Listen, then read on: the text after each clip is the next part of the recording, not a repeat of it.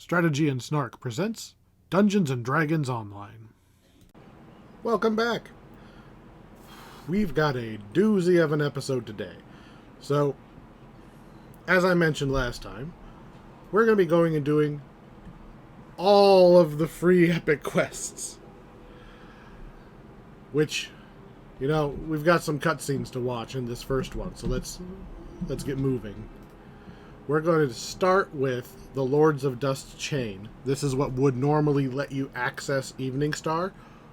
We've already done that because we did it in Heroic. That's how we've been able to do the Evening Star stuff up to this point. So this is one of the first things you might do. Ooh, that's loud. As soon as you hit level 20, you might turn and just come straight here. So you can get to Evening Star and do Menace of the Underdark. But since we're waiting on them to get started, my idea here is I've done all of the other free quests, usually all of them in a certain level, but I'm not doing by level this time, I'm doing by pack. So I figured let's just do all of the free quests in the epic levels all at once. Just knock them all out. There is a chance I miss one. I don't believe I'm going to miss one because I've got my list and we've already been through most of these. Most of these, but not all, in the heroics. So I think I've got everybody on my list. I've checked it twice. I hope I don't miss one. If I do miss one, there will just be an addendum video. This is what, episode 80, 90 something. It'll just be like 90 and a half, right? It'll be stuck right after this video. But I think I've got everybody. Short of them adding more, right? They add more later. I'm not a time traveler. So, this chain. We are super over leveled considering we're 28 and this is a level 22 quest, even on hard. You're intended to do this very early on in your epic career.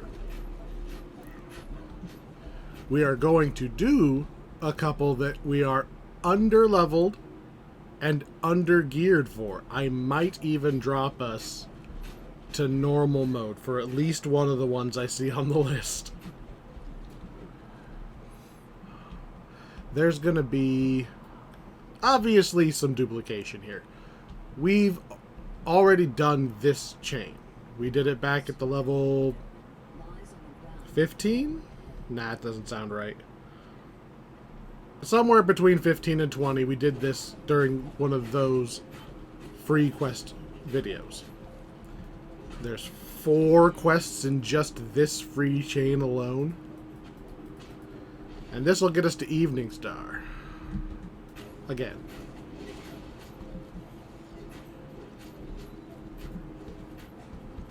Meredith is taking a surprising amount of time to go down, considering how much stronger than her we should be. Whack. When possible, I'm going to take whatever shortcuts I can. There's not going to be very many because the devs don't like you doing shortcuts, but if we can, we will.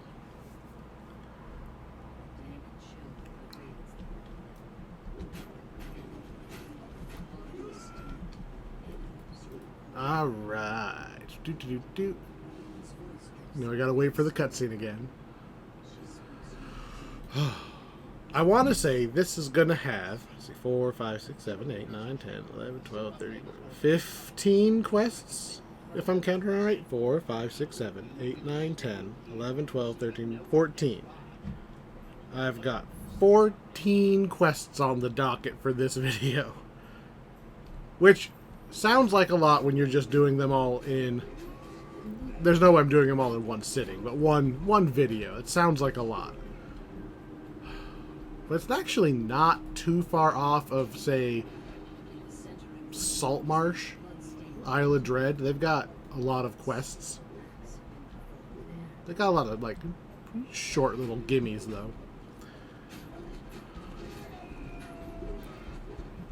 We are going to be all over the place here. Anyway, what I was getting at, it sounds like a lot, but it's actually kind of not when you consider that we're going from level... You know, these quests are supposed to range from level 20, 21, right? All the way to 32. And there's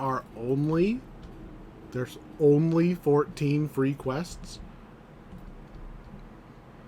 I get why, right? Epic wasn't even introduced until long after they had already gone to their new non-subscription model. So, the fact that there are any free quests in the Epic range, that's just because they're nice. There's even a couple of those that don't have a heroic version. They only exist in Epic.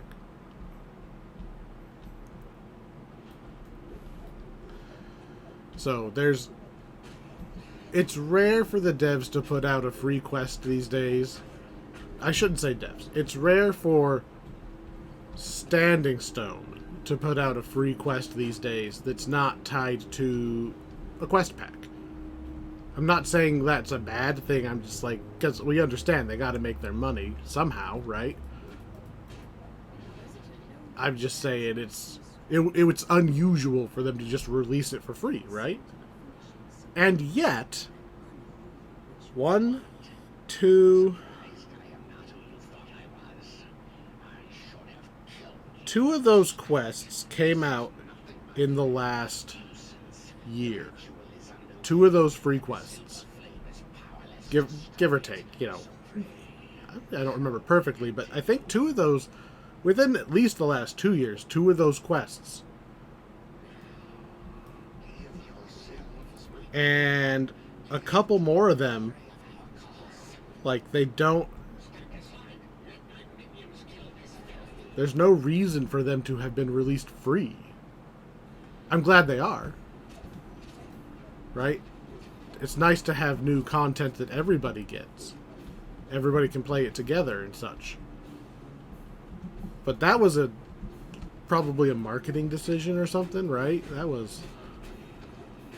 Or it didn't fit in a pack. That could be it too. Like, what if, like... I doubt that they'd be doing this, but what if the devs let's put together a cool dungeon on the side, but it doesn't actually have anywhere to fit? Or ooh, I'm just spitballing while I'm waiting on the guy to talk. Trying to figure out why, like, what's the motivation behind releasing a free quest when you've already set your monetization for your game? Maybe they just know, maybe they, like, put a free quest in to fill the release schedule. So, like, some of these free quests are because they were the introduction to a quest pack, like Dead Sea Scrolls, right? That was the intro quest it's the hook that makes you want to bite and buy Isle of Dread, if I remember right. Oh yeah, crystallized spider webs. So we're going to get even more ingredient bag filling stuff. So, like, Dread Sea Scrolls. That's obviously there to try to sell you the pack. But what about Tower of Frost? What was the point of Tower of Frost? Oh, of course they're all full. Because these bags are full too, aren't they? Yeah. How many slots we got? 4?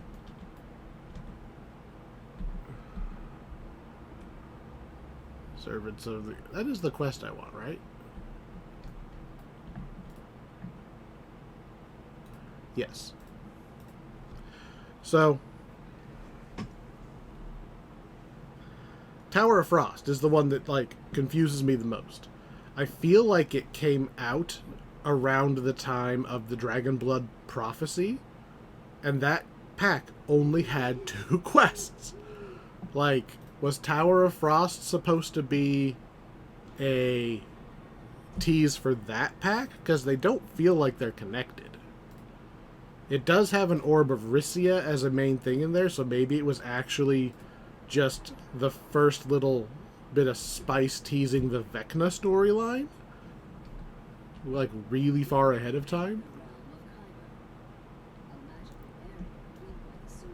I think a possible answer might be they weren't done with the real thing they needed to release, and so they put together one big puzzly dungeon that has some cool stuff in it, but I believe it's mostly recycled stuff. I don't think Tower of Frost has anything new in it. Maybe some of the ice-covered furniture. They might not have already had that model.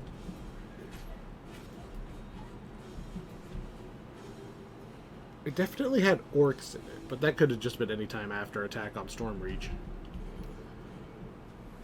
Anyway, I suspect there might be something to do with needing to pad time out, because put all your devs on one quest, they could probably work together on one quest without,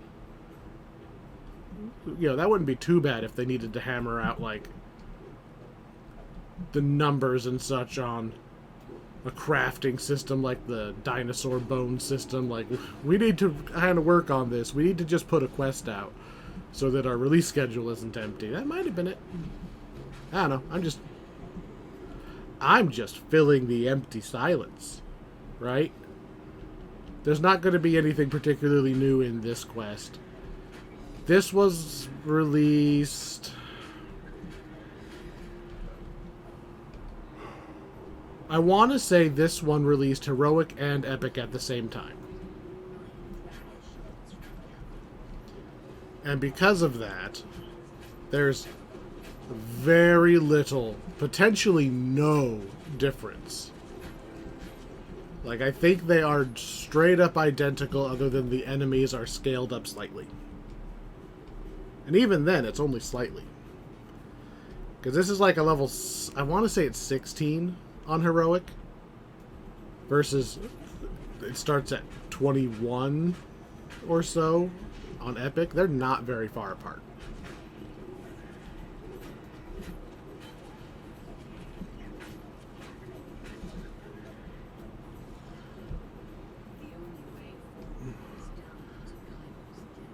I don't remember this taking so long to get through this section.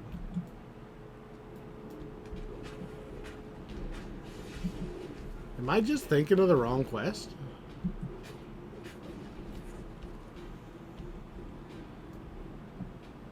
This seems like it's taking longer than it should.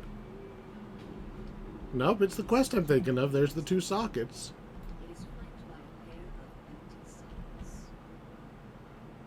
I feel like I would have already been at that spot.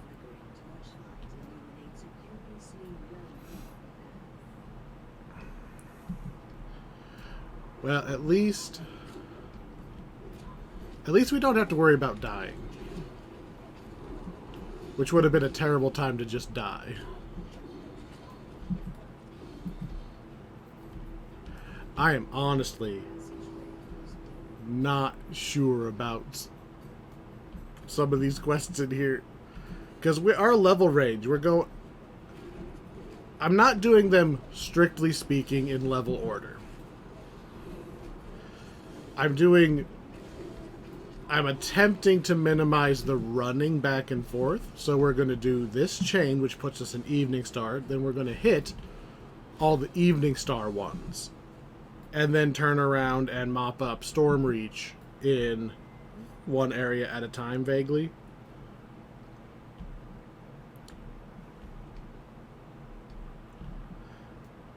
So when we get to, let's see, this is a level 21 chain.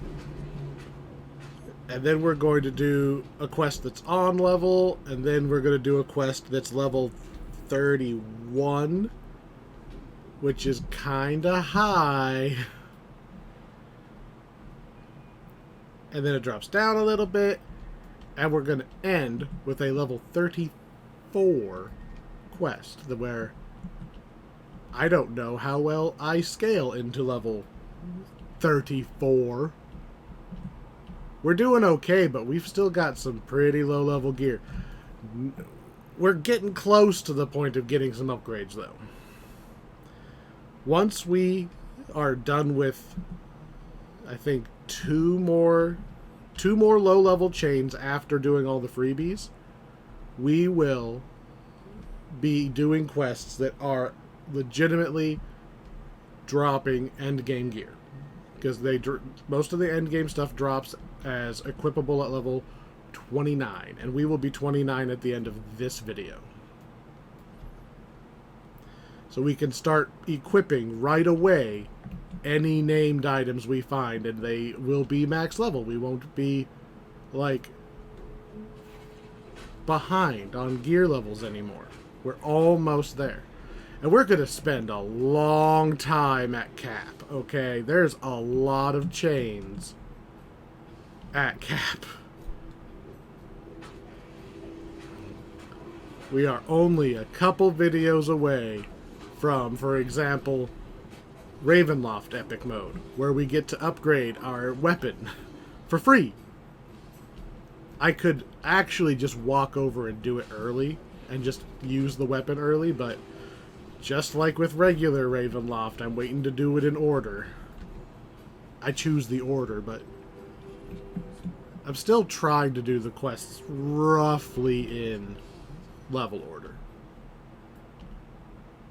Because if you're level 26, doing a quest that's level 26, it doesn't do you any good if my character was level 32 and is wearing bigger gear. That doesn't help you. You can't just be a higher level. That doesn't solve your problem if you're having trouble with the quest.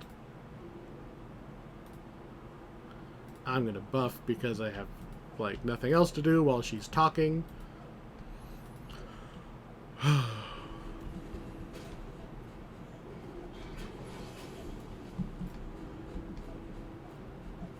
Stop talking so I can kill you.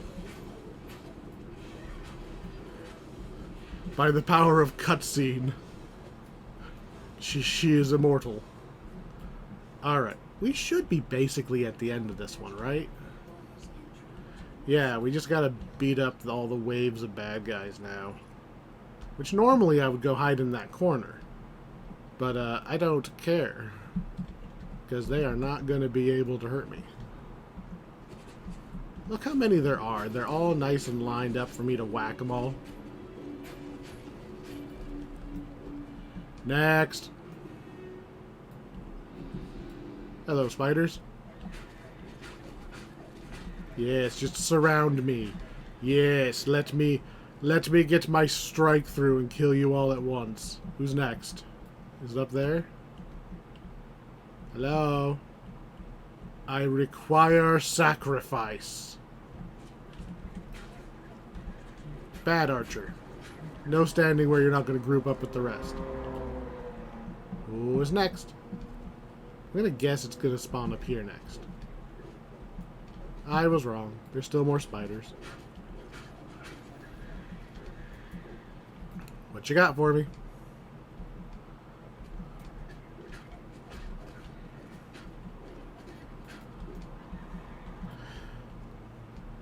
You know, somebody legitimately asked me today. They legitimately asked me, hey, I'm thinking of getting back into DDO. I've never played a paladin. Do you have a good paladin build? Thanks for paying attention. We're like 90 episodes in. Do I have a paladin build? It's like, do you have Feywild? Then yes, have I got the build for you. Being able to go full charisma on paladin is so nice. Strength paladin is also fine, right? You can do it. That's how everybody used to do it. But man, the quality of life changes you get by being able to just focus on charisma. Mwah. Absolutely recommend getting Fey Dark Illusionist, which is effectively included if you buy Feywild at any level.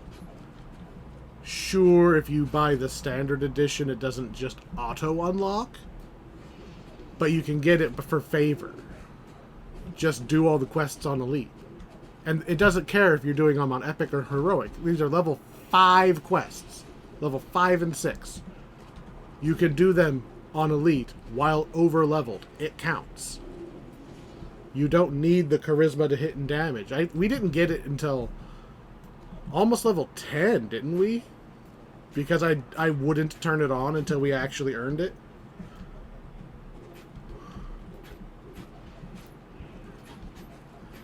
You don't need it for leveling. You can easily do those quests. I did.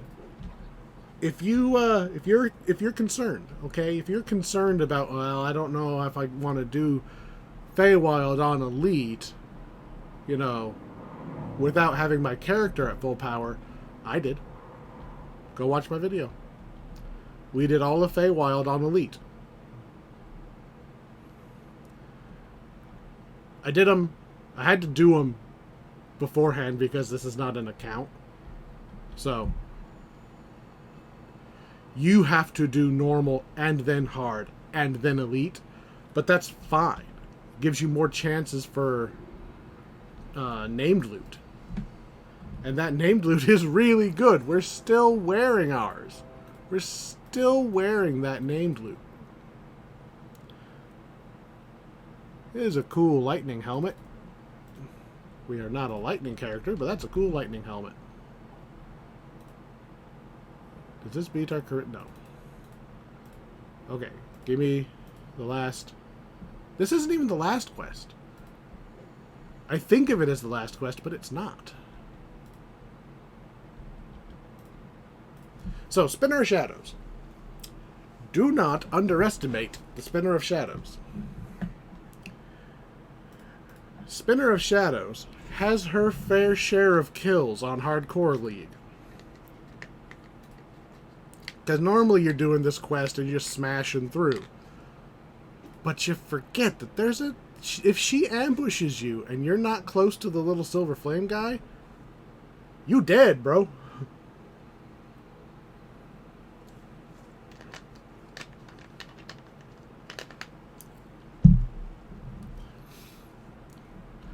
I came through here on Hardcore recently.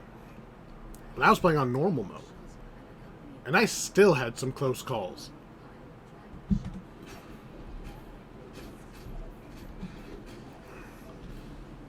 We shouldn't have any problems on this character because we're, what, 6 levels over leveled? We're actually sitting on 29 now.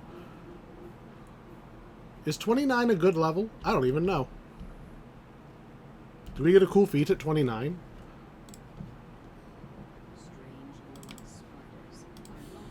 I don't think so. 29's an odd level, but I mean, it's literally an odd level. We'll find out. We'll find out.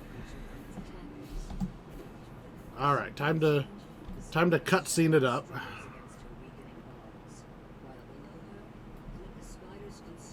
Okay, cutscene. While it's cutscening, I'm going to open the level up thing I made. Let's see.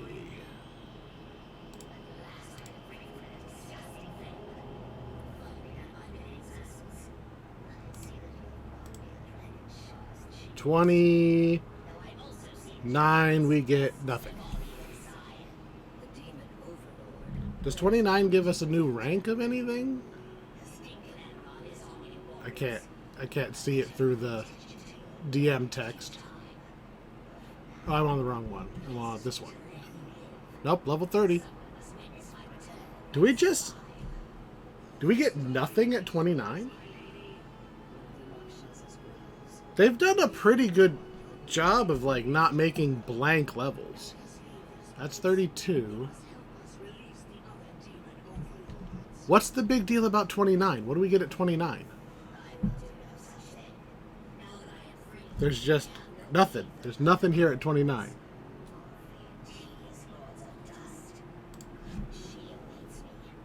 There's got to be something. There's got to be something I'm forgetting. Oh well, we're almost done with the cutscene. Alright. We're gonna go this way first. We're gonna go this way first. First thing you do is you park the hireling right here.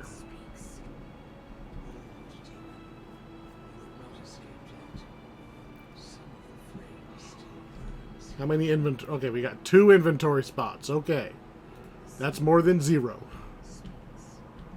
Hello, spider. Goodbye, spider. 1 down. 35 to go. You know, when you say it like that, it doesn't sound like much, right? Kill 36 spiders. That's the quest. That is technically the quest. Kill 36 spiders. Oop, there's one.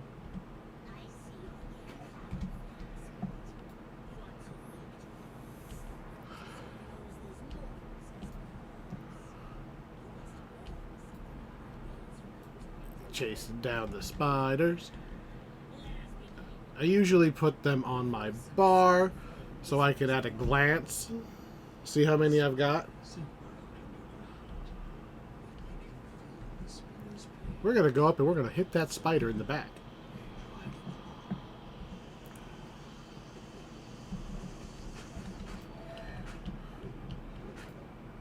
I mean, she's got like some weird glowing textures to her, but nope, I don't want you. I want that and that, and I want you to stand up here.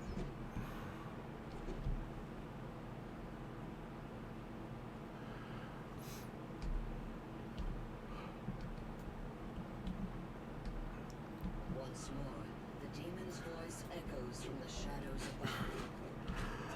I saw something on YouTube today that she reminded me of.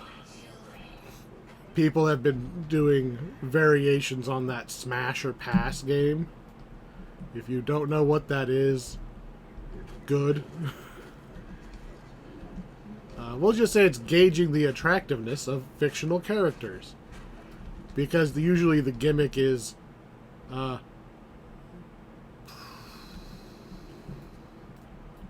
like, I think the most famous one was when Markiplier, I don't know how you say his name, did it for like all of the original Pokemon. Like, no, please don't do that.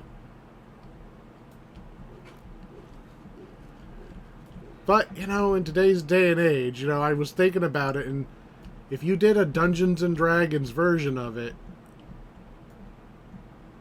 there's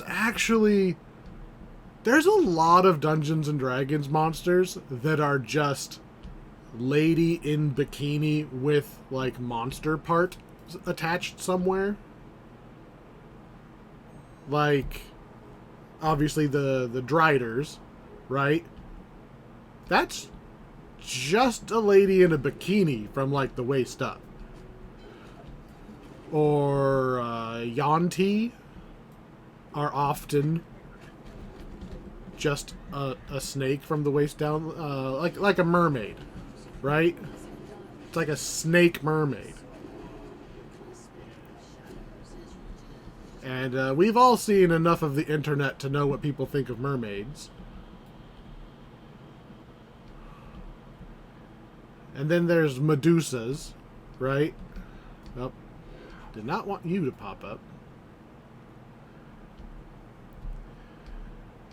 Medusas are the one that it gets me whenever I'm totally going the wrong direction, but whatever. We'll just turn that around. Medusas are the one that get me, even here in Dungeons and Dragons Online.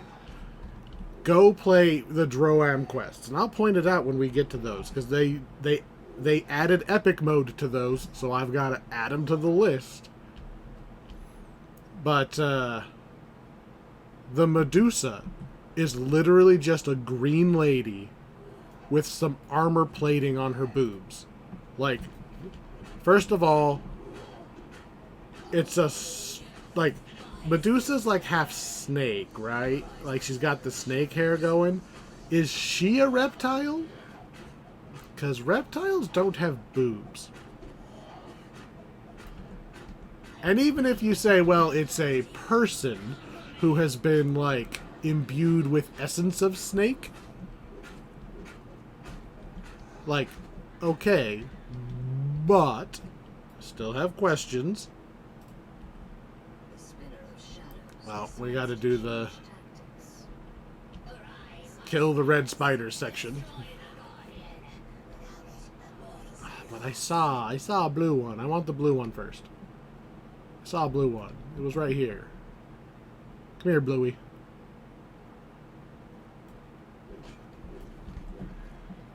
I'm not going that deep for it. I did see another one. But yeah. You don't have to actually go that deep to find some, like, I guess it depends on what edition, right? I've seen some second edition art that's like, some of it's silly, right? It's like, probably like somebody who knows the writer and they're like, I need you to draw this thing. It's just a monster and it vaguely looks like a stalactite. They're like, well, how about it has tentacles? They're like, sweet, I'm adding a tentacle attack. And then you get a roper, which is literally just a traffic cone in a cave. So some of the art looks silly, and a lot of it looks legit. So I'm thinking of like the harpies, right? Harpies, depending on who you ask to draw the harpy, they are either predominantly bird-like, sort of lady looking, but all monstrous, right? But if you scroll down that Google image search, you don't even have to go that far. They lose their birdness and emphasize their, we'll say, mammalness pretty quick. The demon chuckles in the shadows. This is why I don't think that, like, AI art is truly going to be able to take over, because, oh, they're scraping all of the art from the internet without asking. Like, have you seen the art on the internet? Do you think that they're getting good examples from the internet in general? They're probably having to put a lot of time and effort into sanitizing the internet before they can feed it to the machines. At which point, honestly, isn't it easier to just manually feed the machine instead of letting it take everything by itself? That's why we don't just give children free reign on the internet, or at least you're not supposed to. You wait until they have some degree of life experience, I guess? I don't know. I guess the internet means different things to different generations anyway. I remember before there was internet. I remember before there was Google, right? And you had to know where you were going. It was like doing a road trip, right? But you had to have a map. You had to know where the destination was. You had to plan the route.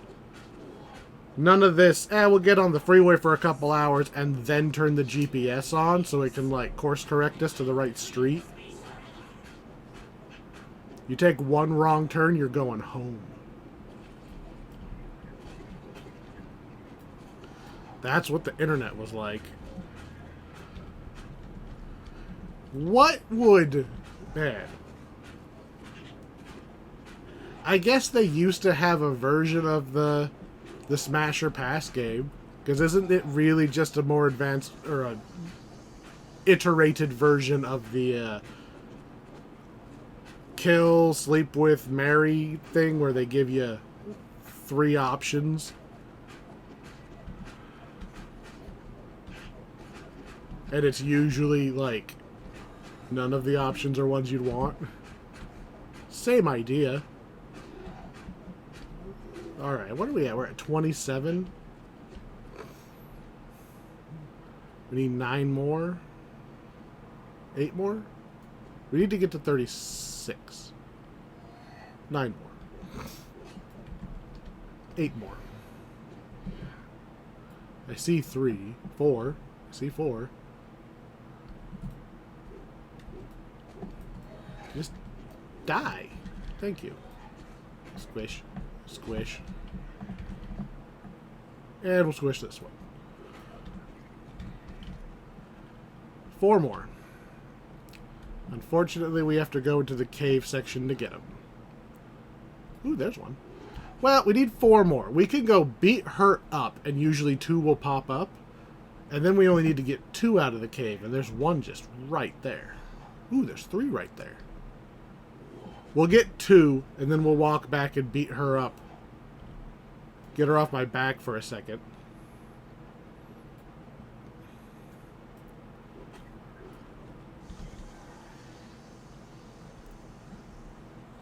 Unless I can see 2 from here.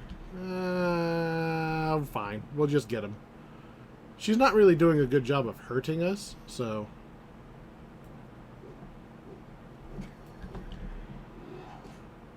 Oh, now there's an extra one even. Alright, we've got 36. That's what we needed.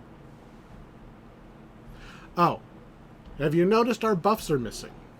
She has Dispel Magic.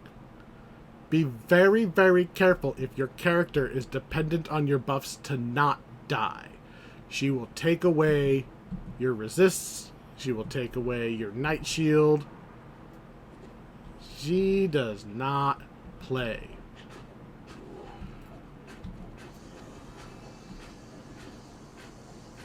Alright. As soon as she starts cowering, I'm going to see if I can make the circle without her interrupting me. Okay, let's go. 1,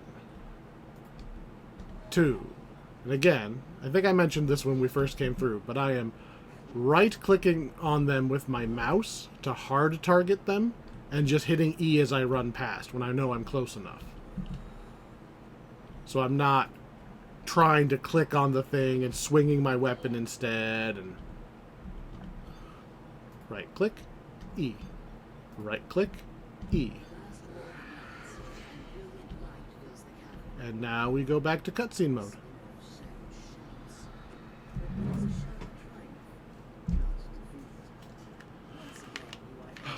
3 quests down.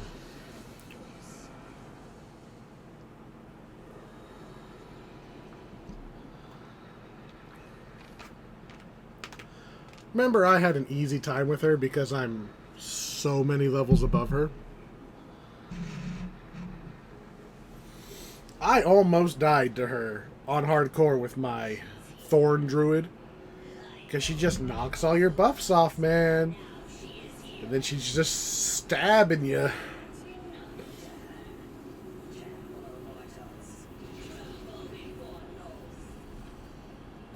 Depending on your party makeup, you could probably take Lolth right now. If you've got like a full party of actually geared guys, God sticks her head through the wall, and you stick her head right back through it. Because this is Dungeons and Dragons! I mentioned this before, but her, like, outline is kind of weird looking. Like, it's so bright right here, it makes me think, like, she's got a huge beard. I'm not sure what this is even supposed to be. Like, I think it's supposed to be her hair, but it's so bright, and you have no depth perception from here. I mean, you can see her boobs are brightly circled, but her face is, like, all dark. I think they should just give her, like, really big, bright eyes or something, and then tone down the hair. Maybe...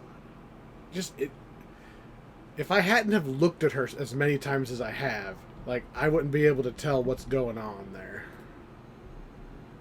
Free stuff, la la la la la.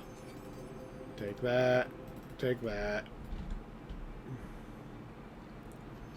Take that, leave. Alright. One more and then we're done with this chain. 3 quests, 40 minutes.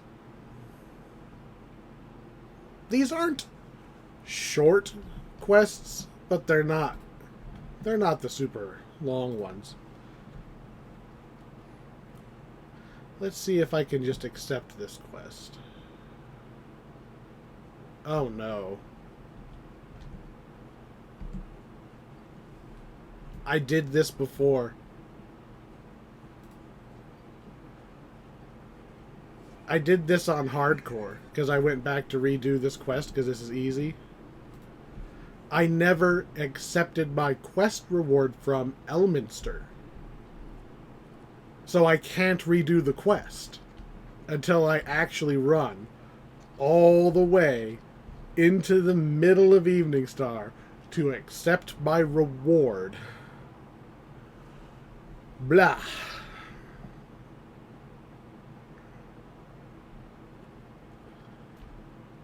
The little things you forget. It's the little things you forget. I wouldn't have even realized what was happening, except I just did this on hardcore recently. Because I was redoing the quests, because it's an easy, especially the last one, it's an easy quest. Very safe.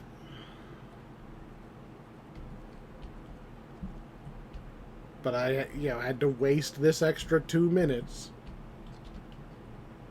You don't even have a quest thingy. And I clicked the wrong one. Sweet. Thanks for the boots. I shall treasure them greatly.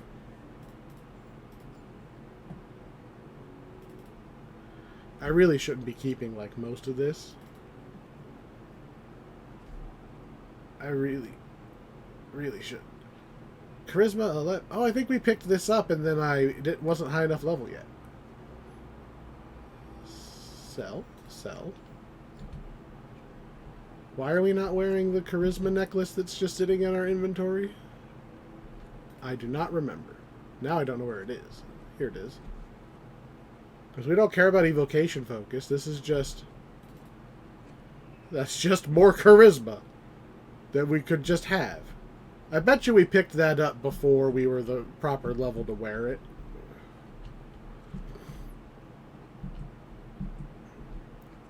Whatever. Wear it now.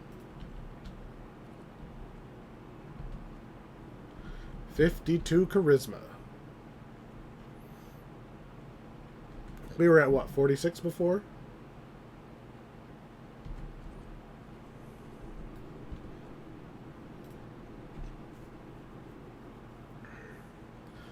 Okay. Now we can accept the quest from this guy. We walk right back up in here.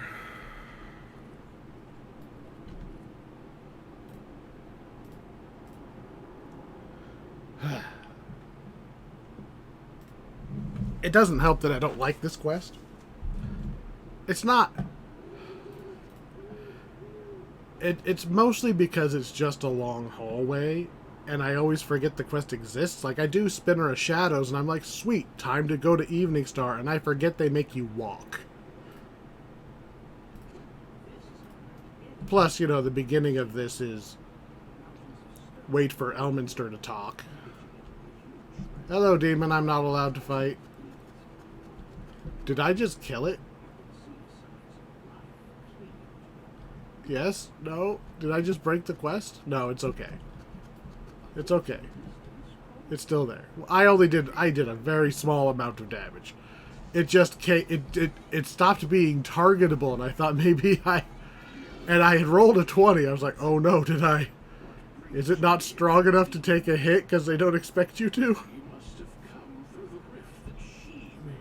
Yes. Click, talk.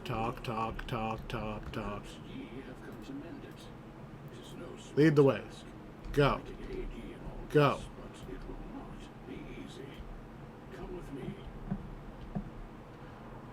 Alright, at least he runs fast now. Go. No, I will not listen. Only follow. Not even to follow. I'm going to lead. Come on. Come on. I could probably have broken through that wall myself.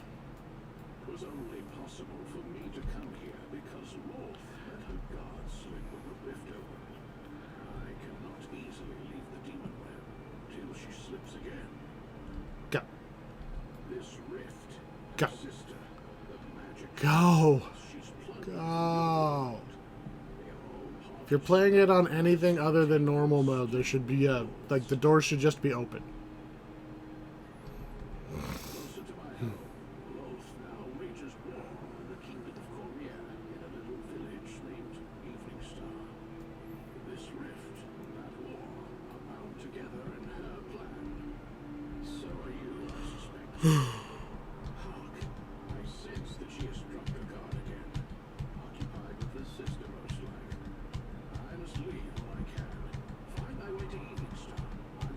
Like, seriously, he says, find my way to Evening Star.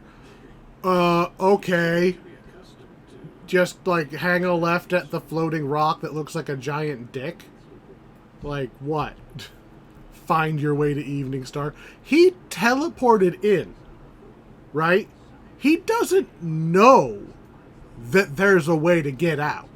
He doesn't know I can just walk out, right? He teleported in, he teleported out. For all he knows, this goes on forever. I feel like that should have opened. Oh.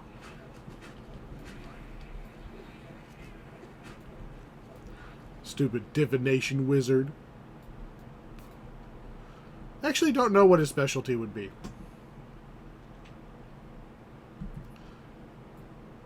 Like, Elminster shows up and goes, woo, woo, woo, woo, woo, woo, woo, I'm a wizard. Right? But I've never actually seen him show up and do anything. You know, you compare this to Gandalf. At least when Gandalf shows up, he shows up with, like, answers, or at least news. And they make a big deal about how Gandalf can't actually use his powers. Outside of a few limited cases.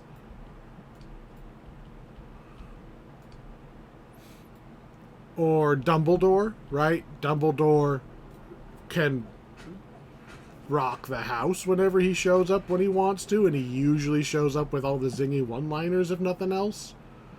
But Elminster,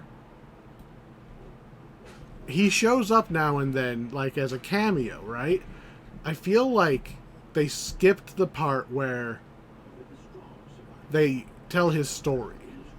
I'm sure they told his story, but they told it like 50 years ago. Because Dungeons & Dragons is old. If you were to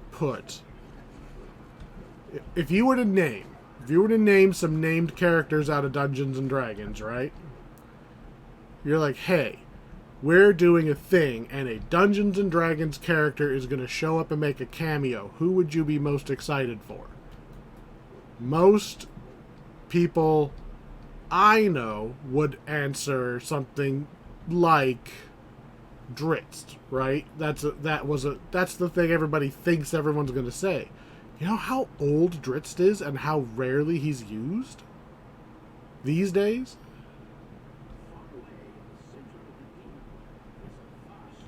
I feel like I went the wrong way, but we're making progress.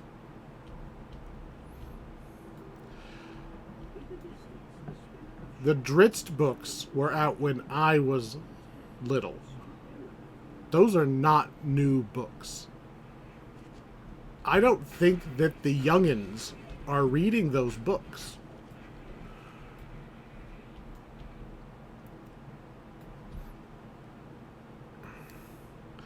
So you have Dritz show up, and they might go, hey, Dritz, I've heard of that guy. People keep bringing his name up, even though he's not in anything.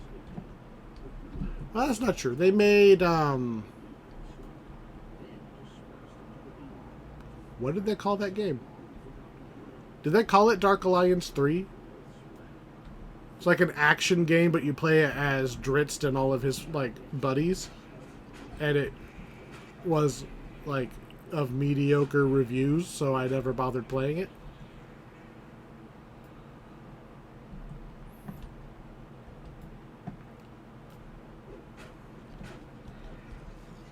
I remember Dritz was the, like, bonus secret code character for Dark Alliance 1? Maybe 1 and 2? I did not mean to jump there, but I'll take it. But like the point I was really trying to make is at least Drizzt shows up in something. He's got books that people will recognize because they were R.A. Salvatore. Like, he's a well-established enough author, possibly because he wrote these specifically. But he was a good author, I've heard. People like the books. People know him. Elminster? I had to explain Elminster to the people who read the Drizzt books. Okay? And you know how I explained Elminster? It's Dungeons and Dragons Dumbledore. That's it. Like, even I can't really tell you about Elminster. Like, yes, I know he's the consort of the goddess of magic. I know he's really, really old. He spent some time as a woman because reasons. It's Dungeons and Dragons.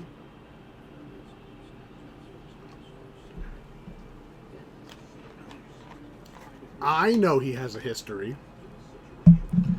But mostly that's because I read his Wikipedia page. Like, I don't have any of his books. He doesn't show up in the games as anything more than mysterious robed man, and you're supposed to go, oh my god, Elminster said my name as he walked by, oh my god. Like, nobody would care about Dumbledore without the Harry Potter books, right? And as usual, nobody would care if he was the main character. Like, we care about the side characters because they get to do cool stuff without having to spend the whole book being weak.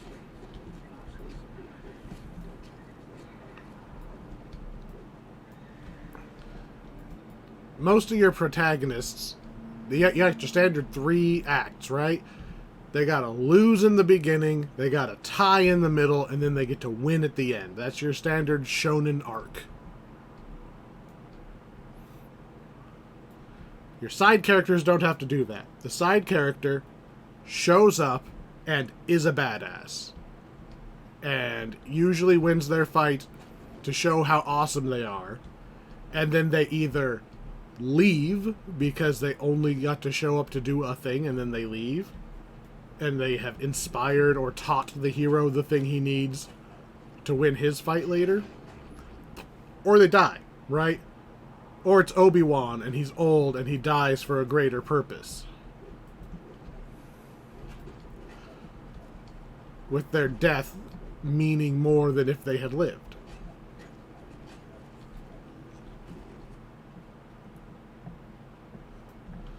And that leaves an impression.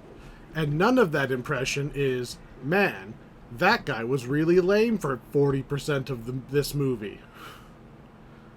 Side characters are often the fun characters.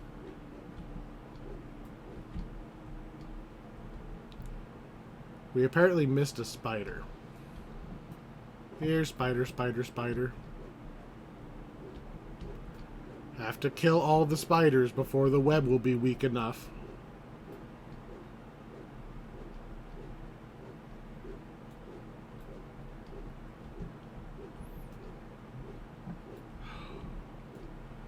It better spawn. I have had to restart this quest. I bet you this unrelated Earth elemental might have been it.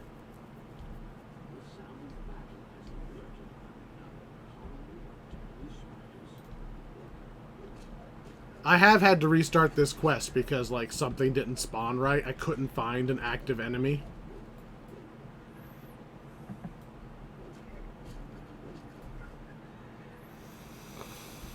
I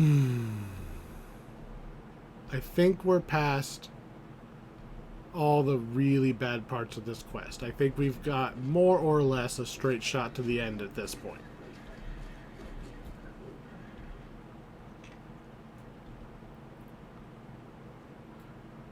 There's maybe one more spider web wall.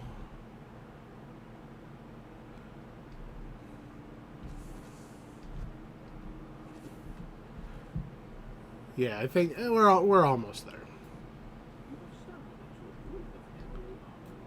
Hello, Drow. Goodbye, Drow. Call the reinforcements. There's 2 of them.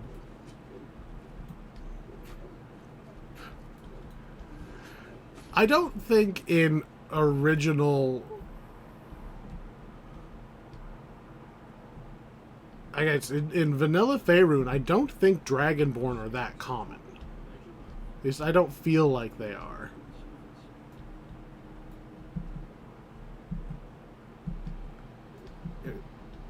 Thank you. I feel like they would have just like seen a dragon with a like 6-foot long sword and just been like, they know what dragons are. I'm just a little one with a big sword. And no compunction against using it against the Drow. I guess canonically your character doesn't know about the Drow. So he's like, you're from Eberron, right? Drow are completely different on Eberron. So you'd be like, hey, look, it's some Drow. Like, big deal, it's some Drow. I wonder why they're unusually hostile. Like, somebody from Eberron would be like, wow, these are some dick Drow. Like, why are all these Drow being such dicks? It's because they're all like this. Literally all of them on Faerun. Because they have an evil goddess who kills anyone who doesn't fit the mold. I still think it's a little weird that Drizzt has survived as long as he has. Like, he's done so many things against the Drow. It's like, wouldn't Lolth have just reached out and squished him by now? I guess the gods, for like one reason or another, aren't allowed to just reach down and squish people. Or maybe there's enough good aligned gods that are just like, yeah, this Drizzt guy, we like him. And they like put an anti-squish god shield on them.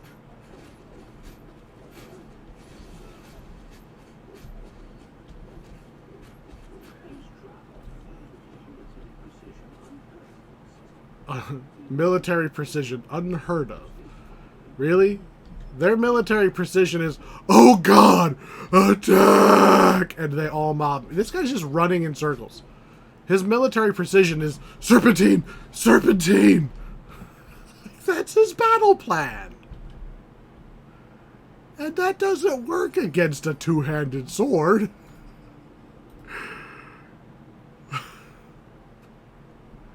I'm just walking in from behind these guys. Right? I had to have come through their portal. They go, look, we're going to have reinforcements soon. Like, are you sure? Are you sure? Because I just took out your little fortress and everything else that even moved on the way. I literally beat up rocks.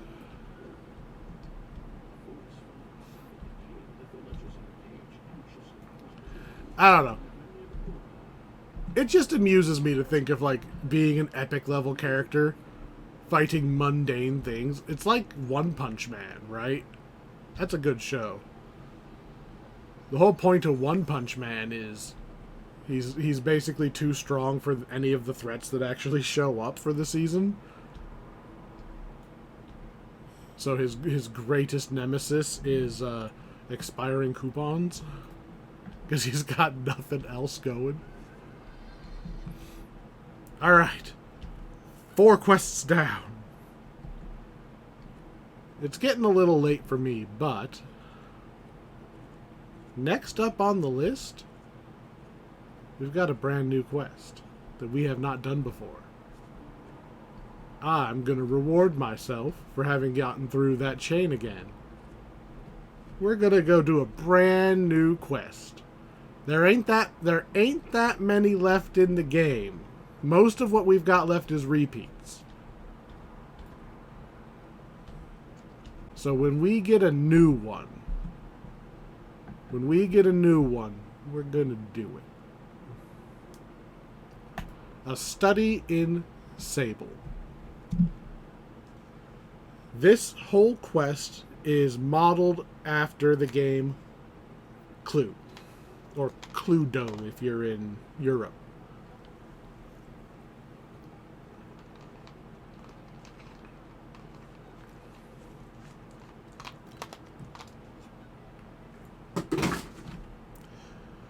What we're here for is the lady we talked to get here.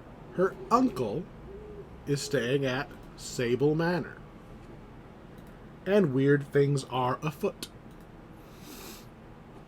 And we're supposed to investigate.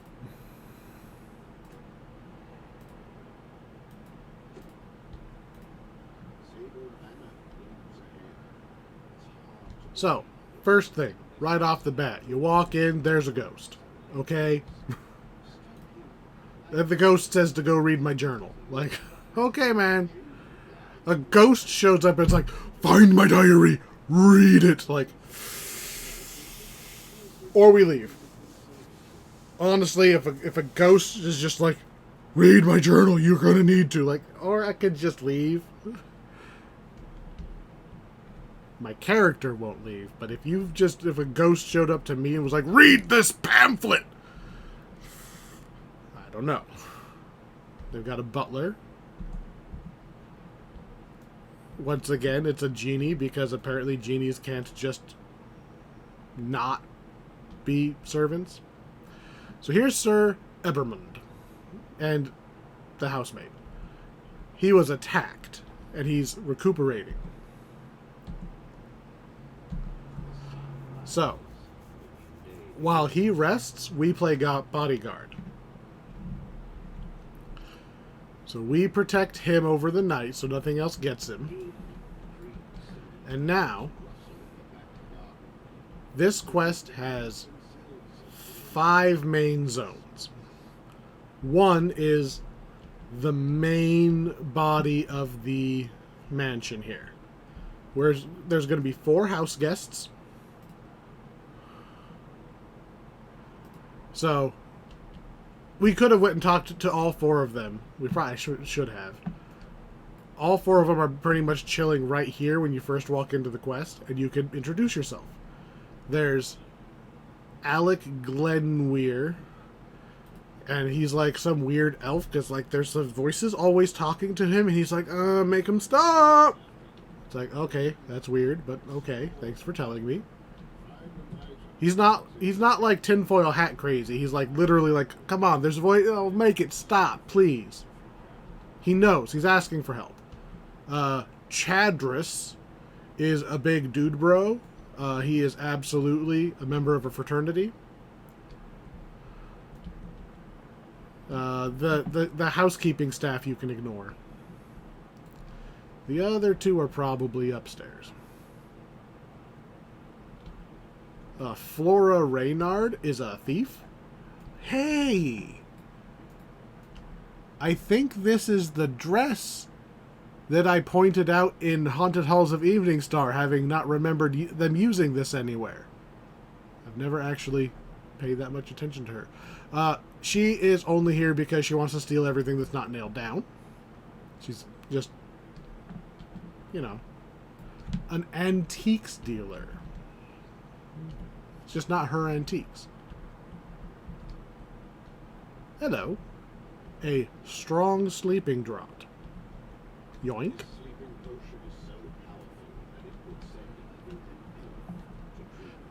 So, what we're doing. Right now I'm trying to find the last guy so I can point him out. But in addition to the guy, scattered around the house are going to be 4 items, just like the murder weapons in Clue. And they correspond to the 4 guests. We're going to want all of them. You can actually do this quest pretty fast by just failing, basically. But we're going to do it right. Maid's room.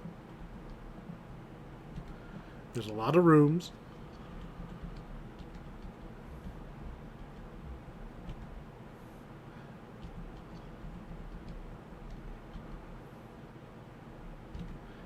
Are you in this one? I found an amulet of the Medusa. Yoink. That is 2 of the murder weapons obtained. Although I still haven't found the last guy, which is kind of weird. He must be in one of these ones downstairs that I didn't open, but I thought I went in all these already. Oh, here he is. Darion Krenner. He is a stuck-up mage, as you would probably guess. There's a bunch of these little journals all over the mansion. There are 10 of them specifically, and they give you information on the ghost. Apparently, she used to live here. I think she might have been like a maid or something, and she got killed. Oh no, vampires. Not really surprising anybody. The whole issue here is that Mr. Body, you know, the true nemesis in here, is a vampire. And the gimmick to the quest is that he is a hunter's map. Yoink. That's 3 out of the 4. The gimmick is that he is slowly dominating all of the guests. Our task is to try and prevent all of the guests from being dominated. We're trying to anti-murder the guests. So, I've walked around just about all of the available mansion at this point, including the one secret door I found. When we woke up this morning, it said something about bushes rustling out back. What that means is that one of the 4 sections of the house has opened up. So you got the center section, and then you got these 4 other sections that are going to open up one at a time. Ooh, a mystic maze. Yoink. We now have all 4 of the murder weapons. This is the way to the final boss. We can't go there until day 6 or whatever. So, the back garden. The whole point is, it said explore the hedge maze. We're going to run around in this hedge maze until we find something. Right? We're investigating. This is, you know, we're going to do some fights. Even the, like, bushes are going to try to kill us. Found another journal. That's a weird place to put a journal.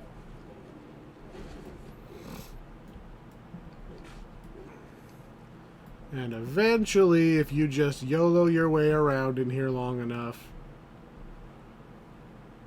you will reach, in this case, a chew toy. We're going to take the chew toy. We're going to empty out our inventory somewhere so we can take the chew toy.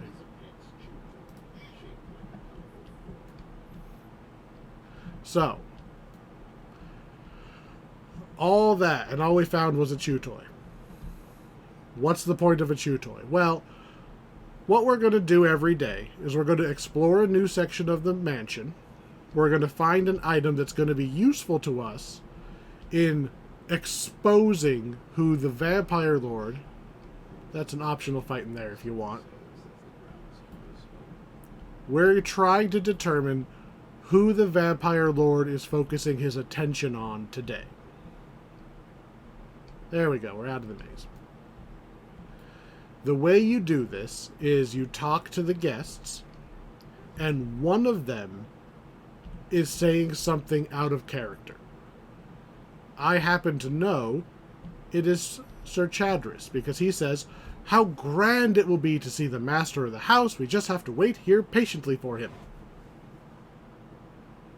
Now, if you talk to this guy on any other, like if he's A, not the current day 1, or B, if you talk to him on day 1 when you first get here, fucking super impatient, hates waiting around, and he's in this middle of this big old forest, and he's just like, man, I would love to go hunt some deer out there. So we got some questions for you. Here, have a look at this, and we're going to give him the chew toy. Right? Because we know something's wrong with it. And the dog runs over and goes, "Rah!" And he goes, monster's going to eat you. And you go, ha, you're the vampire thrall. And he's like, well, yeah, so what? What are you going to do about it? Well, what we're going to do about it is we're going to give him the hunter's map. Because he's going to look at this magic map. It's like the Marauder's map for the woods. It tells you exactly where all the deer are. And his desire to dude bro it up in the woods is greater than the control that the vampire lord had on him. So he fucks off. He just leaves. He's not here anymore. So he's not in danger anymore. So we're going to protect the Purple Dragon Knight again. And it's going to tell us a new section of the house to explore. The wine cellar. I believe all 4 of your murder weapons you have to find are located somewhere in the center section of the mansion. They're not in deep anywhere. They might be next to one of the sections that opens. For instance, as we go down into the wine cellar right here, this door was locked before. I couldn't open it. There could be an item sitting right here, because we're technically still in the main section. But the item will not be past the locked door. You're only going to find one of 2 things on the inside of a locked area. One is the item you need to reveal the current thrall. And the other one, almost always in this wine cellar right now, is you're going to find a rat trap.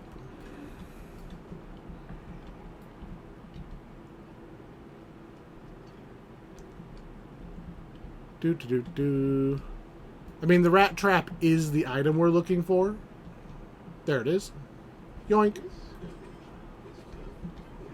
The rat trap is not good enough by itself. Once you find the rat trap, you can just turn around and leave the wine cellar. But yeah, the rat trap is not good enough by itself. We need a rat. The rat is not in the wine cellar. This is the only one where you have to do an extra step to make the item usable. Leave the kitchen. We're going to go back out towards the hedge maze. Because remember, you can open this door. That's the locked door for the hedge maze. We're actually going to go in towards the boss. Because this is, you can open this, right? And there's a rat here. And since we have the rat trap, yoink. Now we have a rat. Now we're ready to go figure out who the thrall is. All of the guests have 2 spots they can spawn, depending on whether it's daytime or nighttime. Typically, they're in their room and then at night, or they're in their preferred area during the day. So, like, Wizard Guy would normally be in the library, but he's in his room upstairs because it's nighttime right now. So we need to go and talk to them and figure out who's not in character. I will say, the elf hearing voices, it's kind of hard to tell when he is acting weird, because he's always acting weird. So just to be on the safe side, I always talk to all the other ones, because they're really obvious if they're doing it right or not. I could pry it off the wall, but it might make a sound. Oh, good evening. Yeah, she's planning on stealing shit. She's fine. That means it's either the wizard or the elf. That's the cook. That's the maid. That's the elf. But I want to talk to the wizard first. Do you normally come barging into people's rooms? Let's talk about the manor and its lord. Infamous since the time of the first one. He's generally being rude. That is his character. So let's go talk to the elf. Ah, the voice. It calls to me. So clear, so strong, so commanding. Whereas previously it was a bunch of voices and he couldn't understand them and they were maddening. And now he's like, oh, there's this one voice. It's so great. Here, I'd like to show something to you. It's a rat! Yes, yes. Happy rat, right? I wait for the master's arrival patiently and obediently. Here, and you give him the beer, right? You roofie the elf. He falls asleep. So he is unconscious, maybe forever. They never actually say that he ever wakes up. But he counts as saved. So, new day. There's only 2 left. So as long as we don't click the wrong button, we've got the elf out of the way. The other 2 are really obvious. While we're standing here, I wonder how much that one's worth? Yeah, she's still talking about stealing shit. It's not her. So we're going up to the attic, which is on the other side of the... It's the other side. So we know it's going to be the wizard.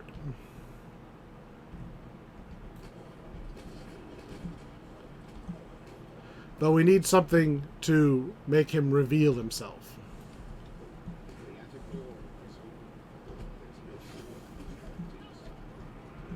There's no sign of movement inside. We just literally killed like a dozen things.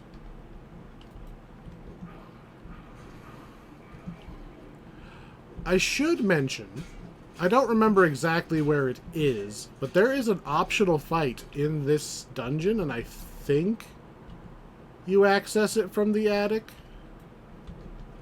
that actually has a chance of dropping a really good augment. I don't like augments, so I never went out of my way to get it, but it's like Golem's Heart or something. It's supposedly really good. And it drops from the optional fight on the roof. It's Frankenstein's monster, right? I don't 100% know how to get up there, because I don't usually do it. I think I've been up there once.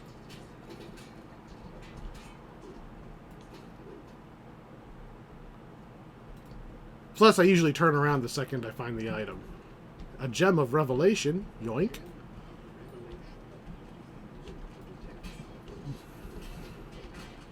Beat up all these animated thingamabobs. Let's give it a small... Oh, hey. Hello, ladder that leads outside.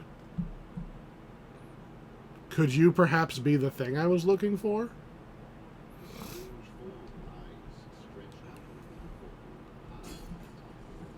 Oops. Pull the lever.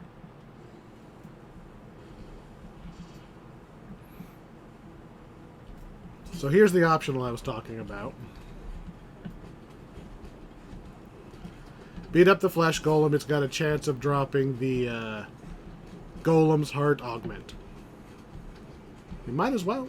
Might as well now that I've noticed the ladder square in front of me as I was saying I didn't know where it was.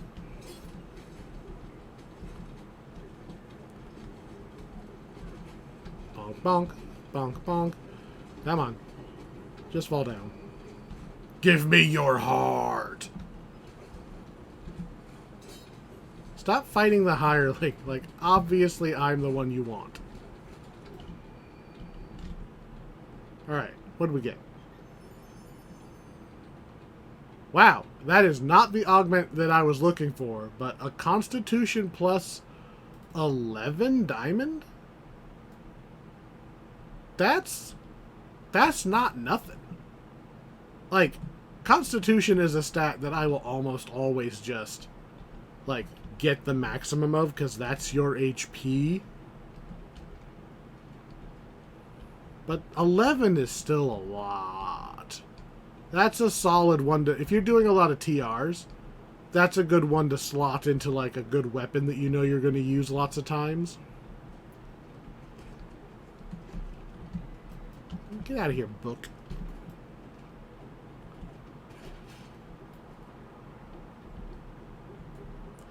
Anyway, we need to go talk to the wizard. So we're just going to yeet myself off the stairs because he's going to be in the library right over here. Yep, this is the kitchen.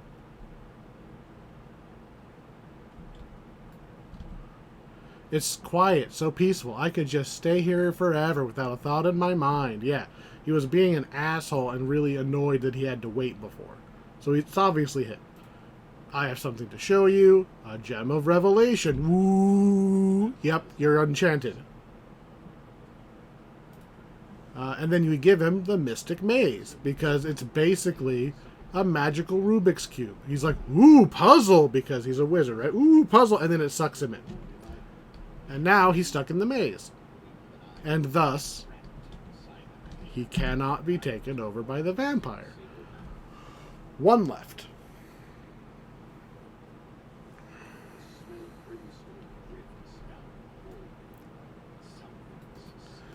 So the west chambers are just straight across.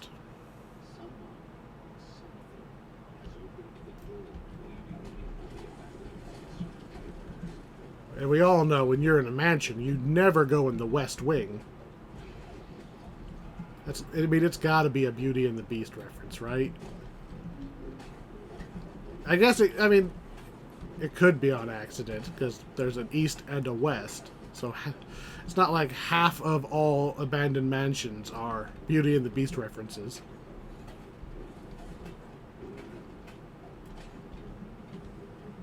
So somewhere in here we're going to find another item.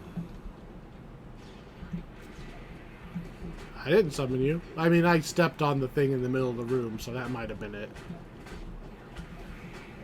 What did I do with the master? Nothing yet. I'm going to use him as a club is what I'm going to do.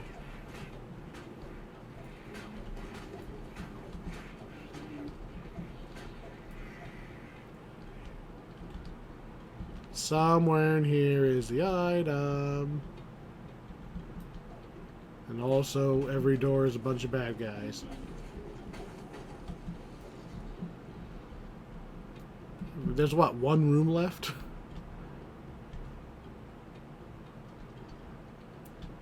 Orb of sunlight. Got it. The items are somewhat randomly placed within their areas, so if you don't find them in the exact same spots, don't worry. Like I said, the murder weapons always show up in the central area, although they can show up really close to a locked door, and behind each locked door is exactly one item that you need.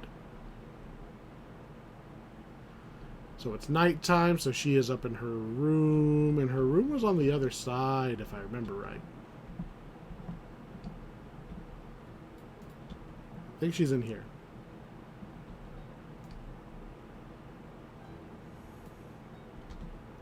We should not prowl about the house at night, but turn in and wait for our host to arrive.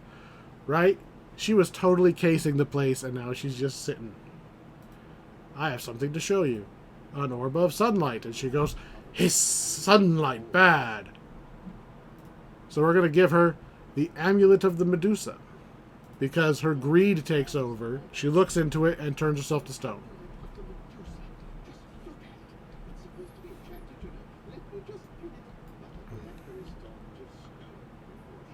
So, she's out. Righteous Command and Shadow went down, huh? How does Righteous Command keep giving out before everything else? I don't have Extend. Do I? So, one more night. Now, we're going to go take on the boss. The crypt is open.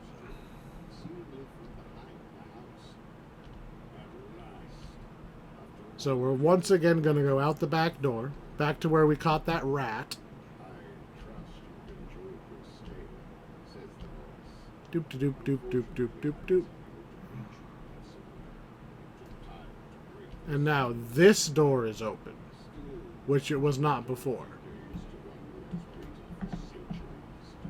And there's the ghost, and she's going to say, watch out, be careful, blah, blah. And I'm going to say, I'm a fucking paladin. Time for this guy to eat sword. First thing we're going to do is knock all of his friends out. He actually hits hard, right? Because what you're supposed to do is you're supposed to run up here and take out these pillars. And when you take the pillars out, light comes in.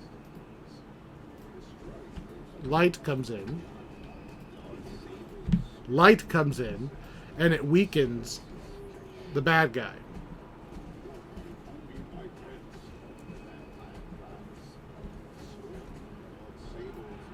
And he's down.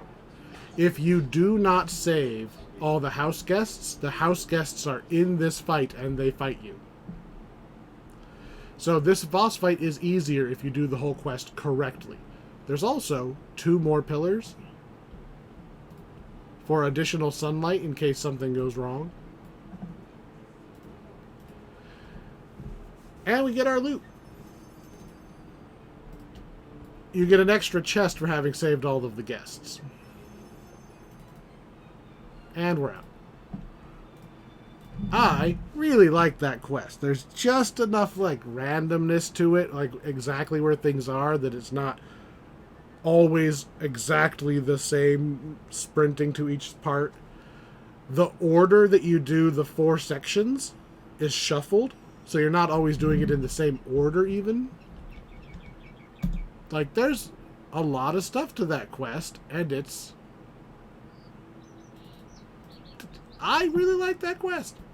And unless I am mistaken, that quest is free, because you can get to Evening Star for free.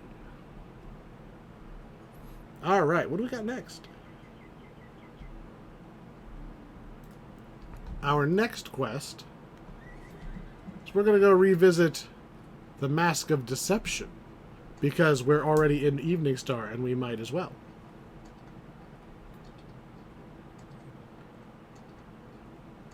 I'm going to go take a quick break. And by quick, I mean I'll be back on my next recording session. Because we have done 5 quests already. And I have to go to bed. But for you, we're going to do it now. And we're back. So I probably shouldn't be doing this one on hard mode. Kind of like the jump from like level 19, 20 normal quests up into epic quests. I recall there being a little bit of a jump when you actually move into the legendary quests. So we might have a little more of a problem with this one than we did last time. But we'll find out. If it goes really well, then never mind. Hi, give me your stuff. Because you're bad and I'm good, so I get your stuff. That's how it works in this world. My religion says that I get to take your stuff. Deceive?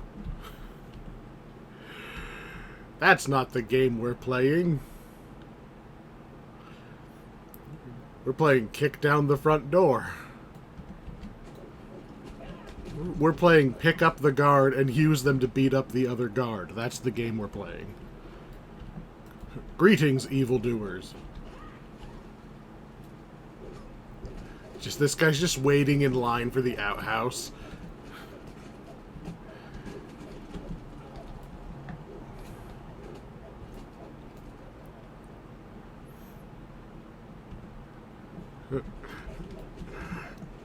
Can I tell you about our Lord and true Savior, Torm?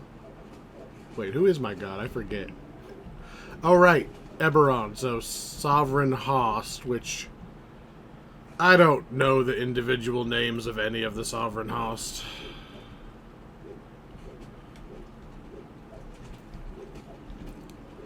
We're just gonna say it's the sovereign host, and it's actually the god of like good housekeeping and being a good host for when you have guests over. Who would be the god of housekeeping?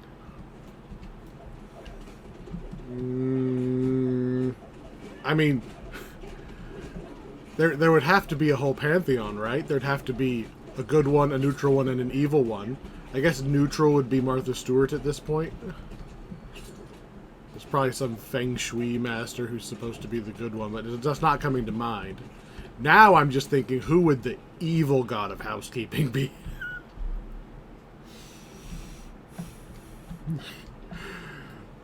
The patron saint of all Motel 6s.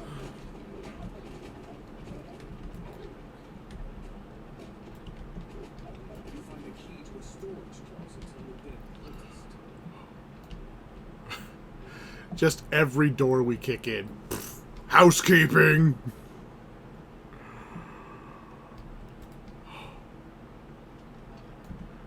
Time to change your sheets! That is a lot of dudes all at once. Fortunately, they all kind of fall down all at once, too.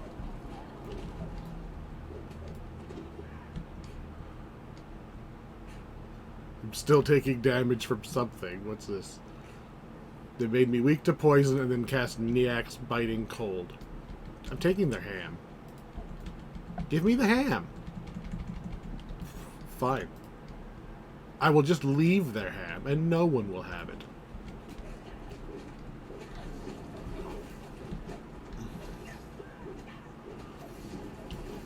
Okay, I can at least understand sorcerers. So this whole quest is about people like Cult of the Dragon, right? They're all about this mask and how important it is and how dragony it's gonna make everything, I guess. And I get it if you're a sorcerer and literally have dragon-based powers.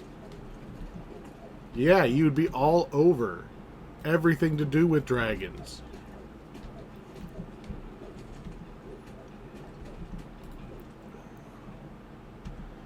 I mean, hell, if I had the ability to talk to fish, I'd be I would be a marine biologist just instantly right there. I'd just be Aquaman. Wouldn't even care that he's like the butt of the joke type hero.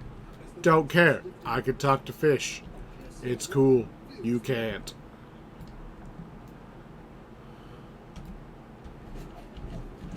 Alright, so we're basically going to ignore the traps and hope that our tankiness gets us through.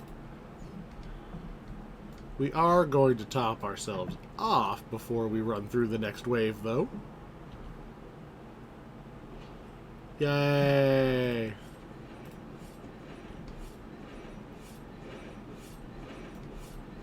Not even one hit. Not even one.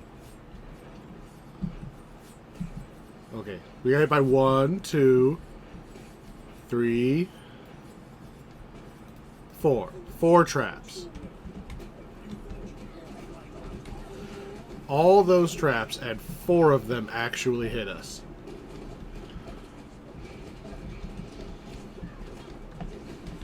Let's cull these sorcerers down a bit. Go save the hireling from being beaten on, and then we've basically got this. Oh, let's get the champion out of there too. You. Get off my hireling. We're down to just the boss.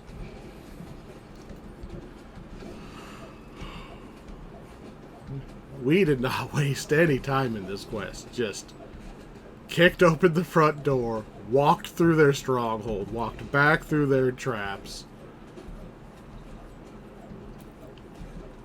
We're what, 3 levels under-leveled for this quest, technically?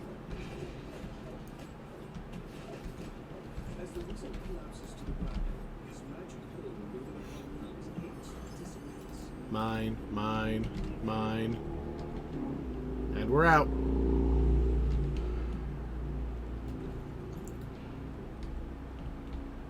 There's been at least one time that I just recalled from right there because I thought the quest was over. I forgot to walk out of the woods. Don't do that.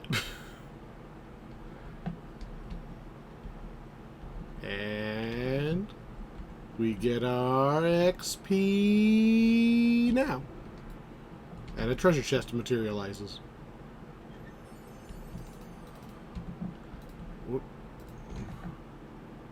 Almost. I thought that said combustive of fire lore. Combustive of radiant lore is not far off. The problem with not having perfect stuff drop, because like, yeah, say I'm a warlock, a fire warlock, and I want fire and radiance. Great. Well, if I had a radiance of fire lore one thing, I could get a combustion of radiance lore other thing, and it's fine. And you'd be like, you maybe even get them at a discount because people are going to not want it, maybe. It's actually a not terrible ring. I have no inventory spaces. I shouldn't even be taking these commendations. So the problem is with loot, if you have the complementary loot, sure, you can pretend that it was the other loot and they will work identically, assuming you were going to use random stuff and not a named item. The problem is it is just as hard to get the complementary one to drop. Like, it has the same drop rate as the one that you could just use naturally without having to do the gear Tetris. Did I just not run far enough? No, I overshot. It's not worth the effort.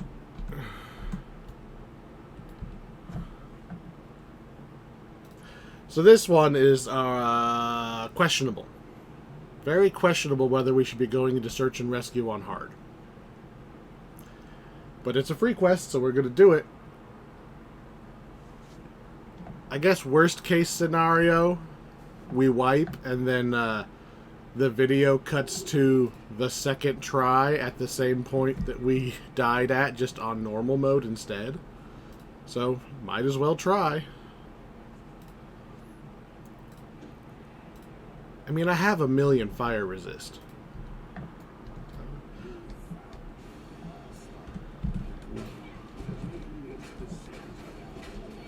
There's our harpies. The most modest harpies in any modern video game. I think it was either early. It was either the last chunk of free quests. Yeah, we were talking about that random smasher pass that I saw on YouTube. I mentioned that there's a lot of Dungeons and Dragons monsters that would end up on the list. But these are very modest harpies, right? You go watch, I mean, hell, you go watch even the 1950s version of, like, the Odyssey. Yeah, those harpies, those sirens. There's a very low chance that they had armor on. Yeah, I know there's a bunch of bats and stuff chasing me. If they wanted to fight, they wouldn't take so long to spawn.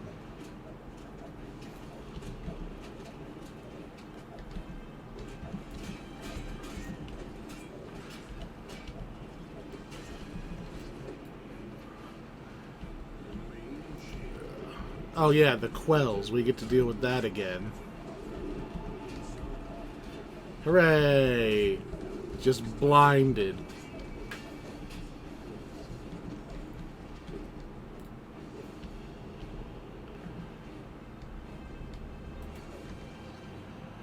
So I was telling one of my friends about that Smash or Pass video, and I had him look up some of the, I think it was Digimon they were doing, is what they were doing. Because it's like, yeah, some of them I understand, and some of them it's like, why? Why would you, like, I don't understand. I don't understand the level of internet that you need to think that that's normal. Like, are people, are they joking? They have to be joking, right? They can't really be serious. Some of them are just, like, one of them is literally just a dog. Like,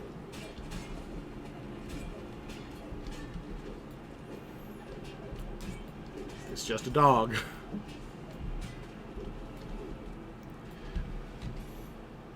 I can see some. There's a lot of them that are just people. It's just like it's like the Dungeons and Dragons monsters. You know, I mentioned the Medusa, right? With the suspiciously placed armor plates.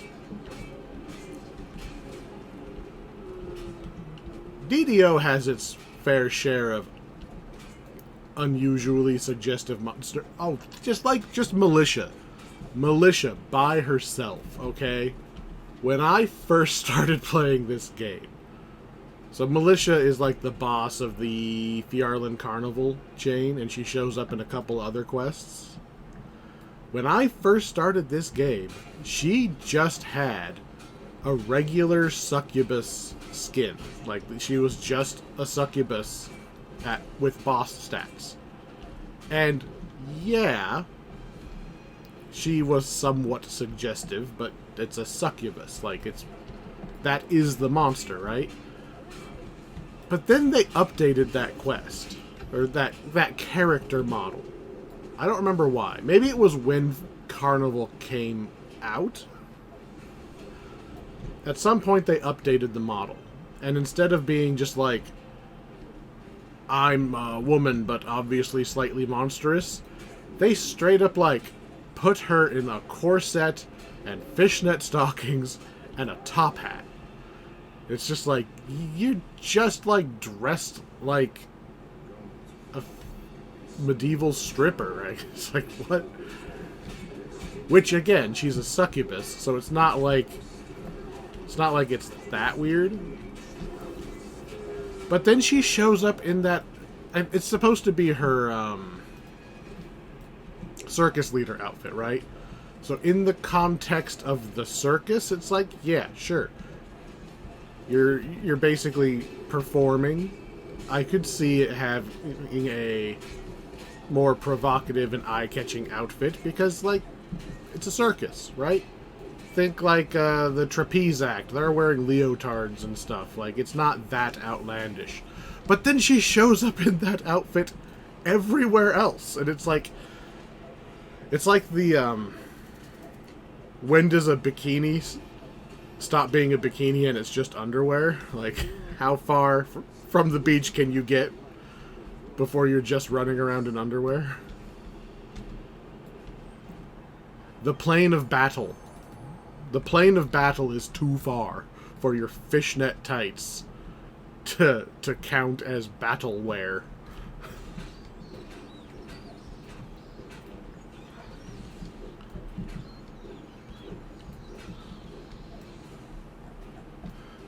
How's our hireling doing? It's too dark in here to see, but it looks like she's fully armored. There's a couple of the hirelings, though, that look like they're dressed for a different kind of party.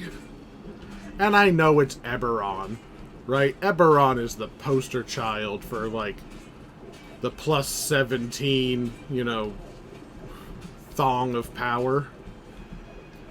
Because it's all about the magic stats, not the actual metal. But still. Feels better when you have full plate, man.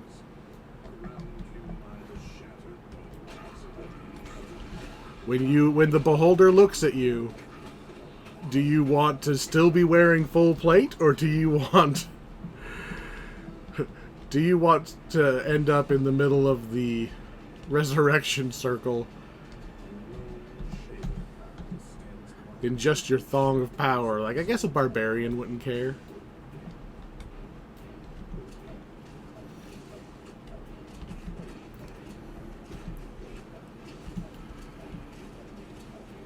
The things that you don't normally have to think about. There's a... I wonder... So, A, somebody has to make that stuff, right? Even if you are saying, oh, but it's Eberron, that's high magic, you don't need full plate, you can get away with just wearing something more casual looking or more attractive, blah, blah, blah. Yeah, but somebody still had to make it. Like, some blacksmith, right? Because it's usually somebody has to make the armor and somebody else enchants it. Somebody still had to, like, craft the breastplate with the giant, like, boob cutouts. Somebody had to make that as a normal piece of armor. And then separately somebody else chose that one to be the one that gets, like, enchanted over the course of 3 months or however long it takes to enchant something. Choices were made.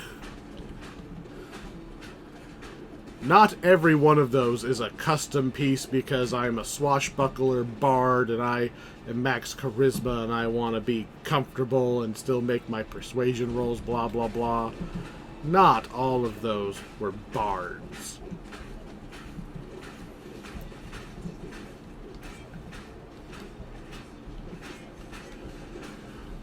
I have thought about the Emperor's New Clothes kind of situation, like trying to throw that into a D&D game. Just like magic full plate, but it's invisible or something. Maybe not full plate because that's very bulky, but like maybe some like leather armor or something that's... It would have to be something...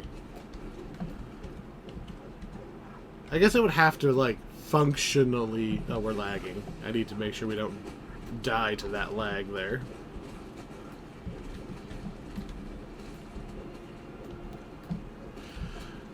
I thought about doing something like a leotard or something that has a lot of AC and no max dex bonus kind of deal, but it's invisible.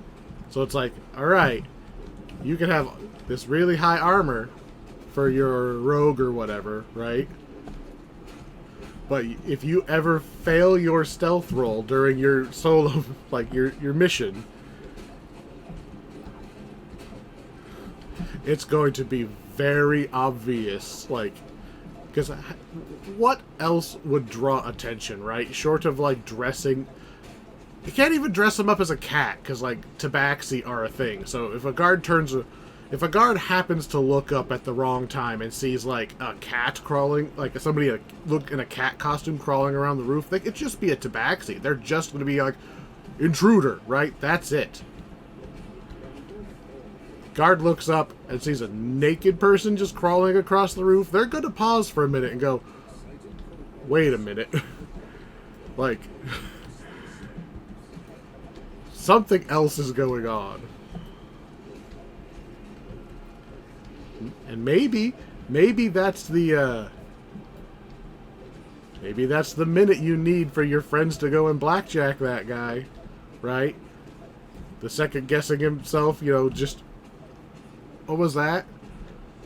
You get to reroll your stealth roll just because the guard doesn't quite believe what he saw. There you go. Ways to give yourself extra advantage on stealth. You just have to convince the DM. It would definitely be way easier to convince the guard that you're not really trying to break into the estate. You're just, like, drunk.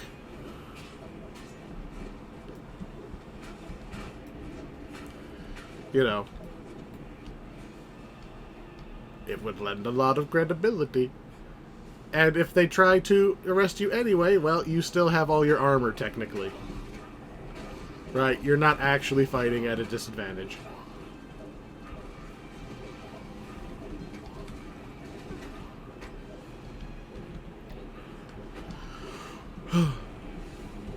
But I don't think that my players would put that much thought into it.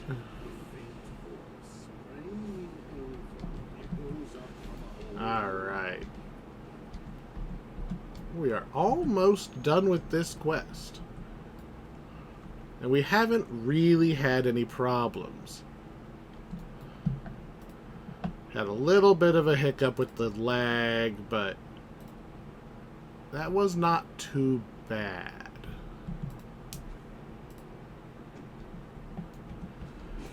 So let's take these last couple kobolds out. It's the boss I'm worried about, obviously, right? Maybe I'm a little gun-shy after Hardcore League, where they had buffed up all of the dragons.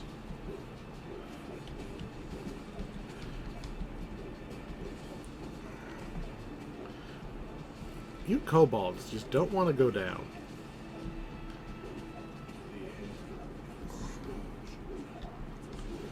Just die. Oh, and I'm using a fire weapon, but I guess that's only a little bit of our damage. Alright, we're gonna jump over here and get you. I saw that game. I saw you flash that green alert, even though I've killed every monster so far.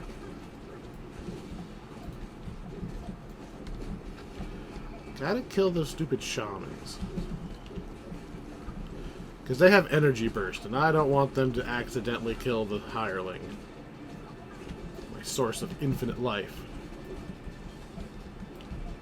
Nope, don't go too far that way. We're not done with this group yet.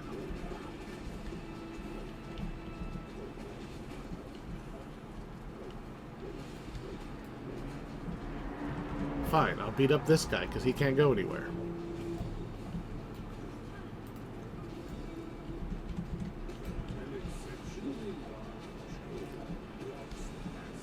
Alright. Do we... Of course there's one more behind me. Right, so... We should probably rest, because she's almost out of juice. Only a couple of kobolds left.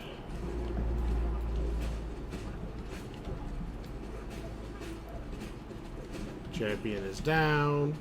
Ah, all three of you are champions. Okay.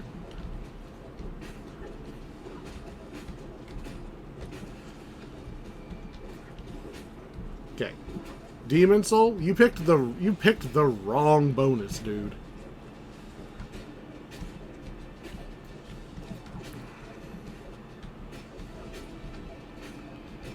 How far do we gotta backtrack to get a shrine for the hireling? I don't suppose we'll get a shrine right now for having beat all these guys up. Ooh, 27. That was good. Alright, we'll backtrack. It's not that far. Because I think it's where we caught the, we saved the cleric. So it's just like in this hole over here. It's not far.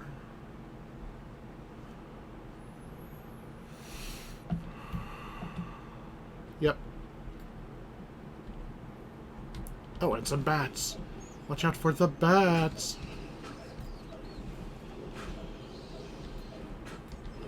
Okay, now rest. Get over there. Might as well get all 200 of my mana back.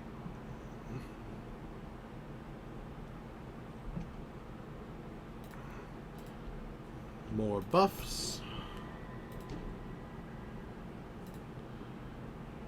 I don't think I can cast any of these on her.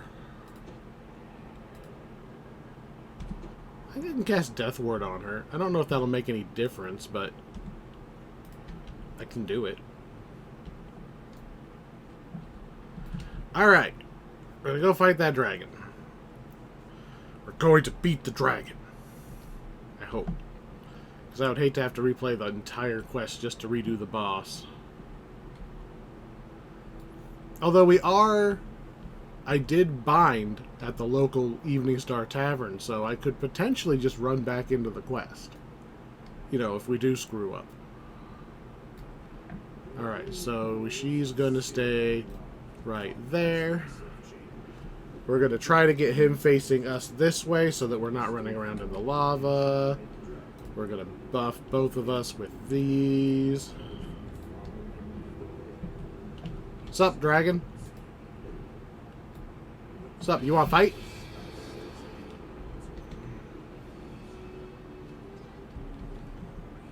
Let's fight. I am also a red dragon. Those are big talons. They are technically not as big as mine.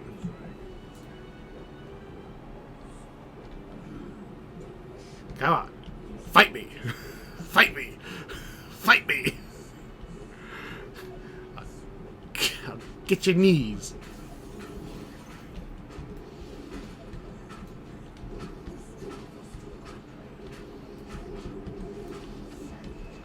Alright, we've taken a nice chunk out so far. We can do our spins, we can do adrenaline smite. Haven't really taken much damage.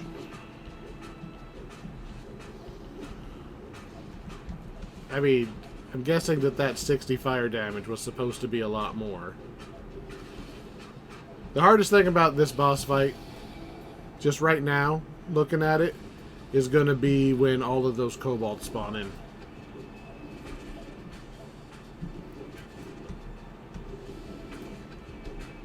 I need to save some of my smites to make sure I can kill those kobolds fast enough. And kobolds any second now?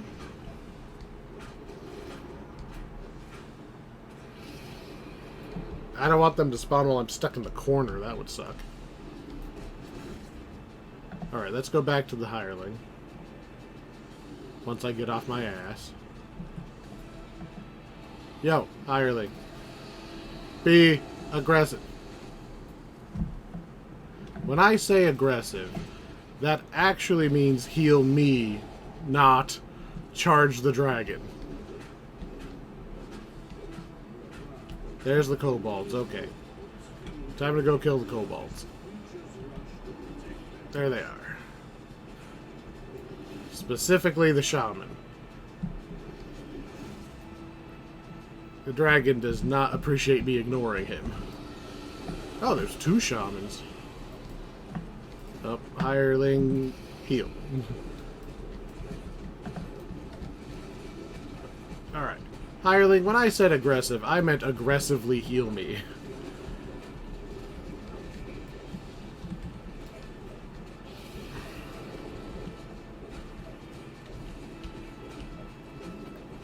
When you put a cleric on aggressive, it should be in, like, overheal mode, not attack mode. Okay, kobolds are dead. I need to get out of the lava, put my back to a rock wall, so he doesn't knock me into the lava. And we should be fine now. There's only the one wave of kobolds. I need to remember to use adrenaline into smite and not into cleave. Yeah, we're good. I could almost out-heal him with just my smite healing.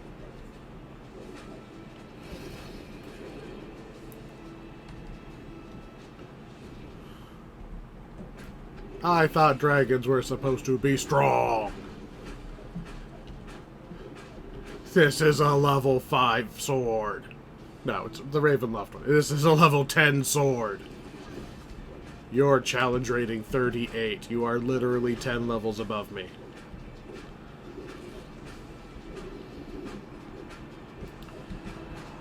All I'm doing is hitting you with a pointy stick. Did you just tackle the hireling specifically? Get out of the lava.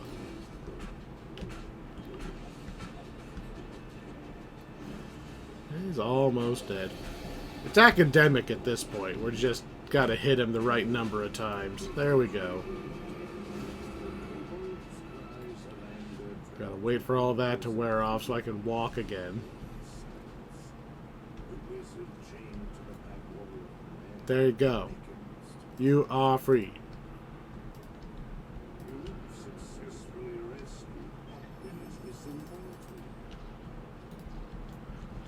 And no treasure. Sad face. This quest actually has named loot in it. Actually, I think that's where we got our belt we've been wearing. I think we got that from here on Heroic.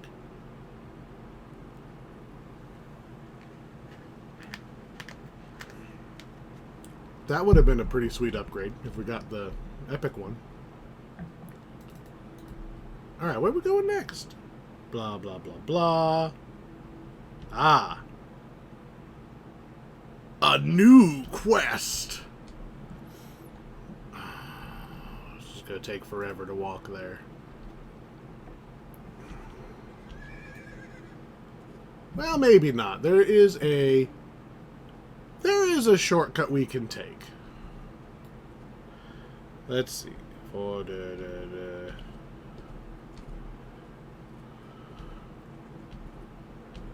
So, when you're leaving Evening Star, most of the time I leave Evening Star by using a teleport item, because I have them from buying the expansions. If you don't have those, go to Ravenloft from here, because you can go through there and it'll take you to the harbor, but that's not as useful. Go to the Blood on the Vine Tavern, and then you can turn around and exit to House Jurasco. And what's handy about this is the Ravenloft portal in House Jurasco is right next to the Stormreach teleporter.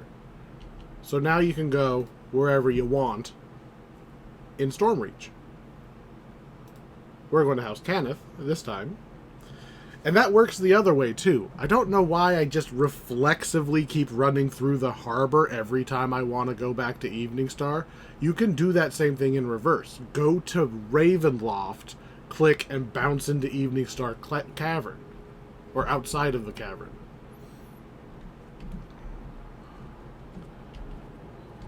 Okay, so. I don't remember when or why they added this quest. But here we go. Here's Talbrin. He is the guy from the introduction. He is from the tutorial. We've also seen him in the Mindsunder chain. I guess technically the Inspired Quarter chain. Oops. But this quest is interesting. This quest is... He's a Warforged, right? And he's had some memories of when he was basically a soldier. Back when they were training him as a Warforged to fight in the war, that kind of stuff. And he wants to know what happened to the rest of his original batch mates. The other ones who were built. So I think we're technically in the Mournlands right now, if I remember right. Or at least close to it. This is where, like, the weapon of mass destruction went off. So you can't... They didn't do that in the game. Yep. Mournland. It's in the little chat log thing. We're in the Mournlands. So this is where basically a nuke went off.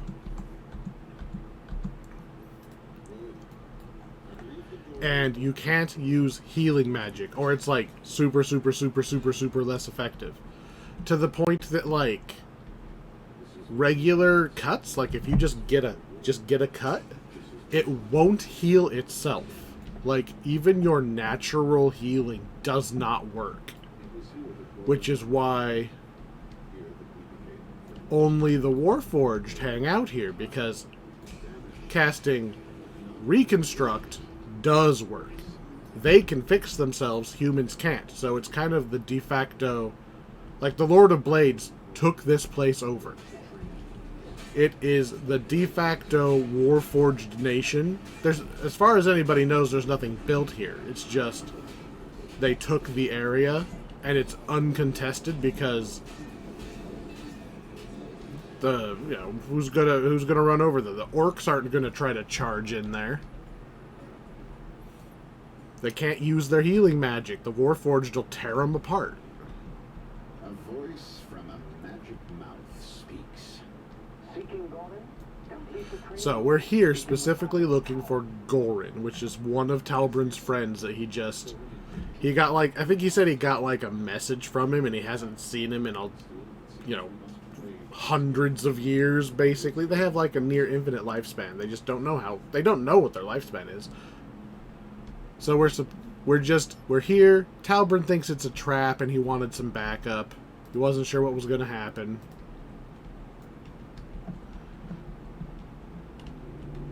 So we're supposed to do pattern Tau to get this thing moving.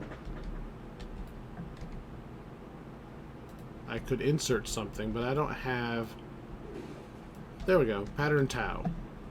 So you break open the boxes, get the training module, and then you fight some monsters.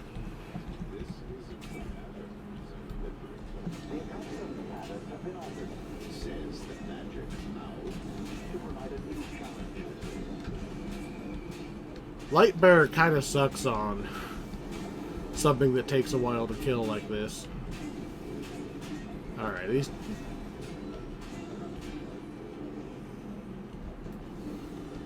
Why are you still attacking?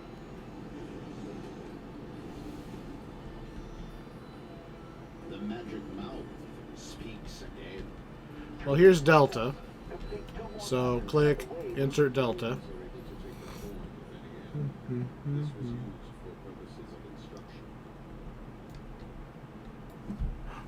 A hologram. Did you see how the cannon master looked when he stepped in that repair oil? It was indeed humorous, but if you had been caught, you know what they... So, apparently Gorin is a prankster. Not good at just following the rules.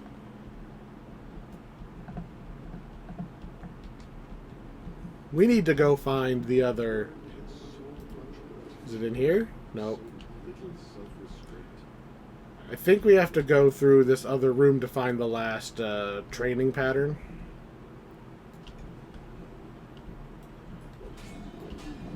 Hello, random golem. I think I'd rather take the sniper drones out first because they do force damage.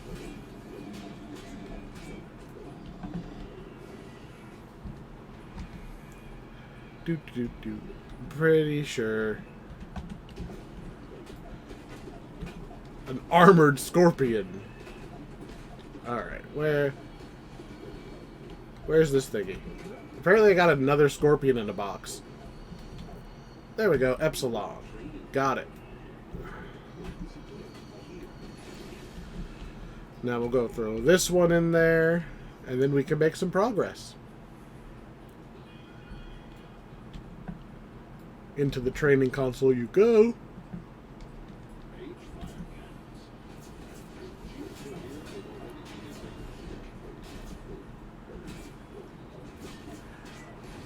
Well, you didn't want to bring Jeets. He's like, oh yeah, well if Jeets was here, these would already be disabled. Well, yeah, he very purposefully did not bring Jeets with him because he didn't want to put his friend in danger, and he didn't really want his friend to look at him differently if they found out something that Talbrin had forgotten about.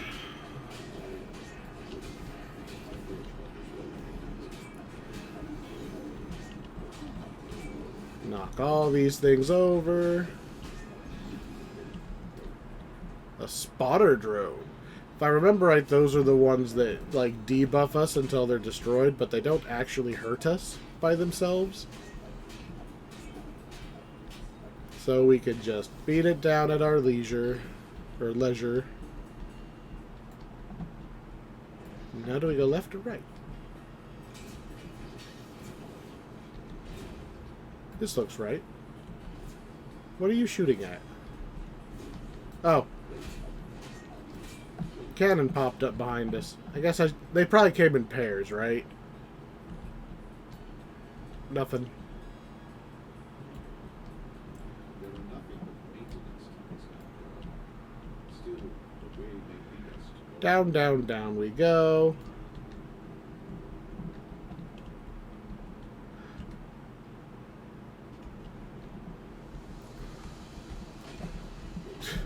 These poor scorpions. This is also a relatively high-level quest. This is...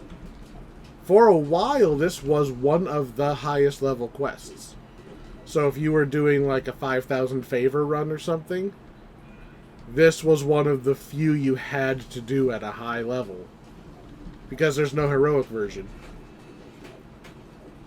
Which gave me some pause. Of course. Power creep has made that a thing of the past. This quest is fairly straightforward. You have to know to grab the little training things to put in the machine. But outside of that, it's mostly run down the hallways. Doop de doop doop. If I remember right, you can actually find some of Talbrin's other Forge brothers, as he put it. You know, the ones that he was trained with. They're in, like, nooks and crannies. Like, because they've already been murdered, and Talbrin is, like, the last one. Like, Goran is, like, a serial killer taking out all of his old classmates. And Talbrin's the last one.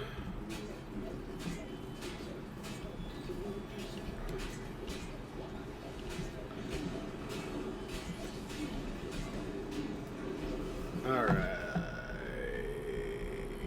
I pick left. Do I know which way we're going? No. This is not blocked.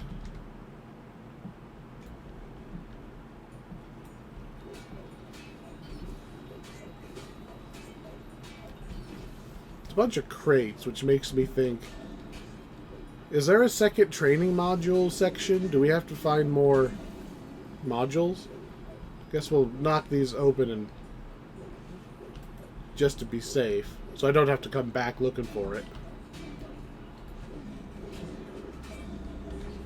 But so far, there's a lever behind this wall here, which means there's probably a secret door here that I can't see. Well, that room was a bust so far. Let's go straight across the hallway.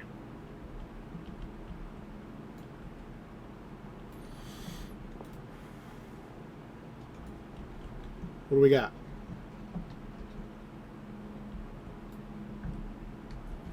Fell Sting and a Rest Shrine. Means we probably went the wrong way again.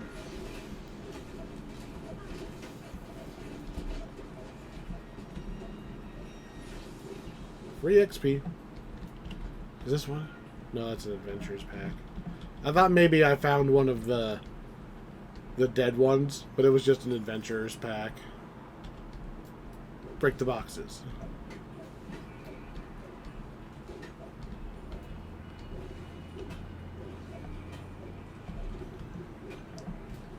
Why are you guys like so dead set on attacking Talbrin? He like has infinity HP.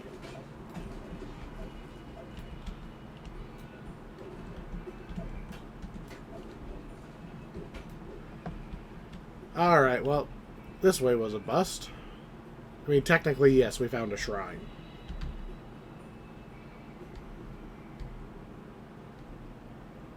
But I'm not really looking for shrines, right? We're looking for Goran so we can finish the quest. A different voice comes from Here's this another magic mouth. another training thing. Here's Gamma, Omega.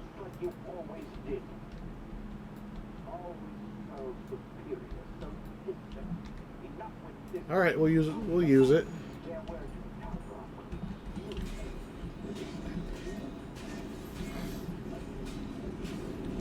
from. Apparently somebody's not happy with Talbrin. I don't know why. Like, Talbrin is, like, so, like, chill and relaxed. I can't imagine somebody actually not liking Talbrin. Like, if you knew him in real life. Especially another Warforged. It's not like there could be, like, anti-robot racism involved. If it's, like, you know, robot on robot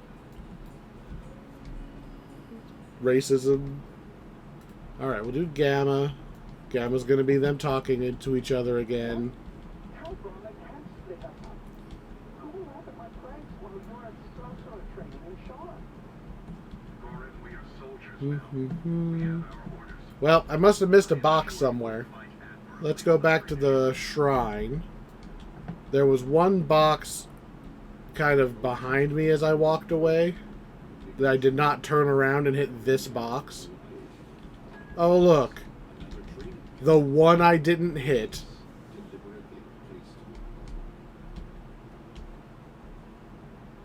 The one I didn't hit. It's possible it won't spawn until after you've triggered the cutscene, but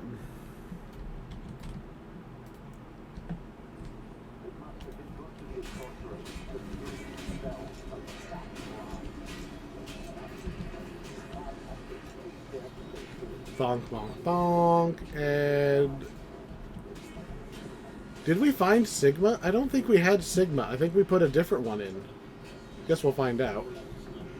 No, we must have used it.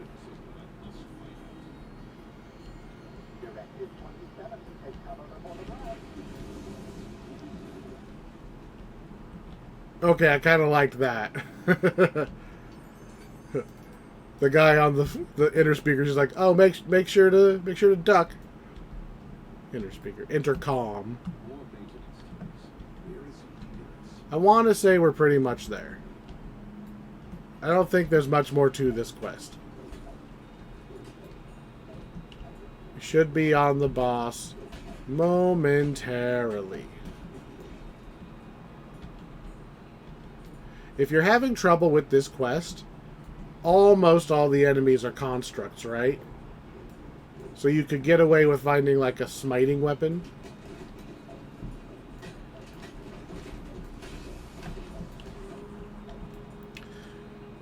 There's a spell that works extra good on constructs too. It's not supposed to, but it does. I don't remember what it is. Something to do with they have no will save. Oh, look at this. We found one. Klanda. Poor Klanda.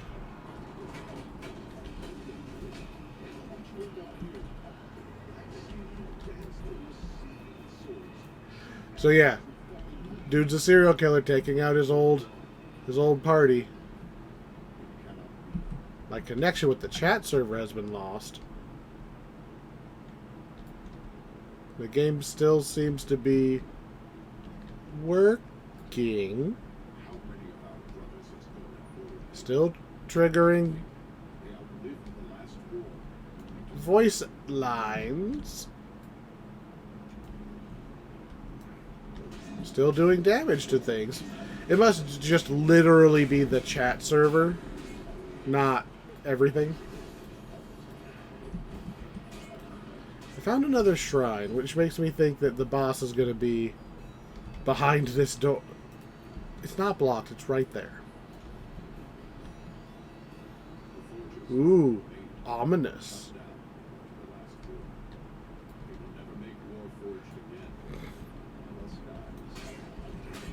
Okay. I feel like I don't remember there being this many extra hallways on the way to the boss.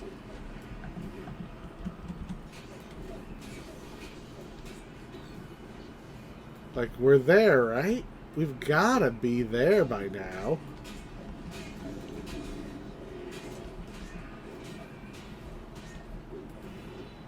I'm gonna get you, little drone. I'm gonna get you.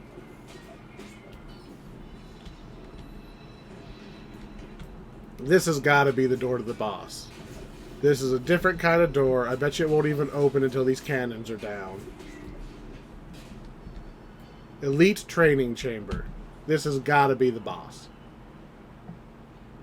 Here he is. There's Goran, keeper of the forge.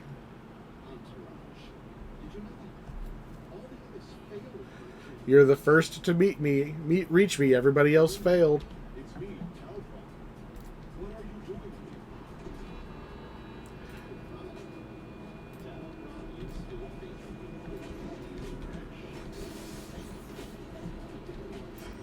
I want to say his whole deal is that he is basically got robot PTSD because of all of the things that they've done. Because they were soldiers, right? They were built to be soldiers. And obviously he was the Joker in the back of the class, right? He was never gung-ho about killing people. And he didn't get to be a wizard like Talbrin, or sorcerer. He was on the front lines just watching everybody get killed, and he thinks all the Warforged need to be unmade. So he's just been calling them all in one at a time. Only we are easily going to defeat him. Because Talbrin brought backup.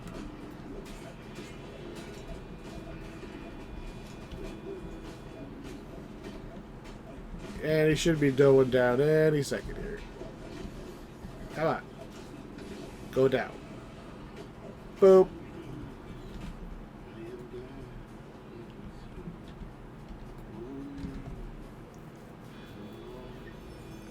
It's a sad story, right? You know, when he dies, he's like, in the end, I'm glad you made it out.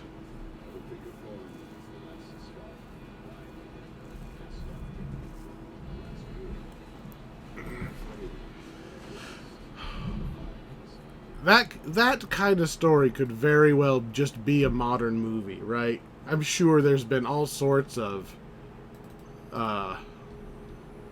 like Vietnam vet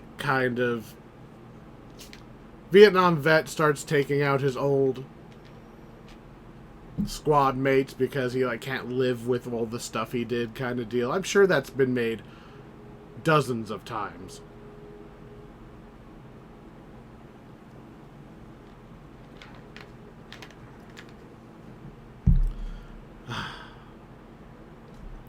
Making good progress here. Now, we got a little bit of a walk. We're going to go and do the one that I'm probably the least familiar with of all of these. The Promise of Fire, that random one that they put out in Searing Heights. Which we did it back at level whatever, the heroic one, so it's not like I haven't done it before.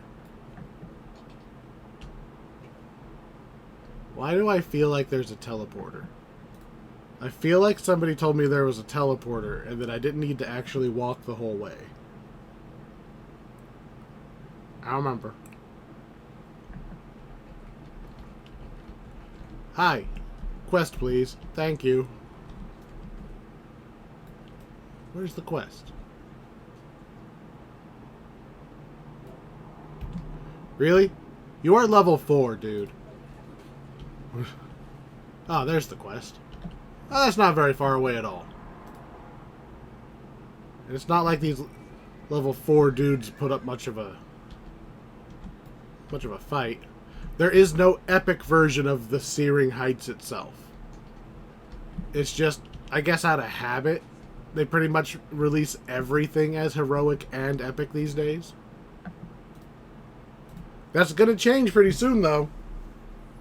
Pretty soon we're going to start getting epic and legendary, right? Or heroic and, well, definitely heroic legendary, but I don't think we're too far off of getting epic and legendary and no heroic version. I don't think we're too far from that.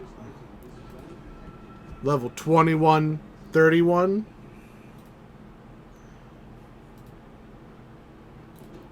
I think it's gonna happen. Alright, if I remember right, we need to get a bunch of crests. Yeah, spiders. Ooh. These go down really fast after the tanky constructs throughout that last fight, or that last quest. Alright, we need 2 thingamajigs over here. We're going to open both of these doors. This one is the invincible Scaro that you have to, like, take him home before you can kill him.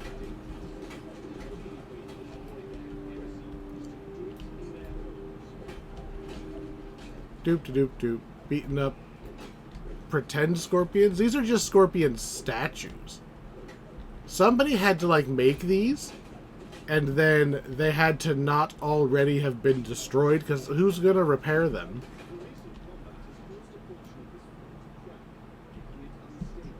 Hey, you. Come with me. So this is his home, apparently. This little section over here.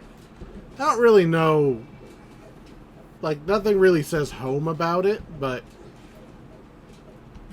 this is where you drag him and he dies. And you just walk over and take the crest. Open the shortcut. Kill the bats I skipped earlier. One down. The other one's mostly running through traps.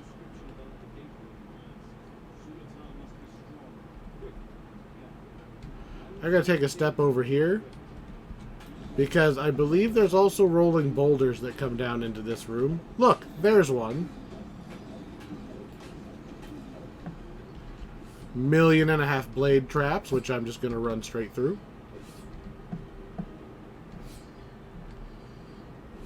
Didn't even think of stopping. Grab the crest on your way. Run through all of these traps. Didn't take any damage from them just because I kept moving. And grab one more crest. Ignore these dart traps. And there we go. One crest per trap. Gives us the main one. And we're on our way.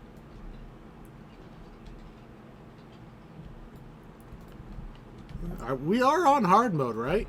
We're on hard mode. Okay. I love this puzzle.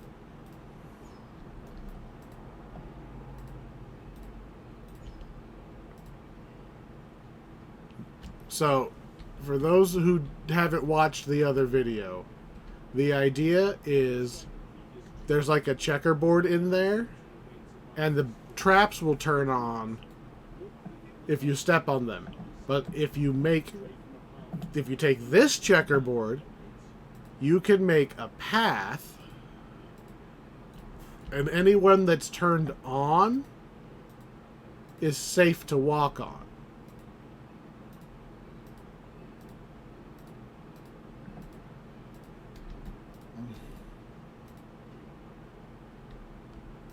Do.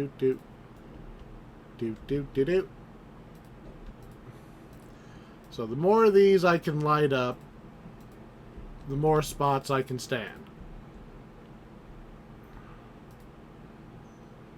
Ooh, I don't know about that.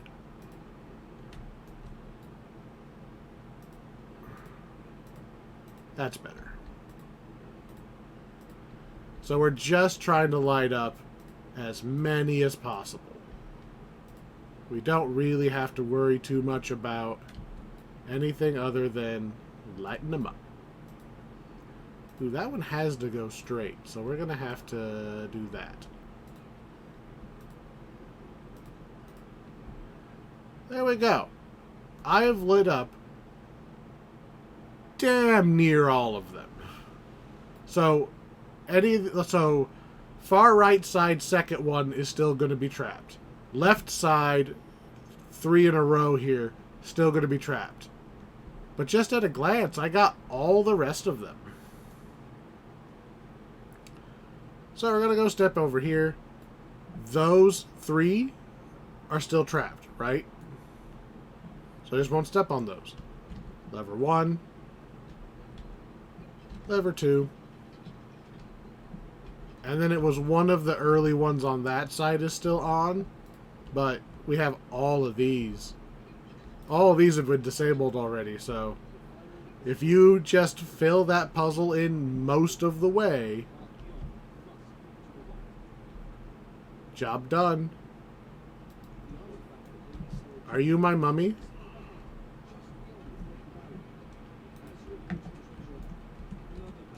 Fight me! A firebender? No, firebinder. Same idea. Fine, I'll go beat up your friends over here, too.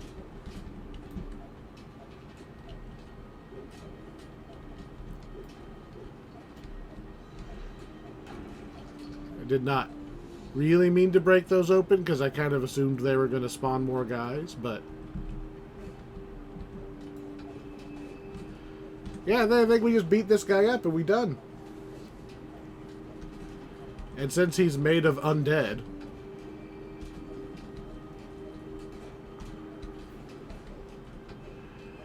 so he's guarding the Eye of Fernia.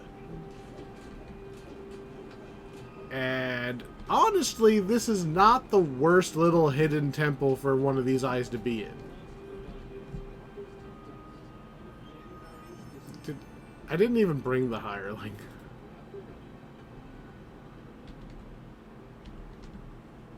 Yoink. Where's my treasure? Oh, we already did the treasure. Okay. Can I remove my own curse? Hey, you. How about you remove that curse? Thank you. Just to be safe. Well, that didn't take long at all. We got what? We got 5 to go. I don't think I'm going to make it through all 5 in one sitting. I don't know. I've got myself a delicious sugary beverage.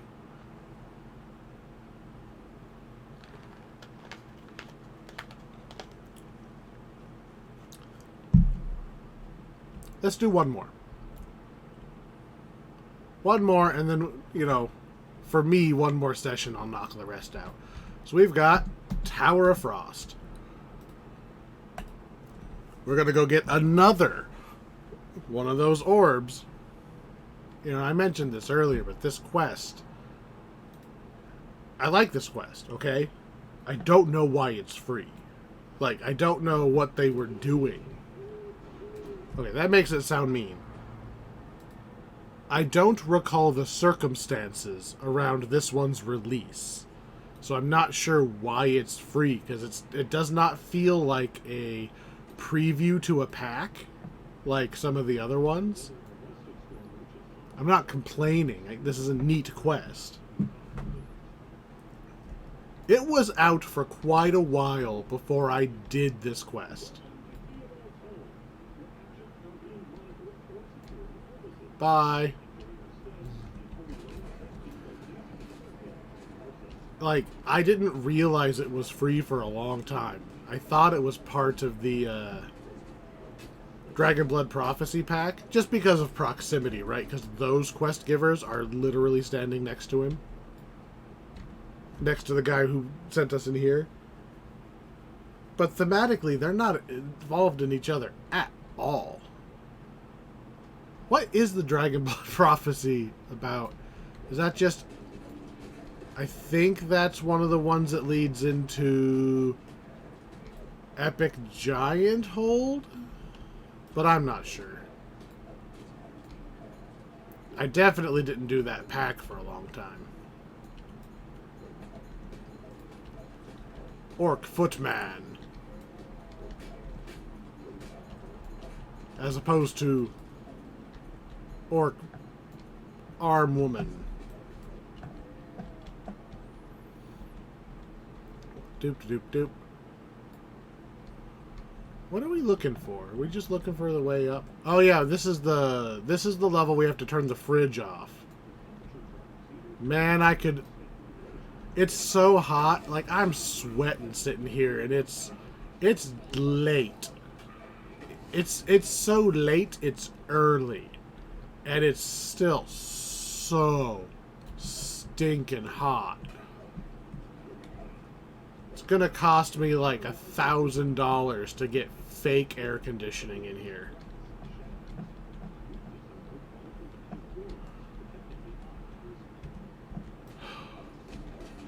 Yeah, it's hot.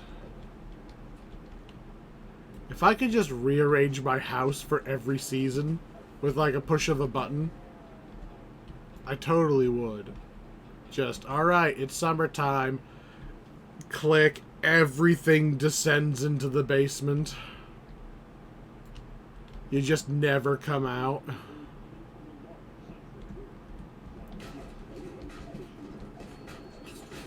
Winter comes, just raise it all back up.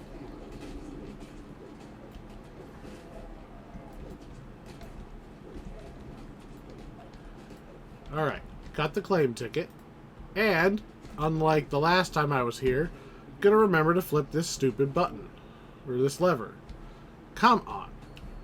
You saw me kill everyone else. Are you happy now?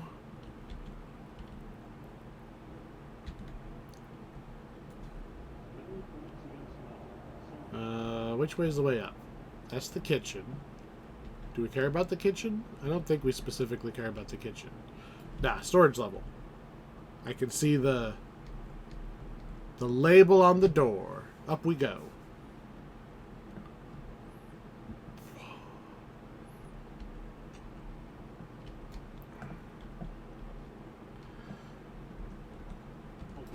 Put the claim ticket in this thing since we're already here. Take the lamp. The first time I did this quest, man, I did not know what I was doing. I missed the claim ticket for sure. I know I missed the claim ticket. At least during one run.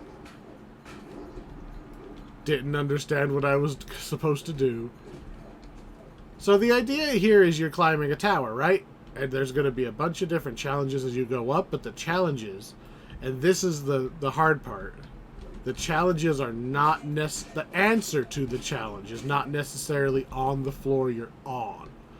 The claim ticket was a floor below, and we're going to just use it here to get a lamp, but the lamp we're not going to use for like 2 or 3 more floors up.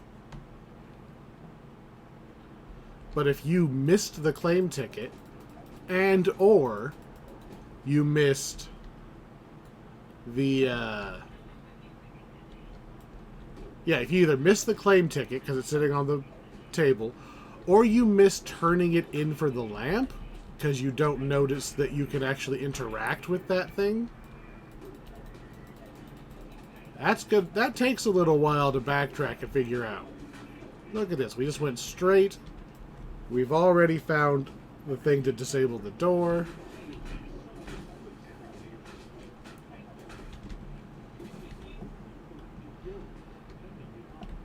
Are you guys just like sitting in the corner?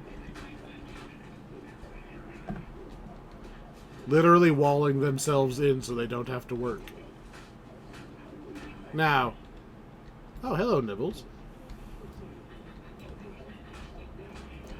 I don't think that I would hire an entire, like, colony of satyrs in order to do my gardening on one floor of my tower. Maybe they're contracted.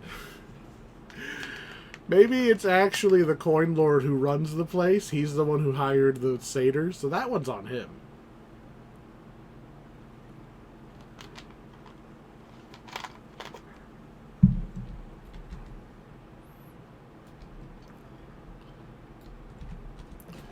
Like, there's so many guards, right? None of the guards have looked over and been like, huh, there's a pile of snow there. Maybe this adventurer can maybe make it so that we don't just all die. Okay. Middle. What do we get? Sad man. Oh, look. Sad mom. And a bear. Bear doesn't fit.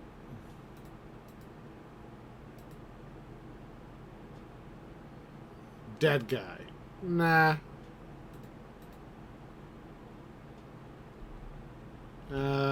You're standing behind. So, if you haven't done this quest before, in order to go to the next stage, we have to put on a play in 3 acts. So we have to make all 3 of these make sense in one story. And we've got the yellow is lit up, so that means we've got the right one. So whatever this is, it's this guy is yelling at this guy and she's sad. Which only one of them is labeled mother. But if I remember right, they're yelling at their kid for being like a fuck up.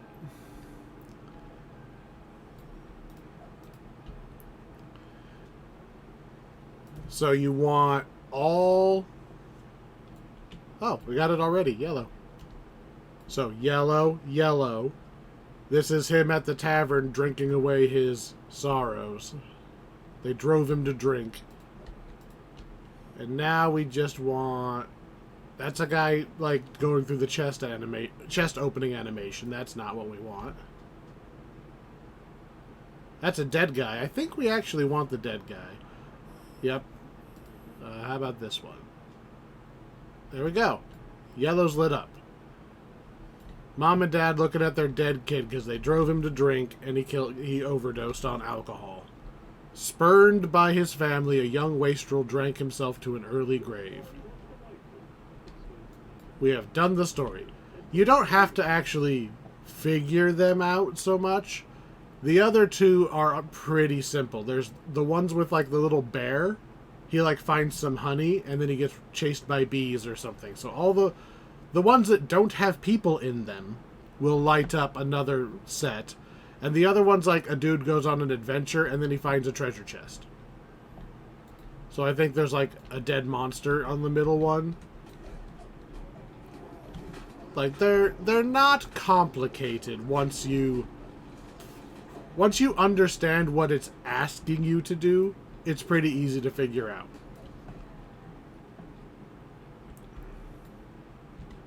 Summoning circle. So this is another one where we gotta flip a lever. What we've been doing is deactivating the wards on the Eye of Rizia, which is on the first floor. So here's another ward right here, but there's a tornado in the way. So we're going to come down to this summoning circle.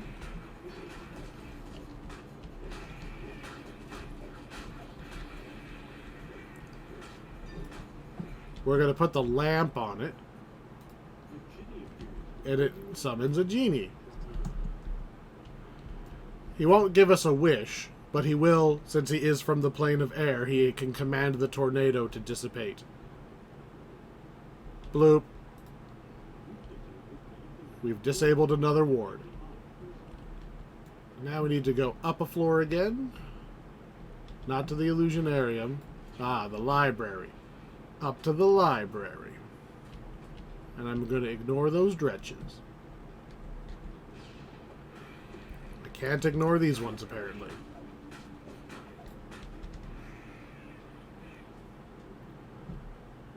Is there anything in the library? They've got some dangerous monsters, because you fight animated spells here. So you gotta be careful, because they're animated spells. They're literally going to spam their spell of choice on you. So this is a living chain lightning. Thought I saw something behind me. A vial of demon blood. The squirrel and the demon blood, you can put them on the summoning circle altar from the floor before this one and get like some bonus fights with bonus loots.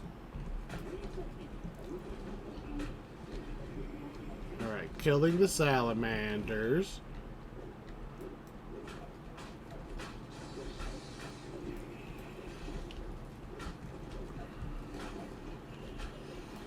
And now there's another. Boop. Another one of the wards is down.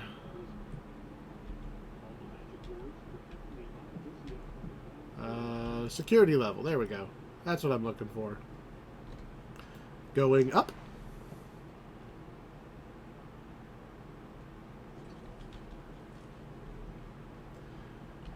So this one, we have to jump through these teleporters in order to flip switches.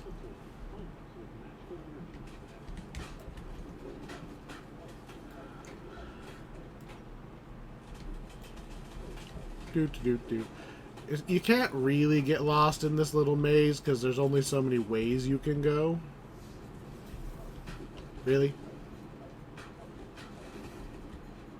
Really? Get out of here, elementals. I do like the ice elementals. I still like the ice elementals. Jump on another button in order to go to a new spot. Kill a few more bad guys.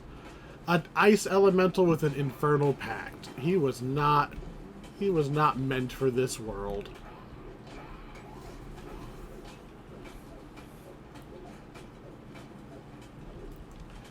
Alright, I don't want to step on the teleporter yet because I want to flip the lever. These levers open up shortcuts, so you don't have to go through every single teleporter if you screw something up.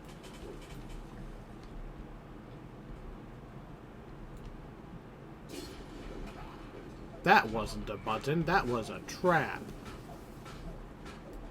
Oh well. Lever.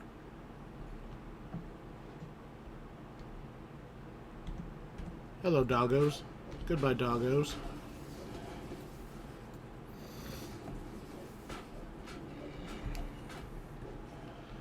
This is a handy thing to do.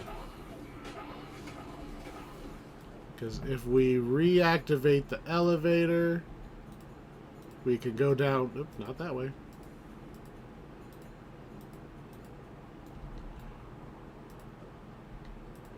Come on, turn the puzzle piece. Always work backwards so you don't accidentally turn on traps.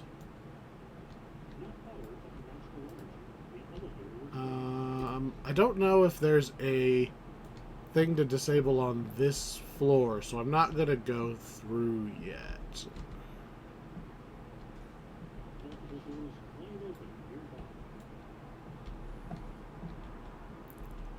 We have access to the entrance again. We have access to the library, which is... No, library is down. We want the other door. And I've lost track of the elevator. Hey, map, where is it? Thanks, map. Here we go. Let's go see if I missed one of the things. So, down to the ground level with the elevator. We're going to walk into the showroom. There we go. And we're going to take the thing.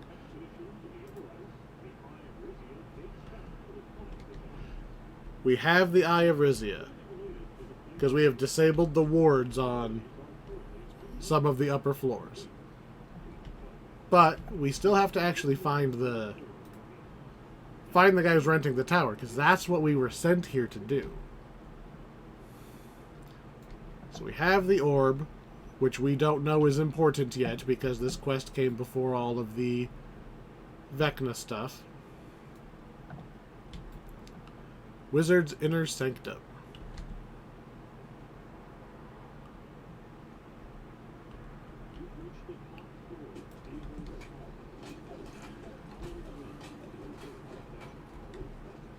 Down you go. Take down the next ones.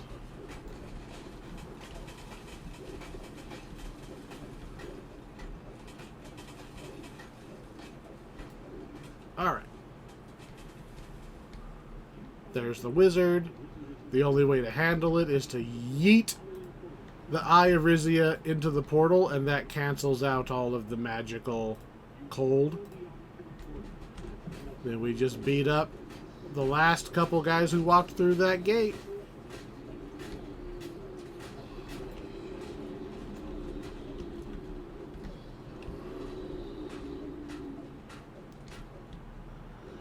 Yep. And another mostly academic fight. Mr. Cold Speaker doesn't really stand a chance. Like, I can understand him thinking he should have a chance, because I am so small compared to just his axe. But about this point that he has failed to hurt me at all, and I am absolutely fucking up his kneecaps, you would think that he would surrender. Just like, please, please no more. I need my kneecaps for walking.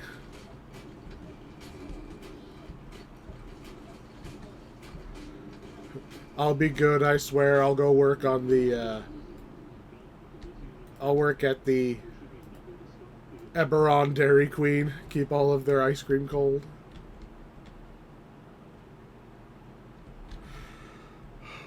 What we get?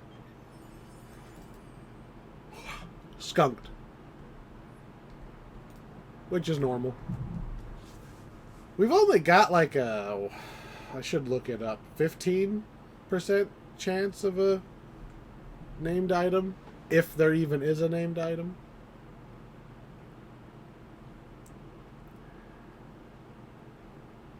Alright. We've only got a couple left to go. The next one on the list is we're going to head into the harbor, because 3 of these are in the harbor.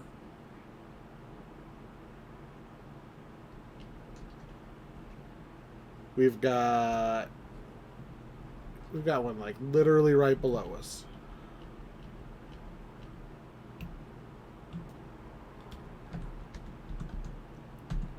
We're going to go to the fair.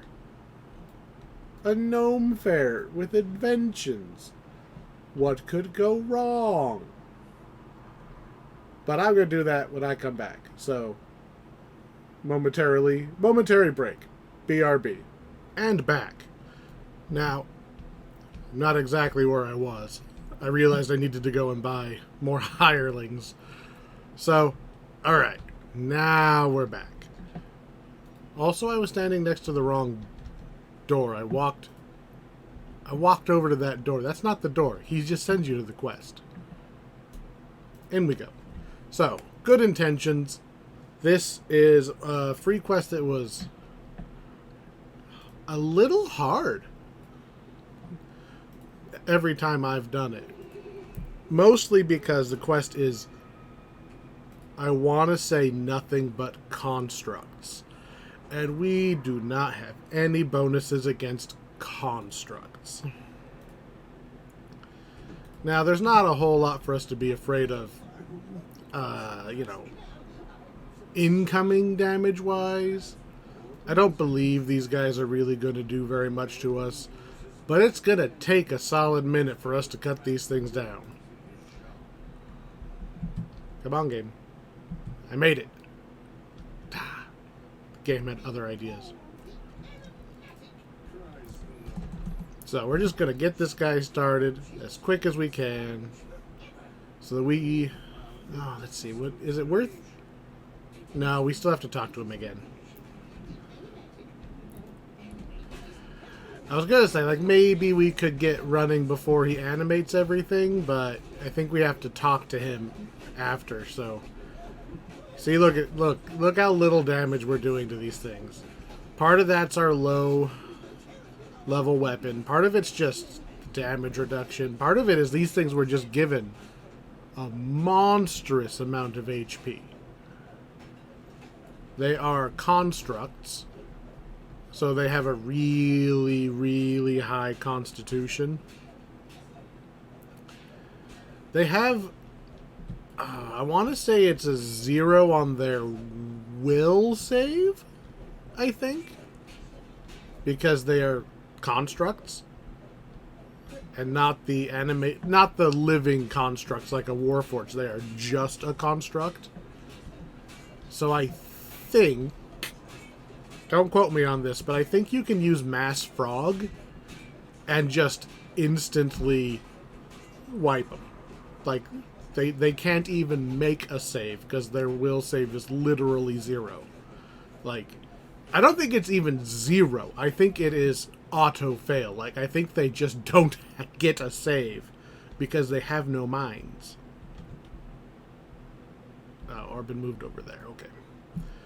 For a second there, I was like, I know you were here. Where'd you go? We'll go through the shops first. I like this quest well enough. I like the setup. I think it's cute. But man, it's gonna take us a while to chunk our way through these things. We are under-leveled. Okay, we're level 28. This quest is 32? 32.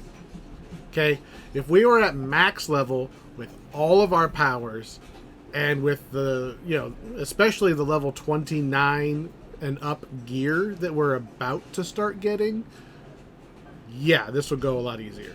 So keep that in mind. We're running on hard mode, 4 levels under-leveled with no gear. And still not in any danger.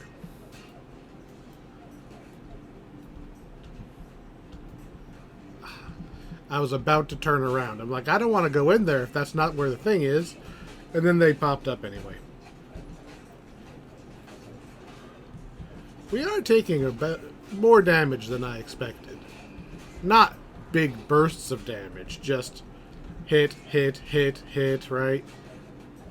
My very crappy armor class is not protecting us from, like, anything. And we get grazing hits on a 6. Yeah, we need to upgrade that weapon. That's going to be such a big upgrade.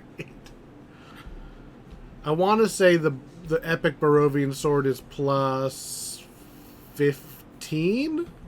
So that's like plus 10 to hit and damage right away.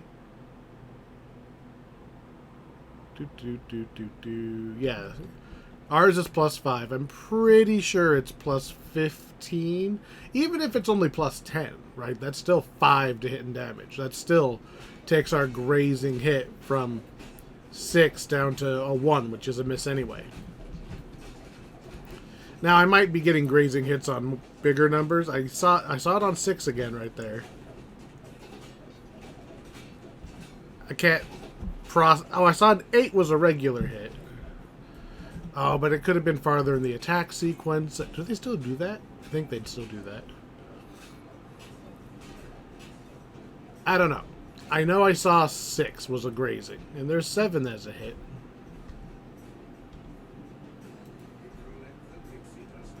So yeah, just the weapon would be nice.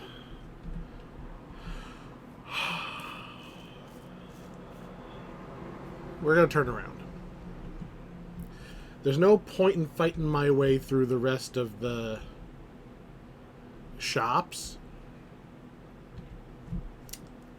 I guess we do need to find the squirrel. I don't know where the squirrel is. It's not impossible that he's deeper in there, but we'll come at it from the other side. Hit Q a couple times, just on the off chance that Mr. Squirrel just happens to be hanging around right up here. We're going to the tavern next to go and get the kobold. The tavern is... Oh, we're on the wrong side of the city. Damn.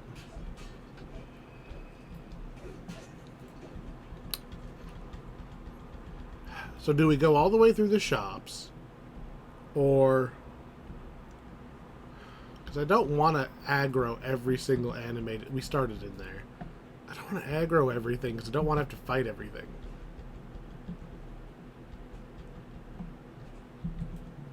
just because it takes so long.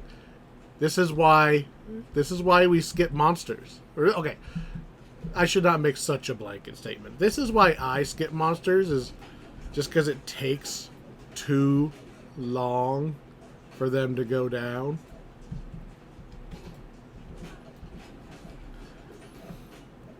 Again, the ground's kind of freaking out right there. I'm under-leveled, I know. But that's part of the challenge, right?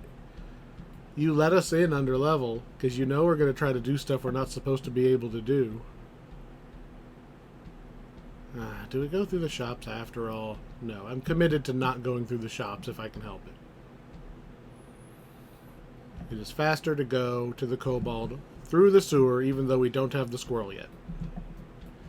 There is a small chance that the squirrel is in the sewer. That was mold. I thought that said nibbles. So, I mean, there's the guy we have to talk to, but it doesn't do any good if we don't have his squirrel yet.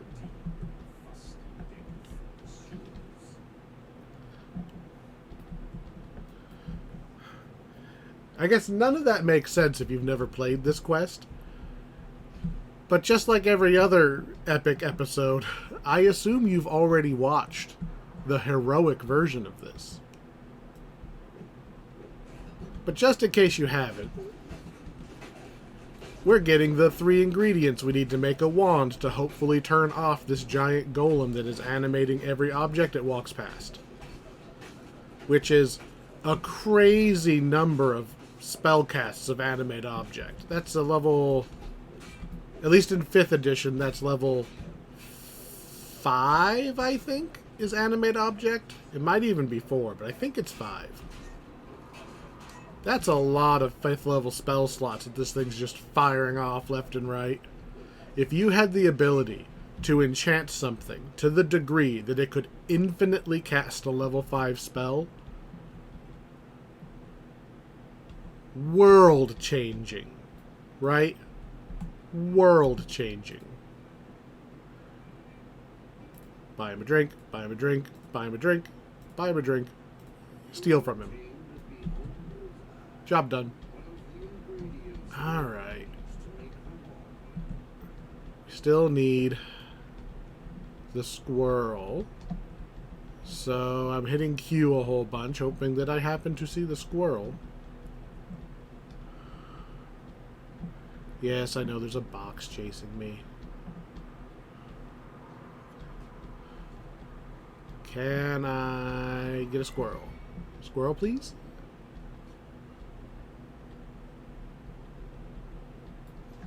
I don't know if he can actually spawn in here.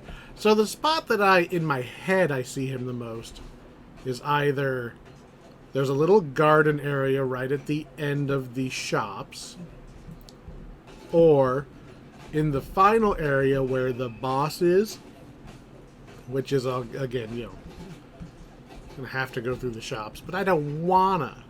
I wanna skip fighting things if they're not required. So I really shouldn't have come in here then. This is the way that leads to the garden and the other side of the shops. I think.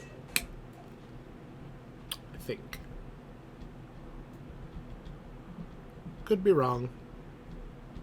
We'll find out. Okay, here's the garden. Ooh, ooh, I see nibbles.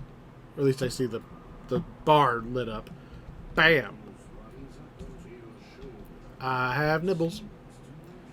Turn around and run. We need to get into the sewer, get our last thing, and then we can go to the boss.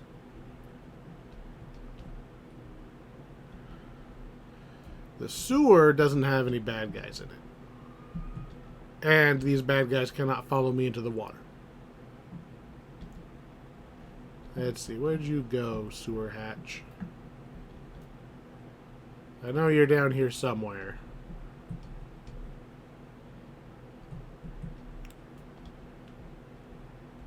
Sewer hatch?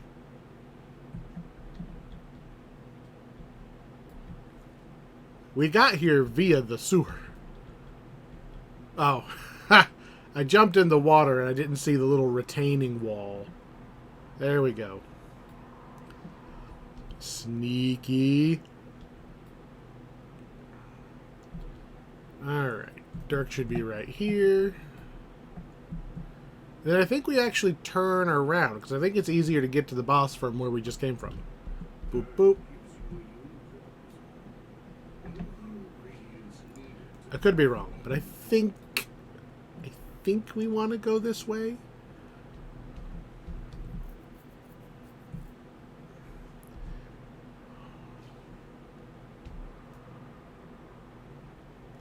I'm going to ignore the box again. I know, I'm bad.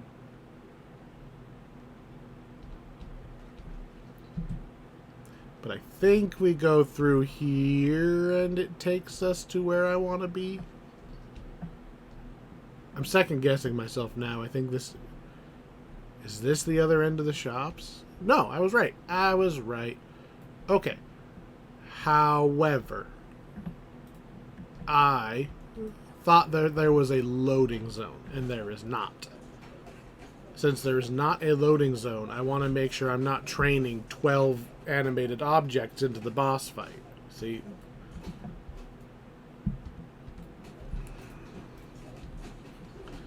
I thought there was going to be a door that the enemies could not cross. And since there is not, let's... Especially the arcane one. The arcane animated objects are the only ones that scare me. Okay, that's everybody so far. This is the other place I usually see Nibbles, is over here anyway. Alright. Your regular box.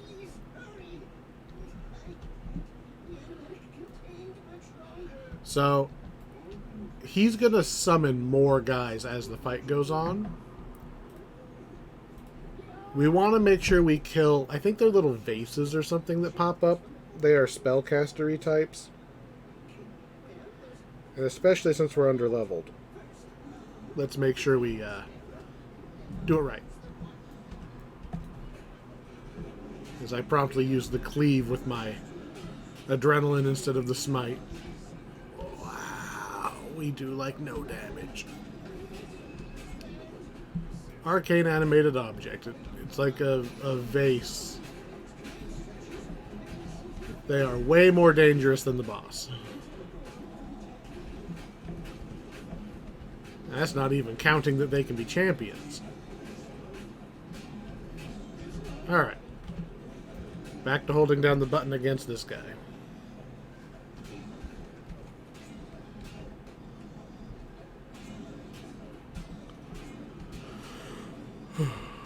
He's gonna summon more guys. Probably at half health would be my guess. That's kind of the pattern that we get. Where's auto attack? I don't want to hold the button down.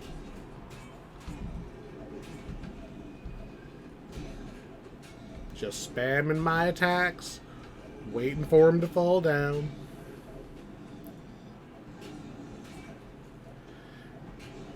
It's gonna make such a difference. Such a difference when we finally get some of that actual endgame loot to start dropping for us. Which I'm hoping we get, by the way. Because I'm not gonna have some uninvited guests.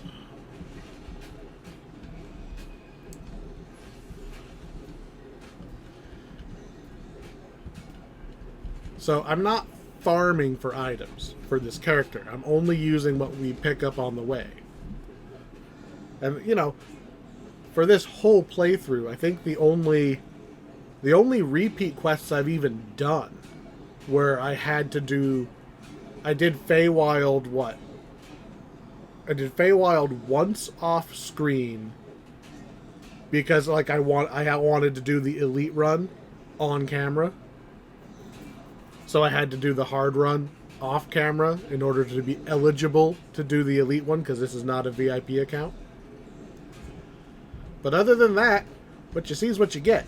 We've got maybe 1 or 2 extra Feywild items because of I ran the entire chain an extra time. Other than that, no grinding, although I really wish I had just bit the bullet and done at least the 1 ransack of Death House to get my favorite boots in the game.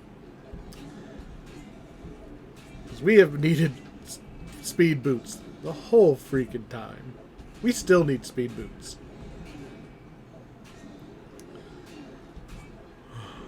This guy takes a long time to go down. We might actually run out of smites. Oops, I did not actually mean to crusade. Oh, hey. So, the patch went up.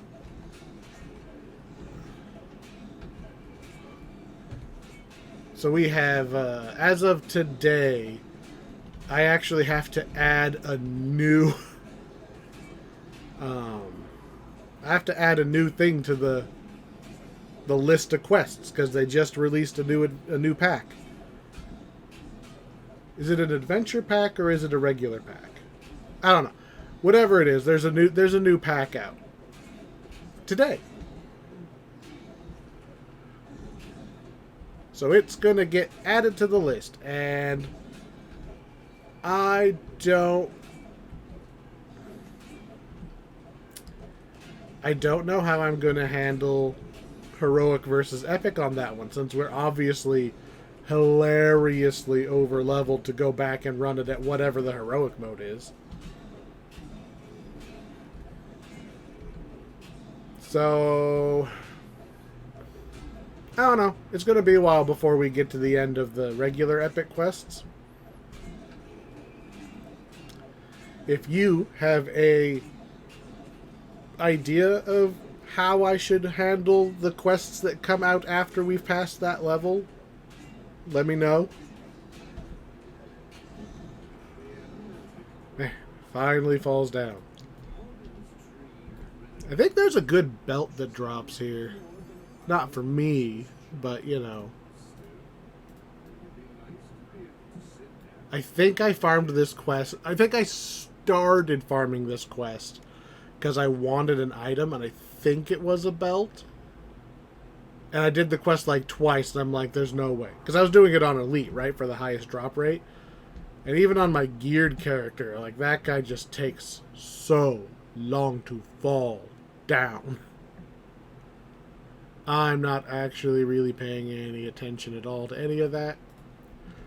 All inventory slots are full again?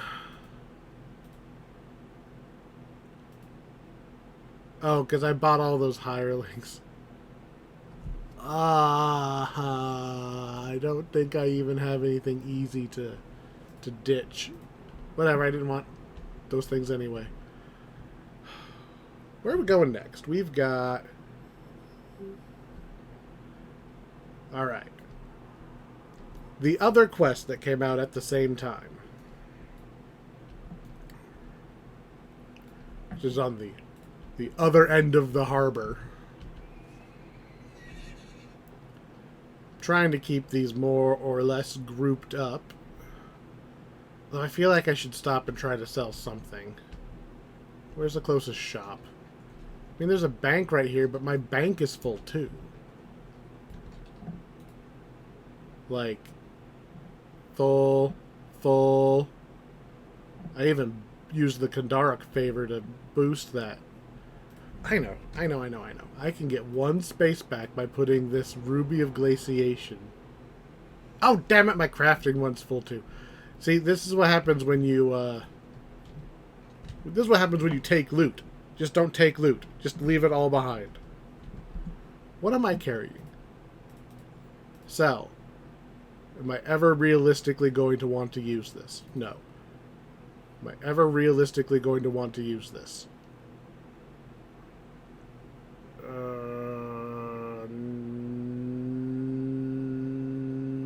Yes. No. No. Yes. So mostly when I'm looking at an item, because we haven't really talked about how to judge an item. So level 23, so just after you start your epic career, it has a lot of kinetic lore. That's the force stuff, and I'm thinking I might have a force character on this account. Same here, like this is only level 16, but I was thinking of making an electric sword on this one, so maybe. But then like this, Constitution and stuff on... no. There's just nothing on there that is unique enough. Nothing unique enough on here. Anger. Nope, not unique enough. Like, I'm not...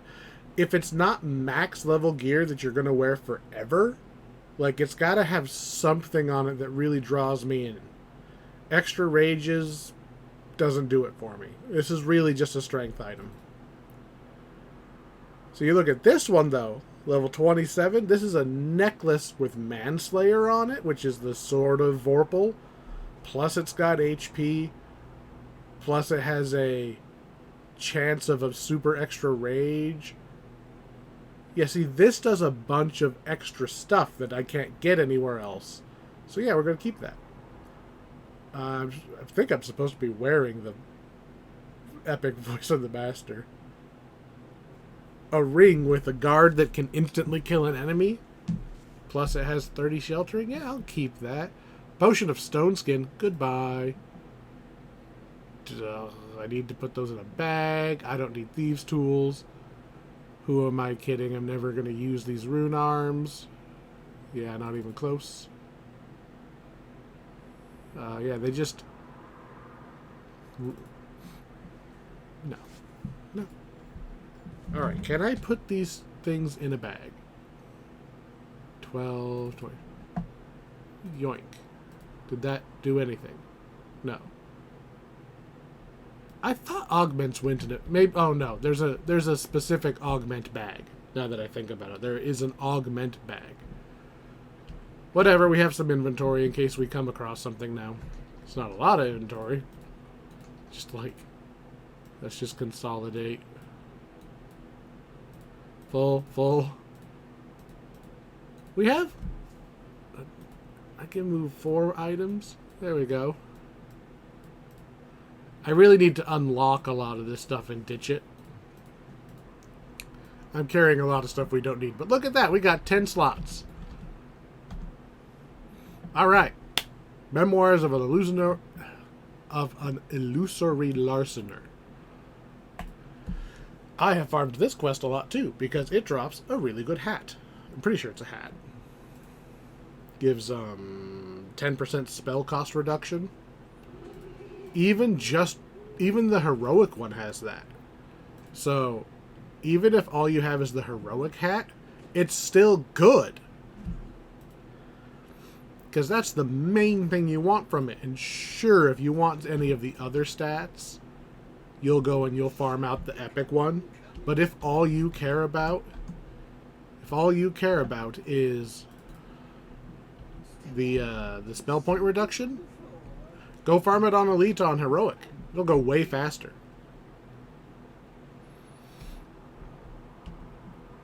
Okay.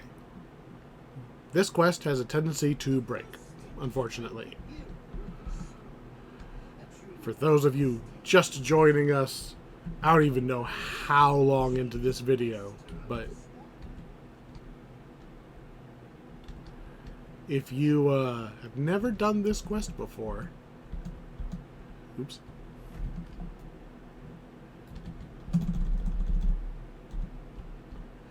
We are going through a very...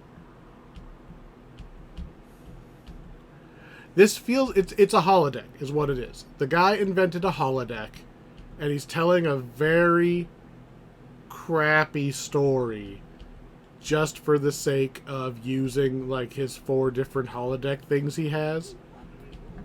It's like when your friend buys a box of, like, Dungeons and Dragons minis, And then those are the only monsters you fight for like the next 2 months because they're new and he wants to play with them.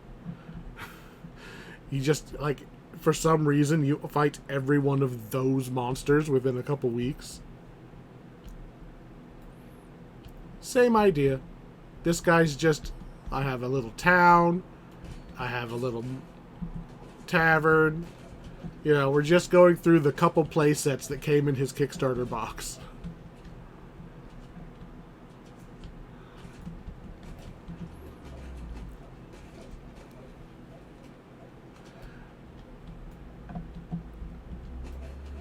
Keeping an eye on the hirelings' HP, because these guys activate in pairs, which isn't too bad, but at some point the mini-boss, you know, the elf we were here to murder, is going to activate, and he just did. There we go. Because I saw her HP start dropping. Well, I guess she could have got shot by any old archer. Yeah, it was just an archer. The hirelings do not work in this quest. Just because it's... Imagine, like, it really is the holodeck from Star Trek. We're not actually going anywhere. Like, the game doesn't even treat us as going to different areas. We're not being moved. It's moving the world around us. Like, it's deleting the walls and putting different walls in, that kind of idea.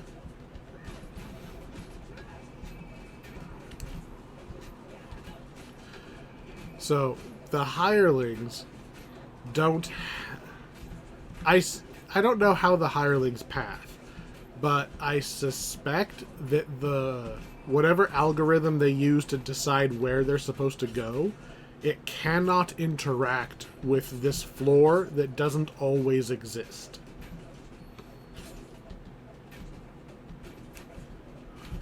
Like, I don't believe that they work off of, like, pathing nodes, of which there would not be any in this quest anyway. You'll note that the enemies do not move. You've got, what, our 2 melee guys, and everybody else is an archer that sends very suspiciously still.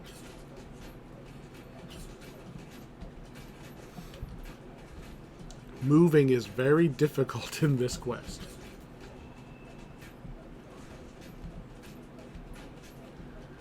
This guy's taking a long time to go down. He is 10 levels above me. But every time he starts actually doing damage to me, Crusade triggers and I just regenerate faster than he's hurting me. Even with that archer back there. Plus my smites heal me too. The build's coming together. We don't really have much else that we're going to gain. Although they did just introduce... Was this the update that we get the new epic tree? Oh, I don't have it on this account yet. I was going to say we can play with that, but we don't actually have that yet. Oh, I got to remember that. We're going to have to use my other account. Or I'll have to buy it again. Which, you know, wouldn't be the worst thing.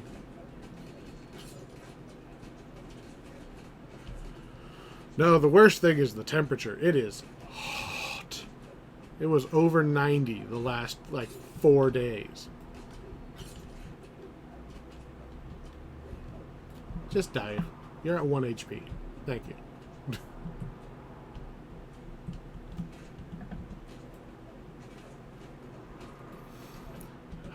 So stinking hot.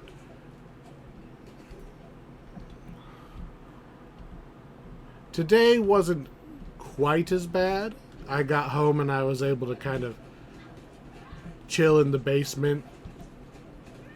The baby behaved himself for the most part, so I just kind of got to rest for a while. So I've built up a little more of the heat resistance for tonight. We're going to try to make some progress. This is what, quest number 2? Usually make it through, what, 5, I think? Unless I'm really pushing it. I did not mean to pick those gems up. Another Trap the Soul. This is literally the ring we have in our inventory. We literally have that ring. Just a slightly lower level. Where is it? It's not locked. Is it here? Look at this. Trap the Soul Guard, 30 Sheltering, 12 Assassinate. Plus 3 levels. Trap the Soul Guard, Magical Sheltering, Assassinate. What? Of all of the random gen items, how did we get 2 of the same ring? I'm gonna guess Soul Stealing is always paired with Magical Sheltering. I'm gonna guess that those are always paired together, but then just of Assassinate twice? And it's a ring twice?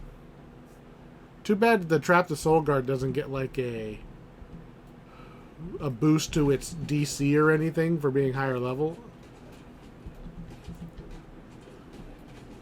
It's actually, strangely enough, the lower level ring I believe is more valuable because you can wear it earlier. And when you're at like end game, Trap the Soul Guard's not going to do anything. So the earlier you can wear something like that, the better. When I was on hardcore a couple leagues ago, I got like a level 10 one, and it was great. It's like, oh man, every time you hit me, you know, you could surprise me, but there's a chance that you just die and I auto win. And I wore it from level, like, I never took it off. It was great. It was so early on. I wore it the whole time.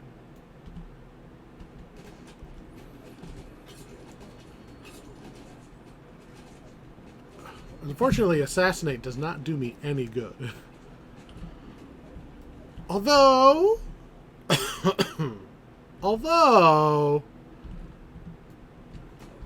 I'll have to double check, but I think they changed Quivering Palm to use Assassinate bonuses? Maybe? Which means I could put it on my Monk, and Monk would love a big old boost of Magical Sheltering. Since that's Monk's biggest weakness, and I don't think I've got him fully capped out on it. Maybe? Maybe? I have to look at what else he's got already. Hi, IR Paladin. Goodbye. Hello, IR Paladin. Goodbye.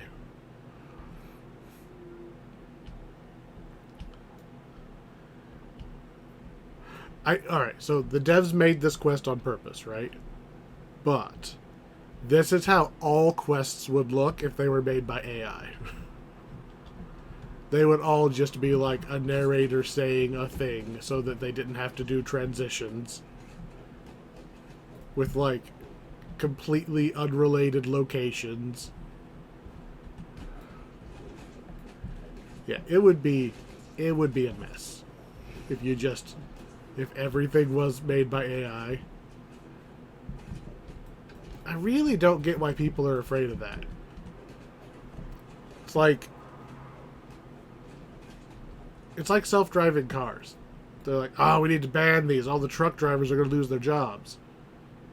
Are they, though? Damn, I did it again.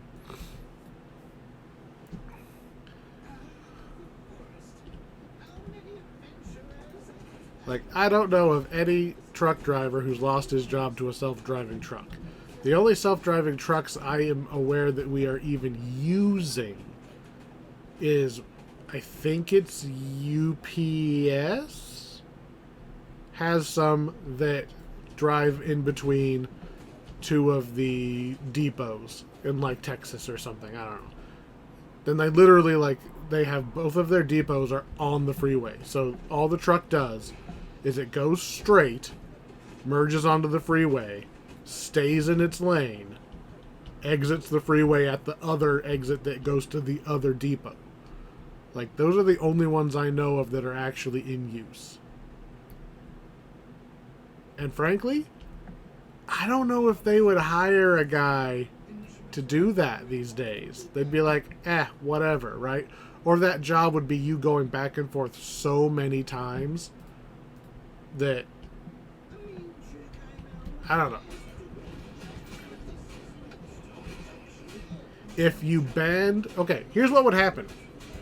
I legitimately believe if you were to ban self-driving trucks and what UPS or whoever's company this is, what would happen is they would build some train tracks, right? And they would just, instead of throwing it on a truck and using the existing road, they would just line some train tracks up and just use that to transport between the two spots, because they're just using it for the convenience of sending it to their own facility.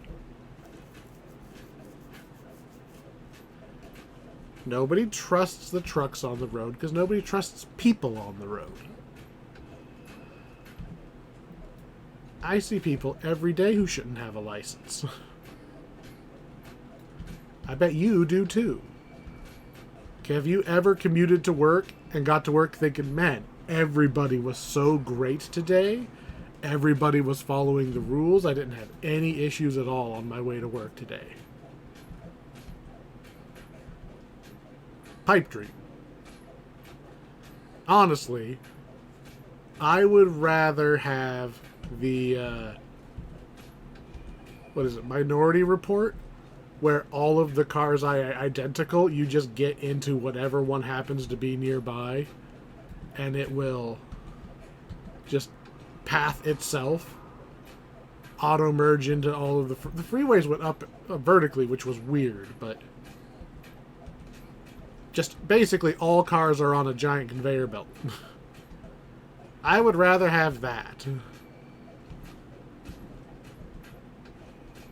Of course, at the point that we have that technology, are we actually going into the office anymore?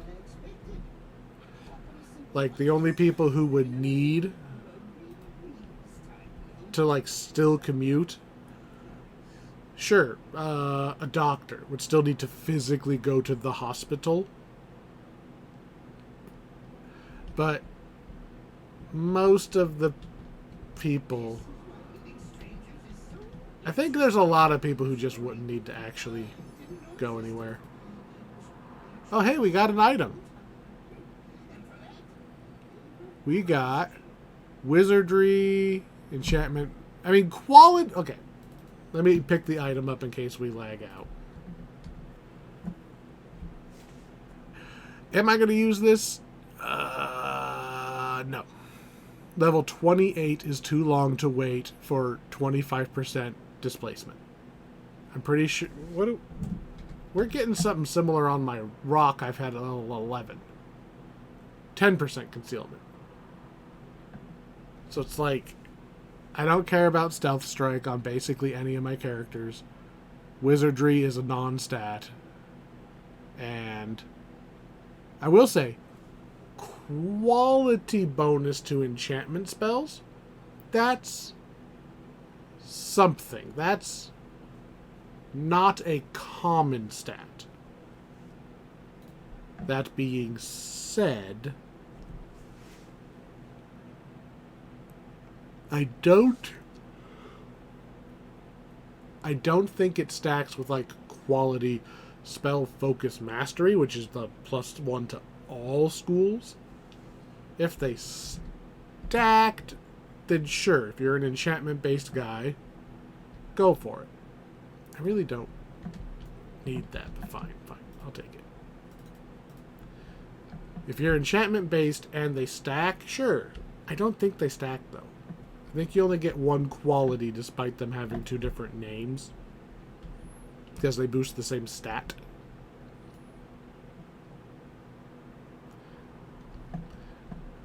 So I don't remember if they stack or not. I'm pretty sure they don't. But I will make the statement, I think they should. If you have a stat that is that narrow to a single spell school, it should stack with the generic. Because the generic shows up on a bunch of named items. The specific is much harder to find. So the specific one needs to either stack. So it's not like you can stack everything because you'd run out of equipment slots before you got every single one you wanted anyway. You know, give us good loot making choices. But I think that the single ones, if they don't stack, should be more than one. Spell focus mastery can be 1 or 2, but make the specific ones 4 or 5, right? Feels like how you balance it to me. But I don't know all of the details. So Lost at Sea. I almost forgot about this one. I had to go back and add it to the list. This is the introduction quest to Sharn. It was released as a freebie to get your foot in the door and make you want to play Sharn. And for some reason, even though we've done the quest before, I forgot it was on the free list, which makes me really nervous that I might have forgot another one. As of right now, we've got 1, 2, 3, 4, 6 quests to go.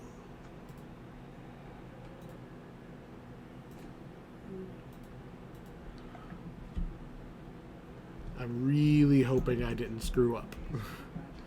Now, you know, I said it before, but if I forgot a quest, it's not a big deal. I can just go put in a half-sea episode where we can do the extra one. I don't think I'm forgetting anybody else, but we'll find out.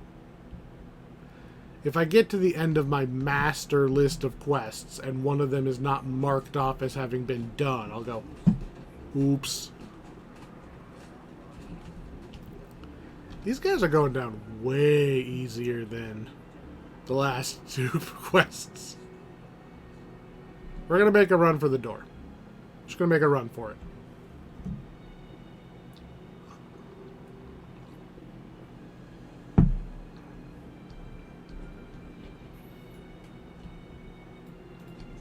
Click. Alright, onward. Getting out of this water. They did update water, so it's not as obnoxious to run through it as it used to be. So, props for that.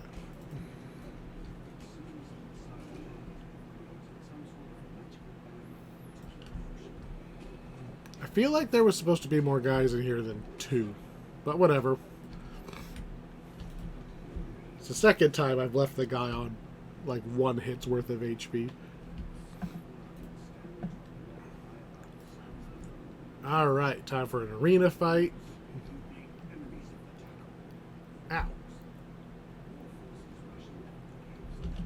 I like bit my lip or something.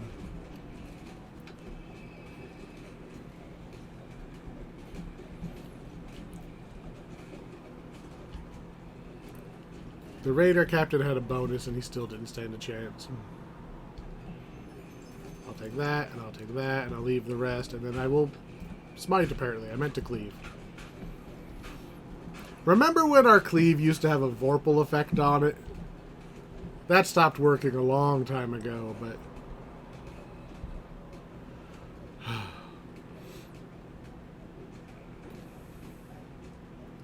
It's too bad that, you know, you can't just scale everything off character level. We have a lot of low-level abilities that are cool, but they get left behind because they don't scale, right? I mean, the biggest offenders on spellcasters in Epic, like, holy crap. You might as well not cast it if it's not a level 9 spell. Because, especially, like, the spells you get from the Epic Destinies, they're light years ahead of everything else. There's no point in casting your normal spells anymore. Of course, I only cast things if they are, you know, the spell-like abilities from your trees anyway. Because it's such a big deal to get the free meta magics.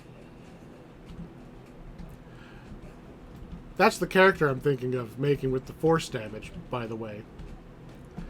As of, I believe it's today's update, they did a little mini balance pass across a whole bunch of classes. And today, I think it was today, they made it so that Archmage specifically, all of these little ones, I don't know if Paladin has them, but all of the enhancements that reduce the extra cost of meta magics on the Archmage tree specifically got made a lot cheaper.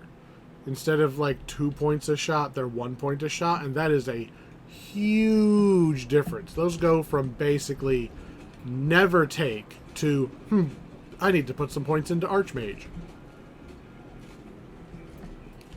Like, it changes the math substantially.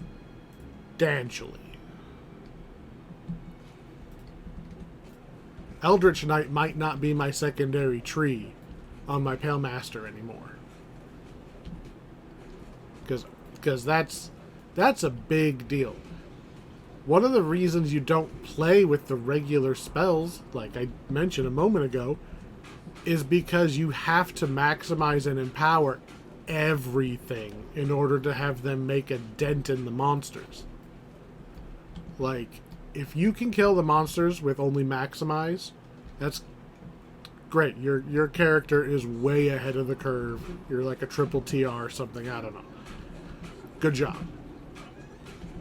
But most people, I would wager, are not maxed out gear, and they need max and empower and intensify, or they're spending half their mana bar every fight. Now, intensify you can get for free out of Draconic. It's one of the... It's either Draconic or...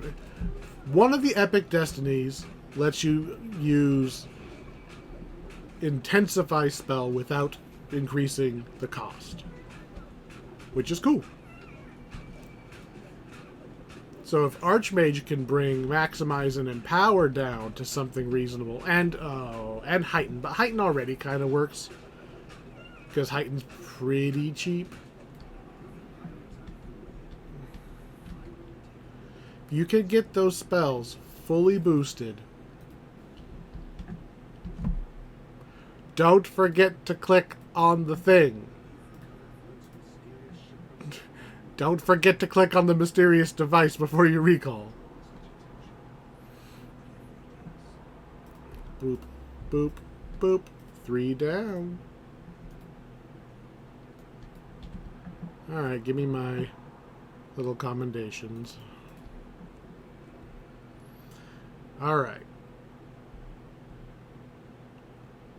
Where does this quest start? So now we're going to do the exact same thing, but for Isle of Dread. The Isle of Dread had a introductory quest, and it was free to whet your appetite. I think the quest starts in the hut. Isle of Dread prequel. There's no other ones in here, right? What are you? Oh. They just got symbols. I'm not allowed to actually click on them. Alright. Boop, boop. Dread Sea Scrolls going in on hard, as we have done for a while. I only vaguely remember this quest. I haven't really done Isle of Dread that much. I think when we did it on this playthrough, it was like my second time ever.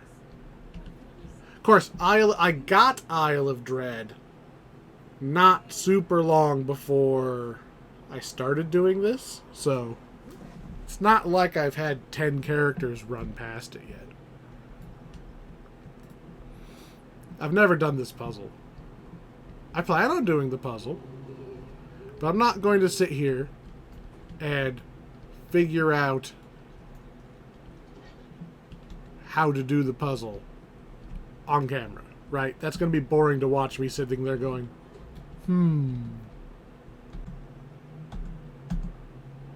Alright. Done with talking to him. That takes us out of the quest. This.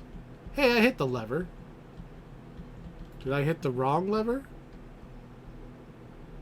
The point is, I'm supposed to go up there. I think I have to hit the lever that's next to him, not the one that's marked that lever. Oh, this lever. Oh, you devs. You're supposed to hit this lever, not that lever. You win this round. Okay. If I remember right, we need to come in here and start a bar fight. Yo, fish. I wish to speak. You.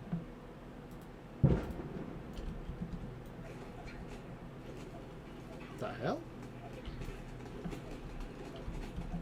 It's a little late for fireworks.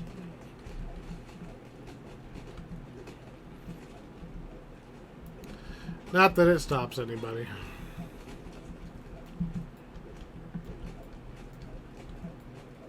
I bet you there's like a sporting event that just got out. That's pretty common. Gotta let everybody know that your local sports team did a good by waking everybody up so that they can all agree that your sports team did a good.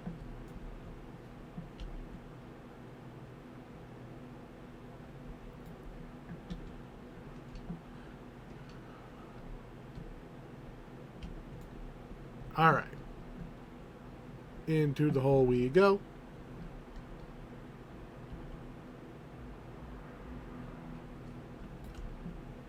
Guess I do have to wait for him to open the door. Cool. Dare I enter? Yoink. I guess yeet would be the thing.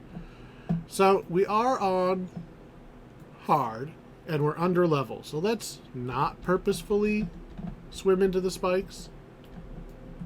Let's not purposefully leave the crest behind.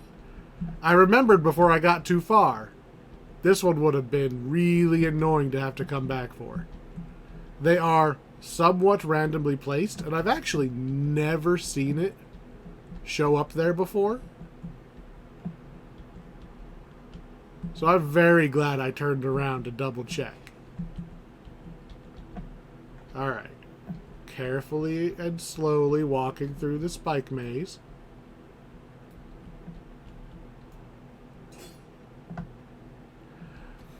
Will these kill us? Probably not. But I don't trust them not to do damage every step you take. So I am afraid of taking 100 ticks of 10 damage. Could I take 10 damage? Yeah. Could I take 100 damage? Yeah. Could I take a whole bunch of them in a row? Depends on how fast you go.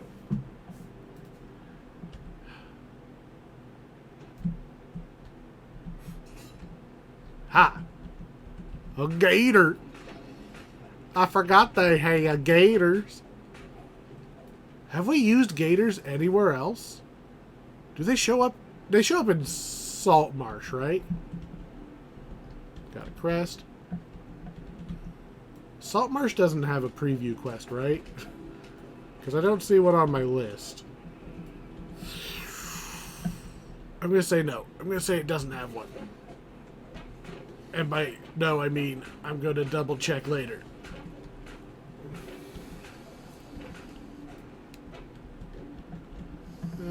There. We've got 2 of the crests so far. And there's the ooh, hopefully my thing works.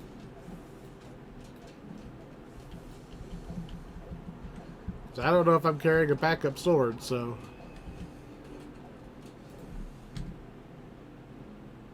Okay. We're okay. My sword was protected by... Where is it? This. The Imbue with Shadow. I'm moderately certain that that protected my sword from any durability damage.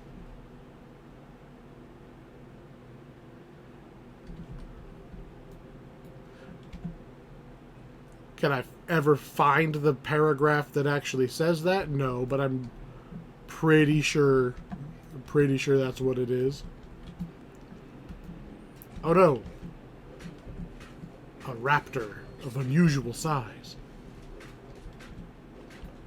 I like velociraptors, okay? I like velociraptors. The DDO ones feel a little bit off to me for two reasons. One, they're weirdly cartoonish eyes. Like their face is just like I imagine them being a lot more toothy, I guess, and a little less I'm a like cat staring at you in the darkness. And the other thing is DDO has a problem with enemies with in like Super Smash Brothers, they'd call it a disjointed hitbox. Basically, I'm going to stop attacking so I can show this. That circle is where I have to hit to do damage to him, but he's using his head, so sometimes he's going to stop, like here, where there's a big distance between us. So I have to constantly be walking up into his face, literally into his face. We are clipping into the dinosaur's head to get close enough for my sword to make contact. And that's just a little awkward. Like, if they just took that circle and made it an oval, maybe, or something, so that swinging at his head counted, and he would stop because his head is already close enough and he doesn't need to move literally into my face to attack. I don't know. That's the thing that throws me off. There's other monsters with that same problem. Pretty much anything where the body's here and then like more of it loops over. Dragons are another big offender here, where you have to basically run into the dragon's face to hurt it. The dragons are big enough that it's like, yeah, it kind of feels okay because it's a dragon. It's huge. You have to actually run up into... You have to like try to run under them to hit them anyway. But the raptors are not huge. They are of unusual size. They are not huge.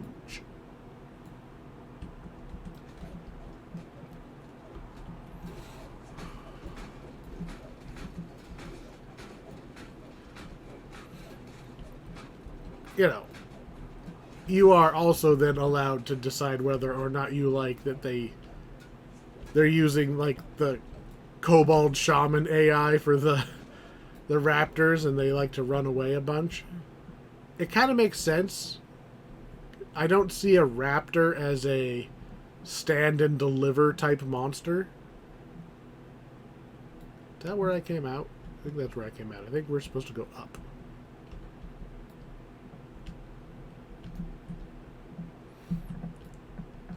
But yeah, I don't think of them as a stand in place and trade blows kind of monster. But DDO's got a tricky problem with hit and run type monsters. Because the player has to physically like chase after them. Like, it makes more... If it was a actual raptor or like any flying enemy, right? Any flying enemy would be doing flyby attacks and trying to get out of the way immediately after attacking. You'd have to chase them around. Like, it's kind of how, like, it's why bats are so annoying. It's because they fly around and so they get out of your melee range really fast.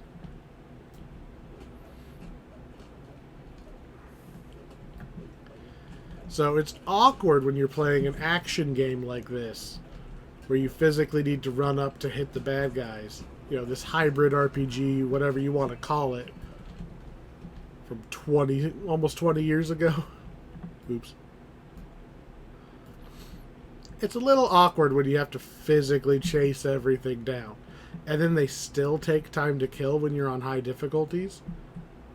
I think that's the thing that really, really gets me. I'm chasing this guy down, and then I still have to stand here for a couple seconds while I just make his red bar go away.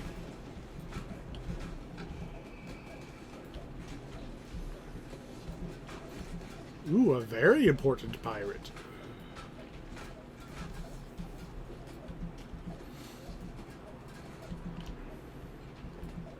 Now he's going to be a very dead pirate.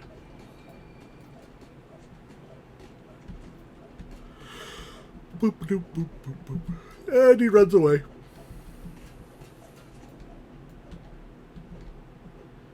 Alright. I want to say we're getting close to the end of this quest. I get this one and another one mixed up a lot. So, I'm hoping I'm not thinking of a different quest.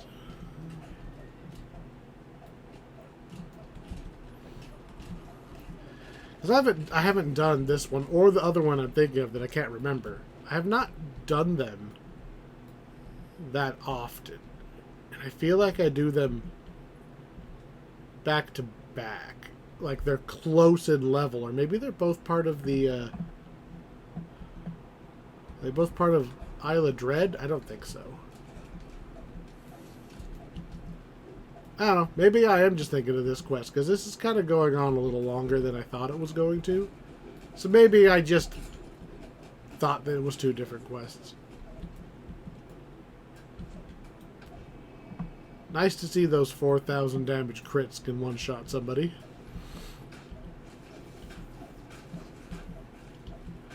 Get out of here, Raptor. Just fall down. Ooh, 6,000. Imagine if we had a real sword. We have a real sword. That's how good the freebie Barovian sword is that we're still using it. Would I have phased it out if we had got a different named item? Probably, just for the sake of doing something different at this point.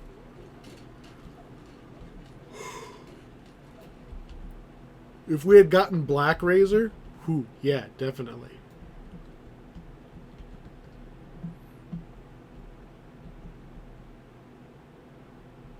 Now, see, it's got to be two different... I know what it is. I remember what the other quest is.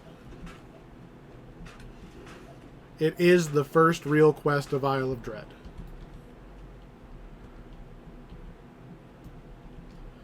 So, because they kind of take place in the same kind of area...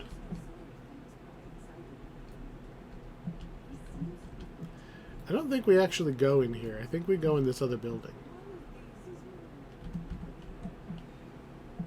Really? Right, so... Because I was thinking, like, the boss, we stand... And, like, Vecna's introduced, right? We can fight a couple pirates on the beach, like... Or the pier, right there. That's it, isn't it? No. This one's boss is on a pirate ship.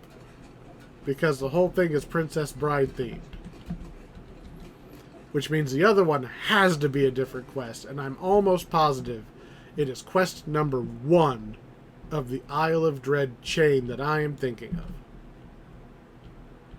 Why am I going higher? But they do overlap. That first bit, they do overlap. And they are right next to each other, if you're doing the quests in order. Alright. At the boss. Time to beat some dudes up.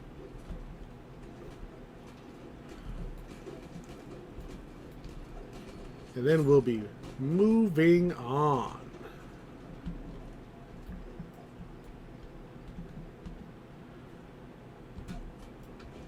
We almost got that guy out in one hit too. Stop running back. You are the worst. Also, you have a crossbow. So why were you ever trying to close to melee distance?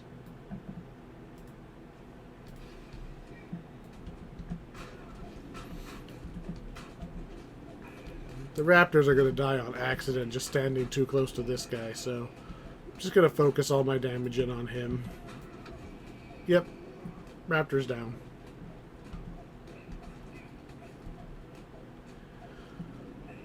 And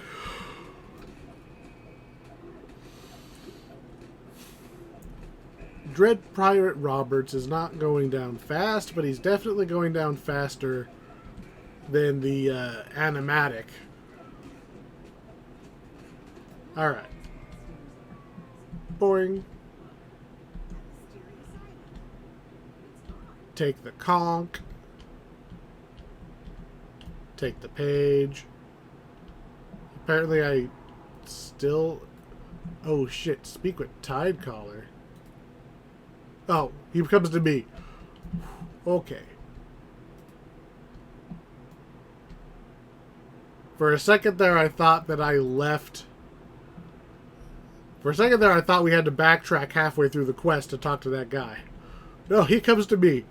He comes to me. Nothing. Okay. I have to walk a little bit farther to get this next one.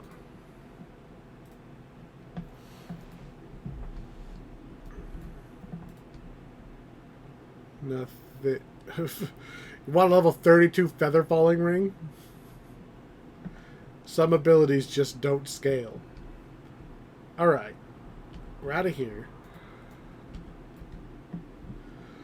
We need to go all the way to Sharn. And by all the way, I mean we like walk right over there and we go to Sharn.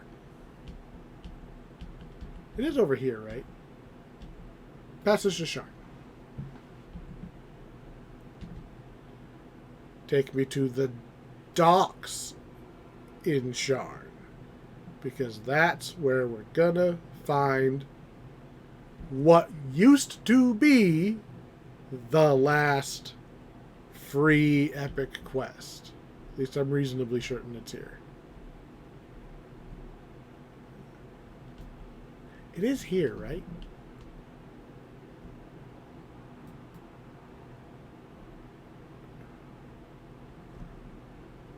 Actually not 100% sure where this quest is because I've literally done it one time. I did it on the channel. So we're looking for Kill 10 Rats. It's a brand... It's... Other than...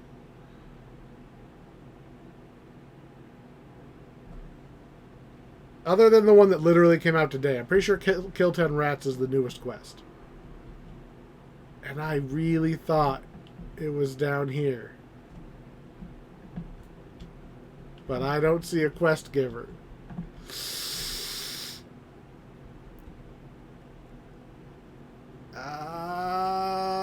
Where's this quest?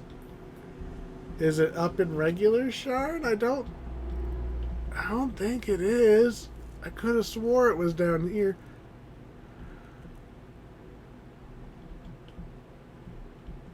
Let's go up. We'll take the elevator up and see if I'm just dumb. And it was just the other side of Sharn. Where do I get this quest?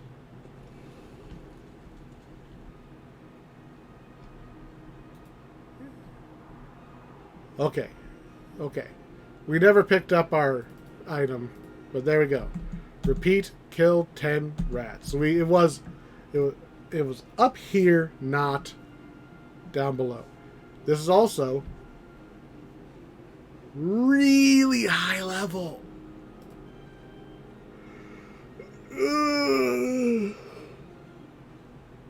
I'm not 100% sure we can make it through a level 35 quest. We are really, really pushing it. Because remember, these are also new quests, which means the enemies are scaled to newer standards. So I'm not as overpowered as I'm used to being in some of the older content. This is either going to be exactly the same as what we've done for all the other quests, or we're going to get our faces punched in. We're going to come back on normal.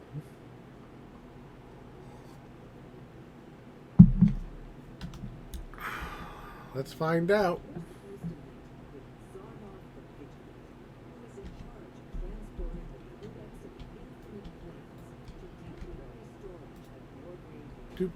Oh no, a rat. Chase the giant rat.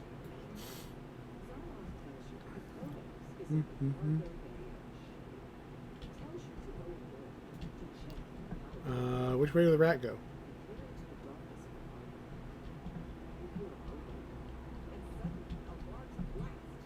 That's a device. Did it just run around the corner? Yeah. I thought it went into a building already, but apparently we haven't gone far enough. Because here's more cowering people. Here we go. To the source. Alright. Now to see how outclassed we are.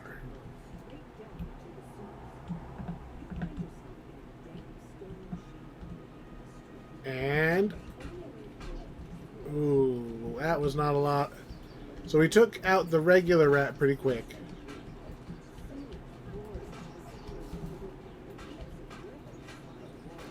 Oh, hey, I actually have the monster manual on him, so we can see that they have 9,000 HP.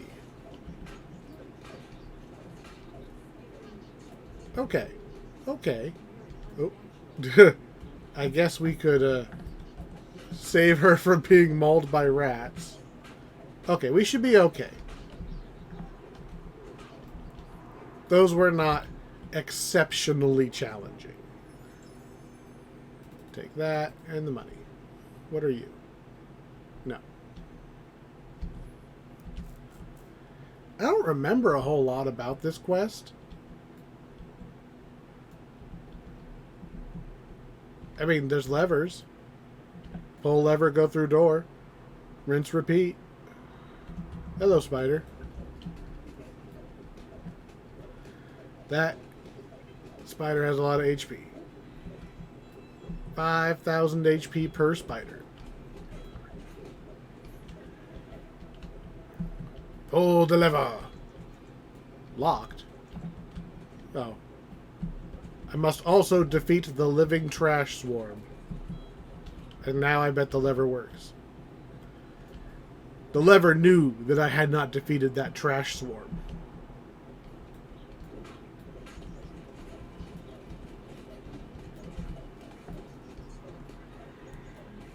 We are taking damage pretty fast. And we are... Am I just not making contact? I think we were just swinging over its head. I'm too tall for this quest. I think I left something behind for her to deal with. Oozes again. Glad that I have my buff so my weapon doesn't actually take damage.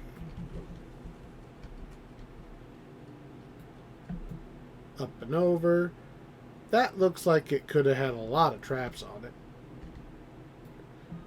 We're not going to turn around and see if there's traps if I run up it. Are any of these trapped? Not by the looks of it. So we could just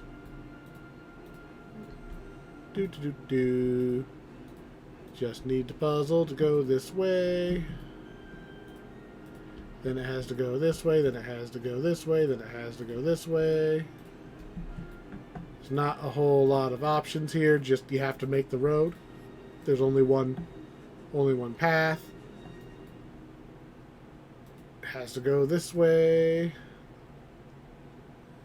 which means it has to go that way, because it has to come up the top to come down in here, and boom. Is that what you wanted, Mr. Rat? Is there a... Oh. It unlocked the lever, I bet. Roof's gonna open up. Yep. Up we go. Another big fight. It's not that big of a fight, but there are a decent number of them. And because we're taking damage fairly regularly, Come on. We should probably not be sloppy. Let's get rid of each of them. What? You're still alive?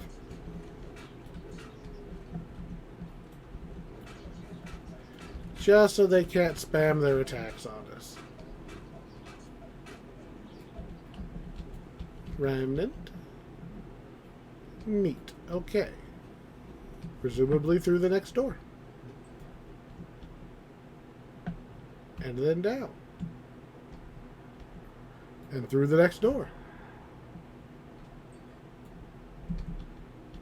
And the next door. Oh, yeah! A goblin village that I never figured out what I was supposed to do here.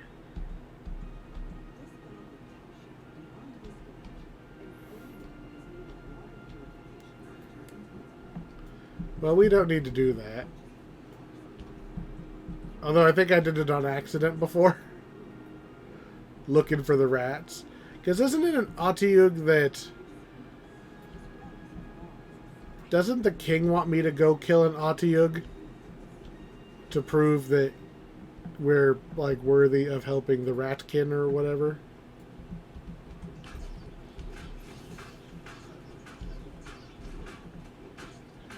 Doop, doop, doop. Doop, doop, doop.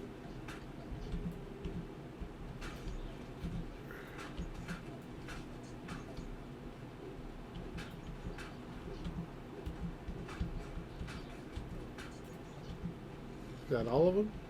Okay.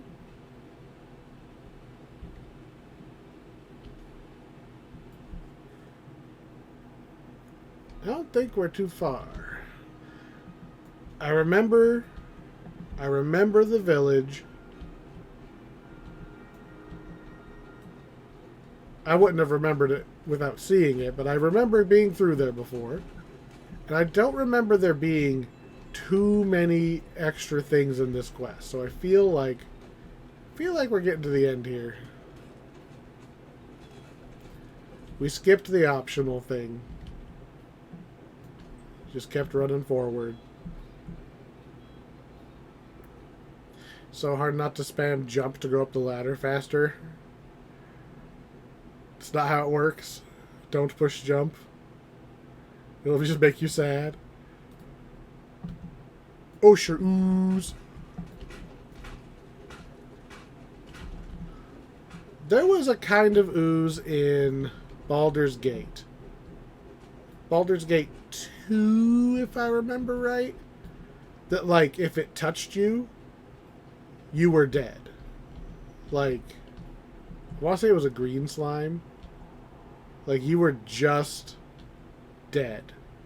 But it took like 10 seconds to kill you. And there, so you could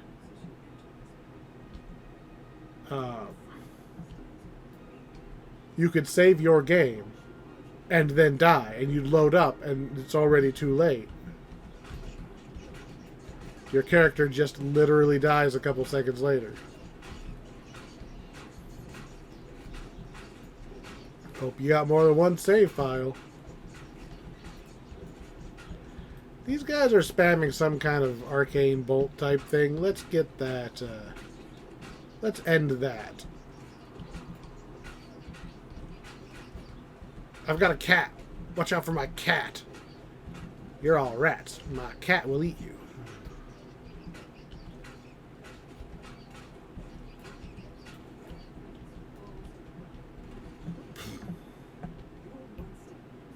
Wee.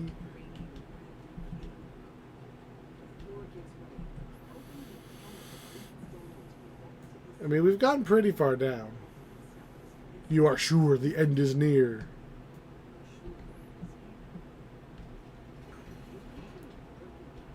Greetings, O King of the Rats.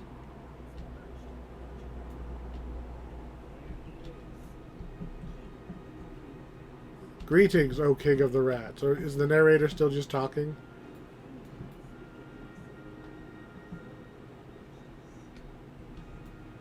A bit of magic. He's like, oh, you barbarians, you're going to kill all of us for a bit of magic. No, we're going to kill you because of a lot of magic.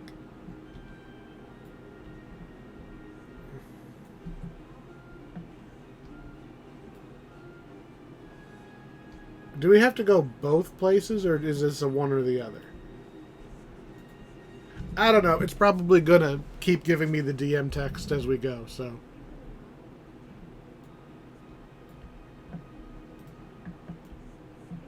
Boing. Boing. Where's the... Oh, hello, larger beast. I don't have... Yeah. Goodbye.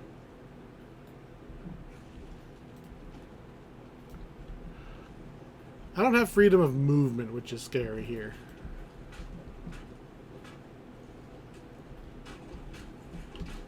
I also do not want the hireling standing in there.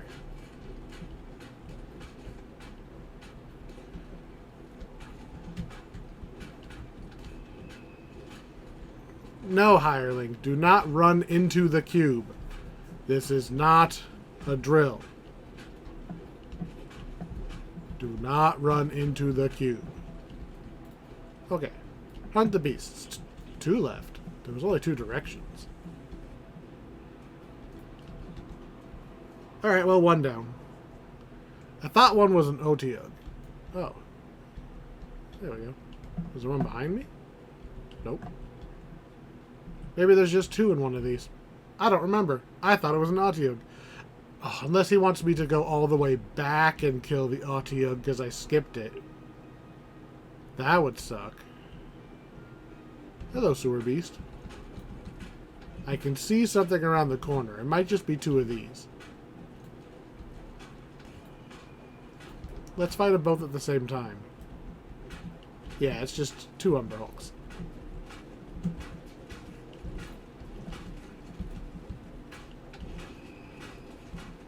You guys hit me too much, it'll trigger Crusade.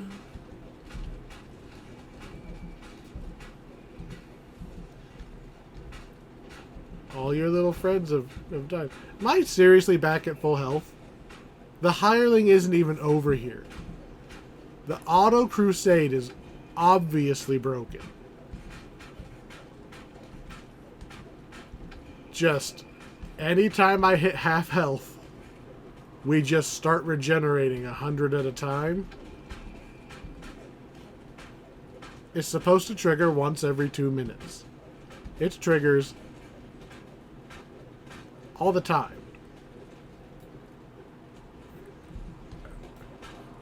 That plus my heal from smite, man. We are doing pretty good. As long as we can stand and hit the thing that we're fighting. Greetings, O rat.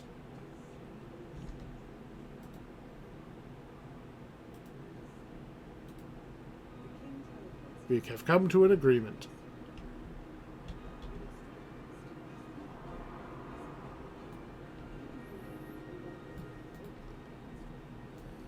Alright, I guess we go to the docks. Turn this in, get a prize. Yell at these guys for being the worst guardians of magical artifacts since Iron Man.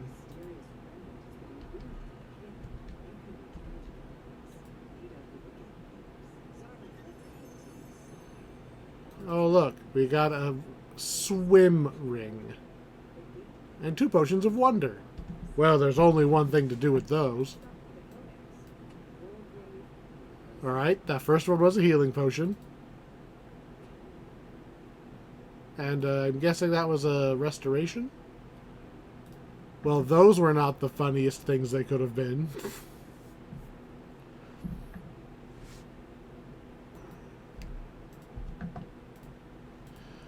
Alright, so that has been... Really? Really? I missed. Just a spider just on my screen. Just really... I thought spiders had stealth bonuses. Like, you guys are the worst. Like, how do spiders... You might like spiders, and that's fine for you. I think they're dumb as fuck. Okay? Make your web somewhere where a human's not going to just walk through the middle of it, get pissed off, and kill 17 spiders out of spite. Okay? Don't... How? How are spiders still around? It's like, I know, because they make like 1,000 baby spiders at a time. You know, just shotgun approach, because they're all so stupid that it's just their numerical superiority that keeps them alive, which is actually a lot like humans now that I think about it.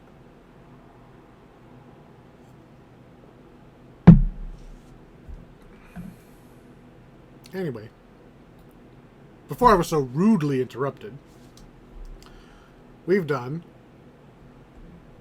How many is this? This was 3, right? 1, 2, 3, 4, 5, 6, 7, 8, 9, 10, 11, 12, 13, 14. We've done 15 free quests so far, which is already more than I thought this was when we started this. I think I said there was 12, right? Something in that way. And we've still got 3 to go. There's 18. I miscounted by a lot. Granted, I forgot 4 of them. Where's my passage back to... I need to not be here anymore, please. I have places to go.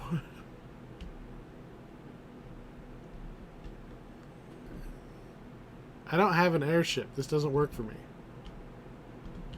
How do I get out of here again?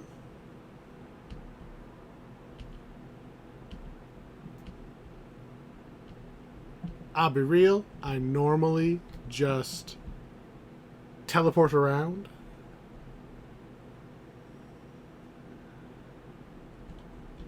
Here we go. Back to Stormreach. I'm so used to all the little teleport items, I forget how to get places if I have to walk.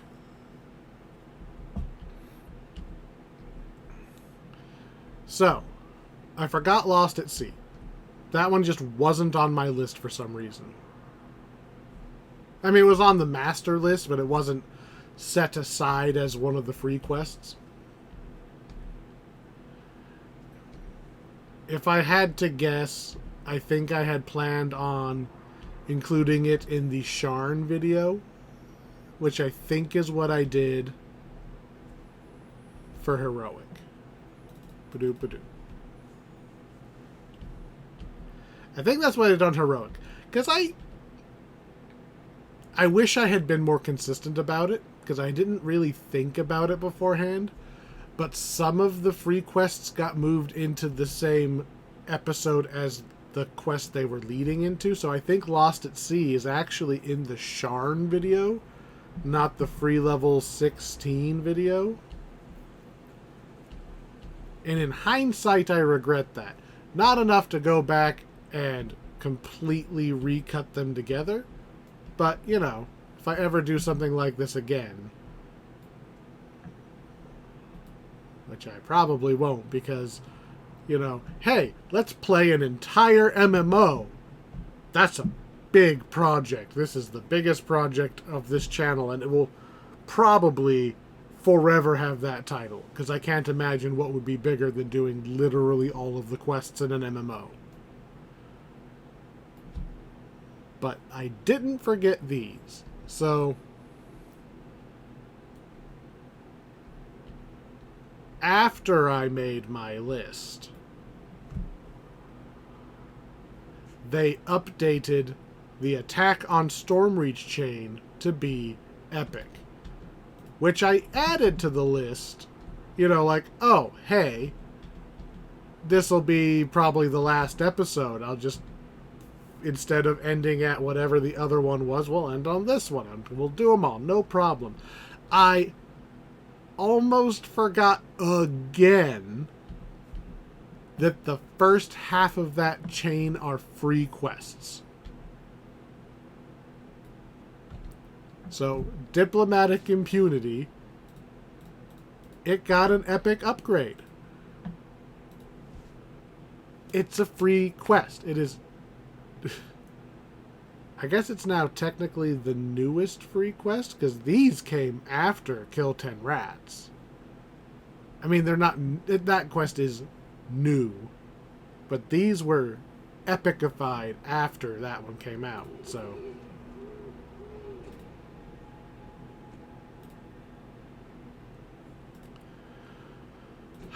We've seen these quests before.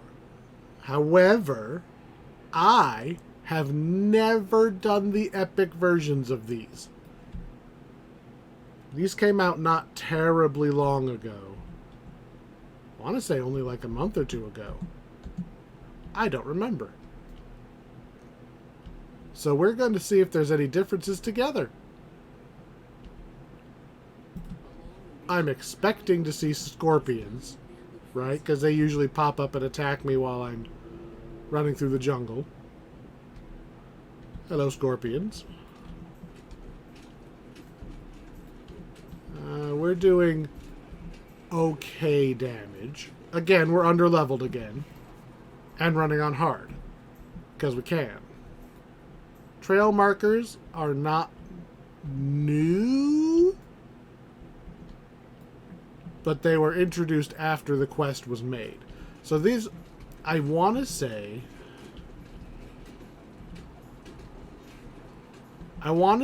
even outside of the epic overhaul, I think these quests also got a regular overhaul anyway at one point to make them a little more user-friendly.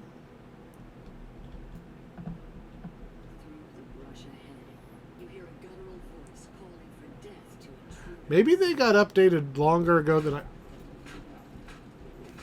What are you doing here?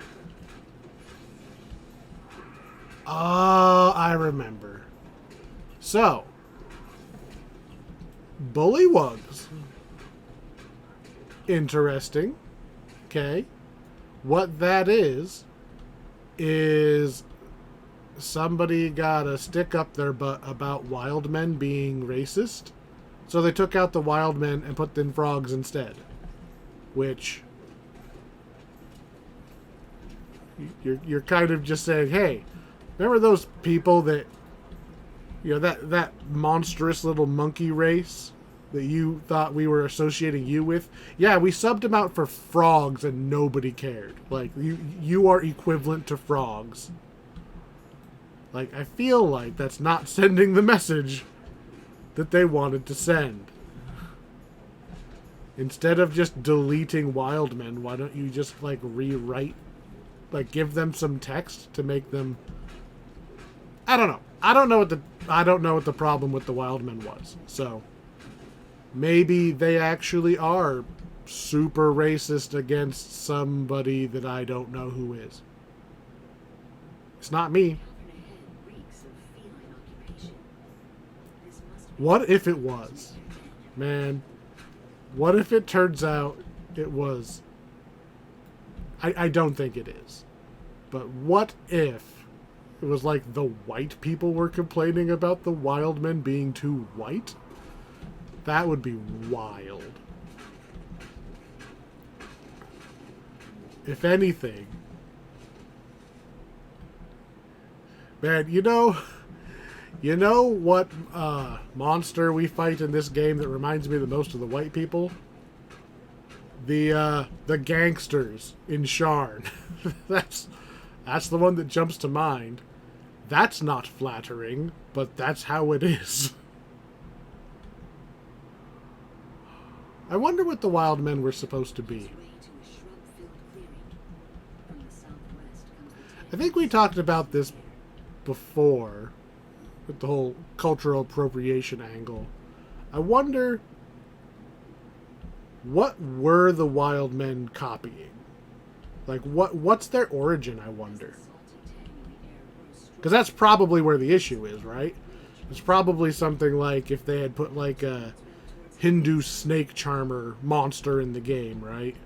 Like a Yuan-ti bard, right? that does the little snake thing, or the flute, the didgeridoo? No, that's Australian, I think. The flute thing. You know what I'm talking about. If they had a Yuan-Ti, that's the snake people, bard, playing one of those, I could see somebody going, I don't know. It's kind of, that's towing the line between like tongue-in-cheek reference versus just being a little insensitive. Like, I don't know. But what could the Wildmen be? I could look it up, obviously. I'm sure that they have a article from it, and I think we've talked about it before when we ran through.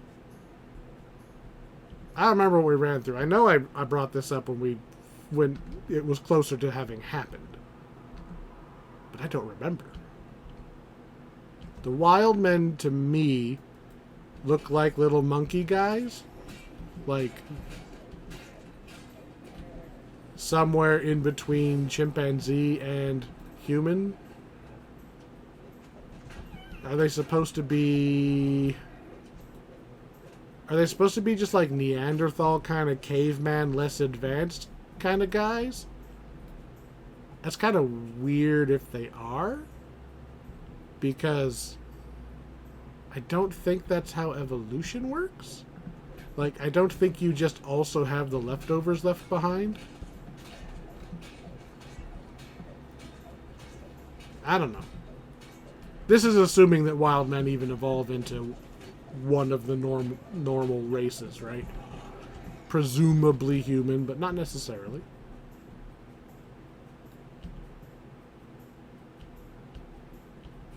Yeah, I feel like they would just be their own race, right?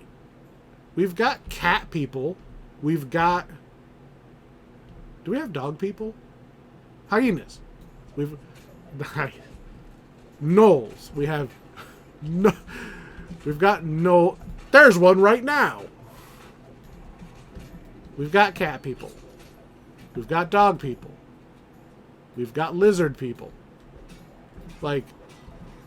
It doesn't feel like a stretch to have monkey people.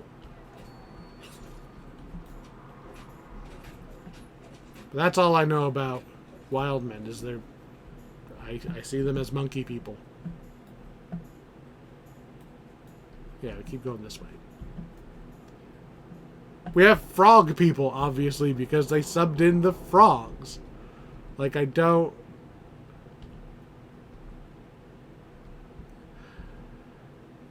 My guess is that the wild men reference something as opposed to resemble something. The wild men are usually slaves in this game. Right?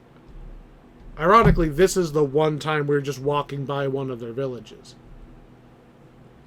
But like in the Restless Isles, they're slaves. I want to say they're slaves in Red Fens. Maybe it's... Maybe it gets a little too close to, like, Black history and, like, that slavery. Because the wild men don't look like black people. But maybe it's one of those, like, all they did was change what it looks like and then just copy the history, but there's always going to be slaves. Like, it's not like you can avoid ever putting slaves in any sort of media ever again because there were slaves at one point and it's insensitive to them.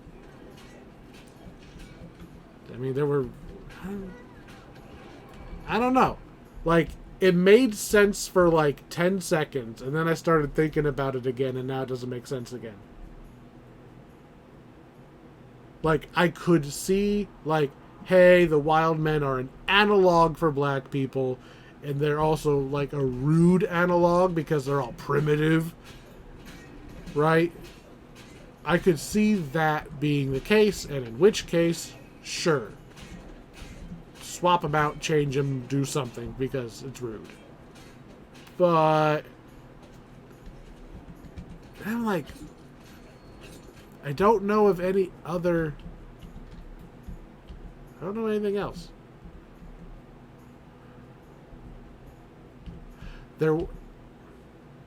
Was it the Wildman? No. There was a similar case. One that I kind of remember more details of.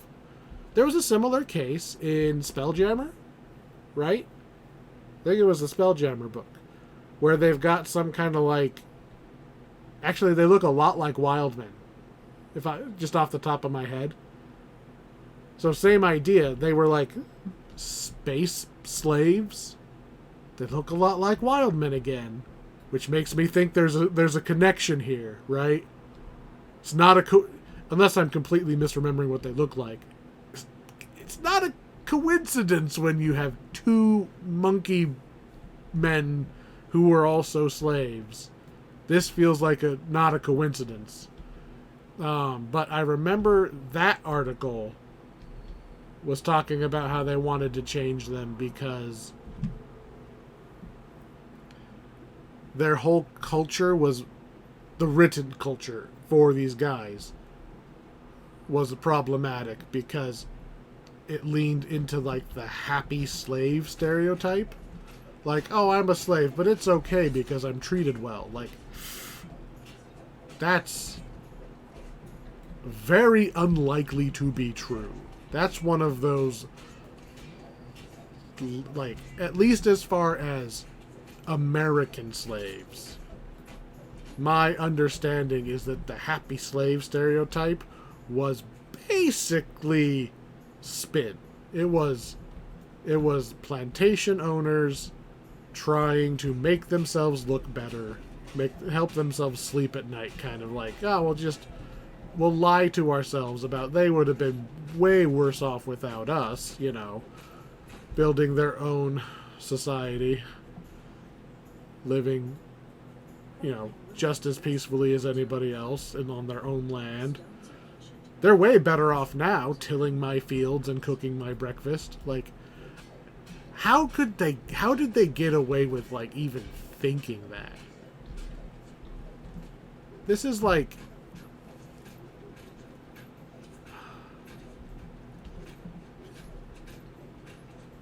It's like if we popped open a cave, right? And found some Neanderthals, right? And the Neanderthals had somehow not changed at all and are exactly the same as what we would stereotypically think of a Neanderthal. Let's say we popped open a cave and there's a couple hundred Neanderthals somehow stayed alive in this cave. Okay. Would we just walk in and change all their shit? Like, I don't even need to come up with an example. We have an example. The tribes down in South America, like in the Amazon, there actually are some very remote people living in the Amazon.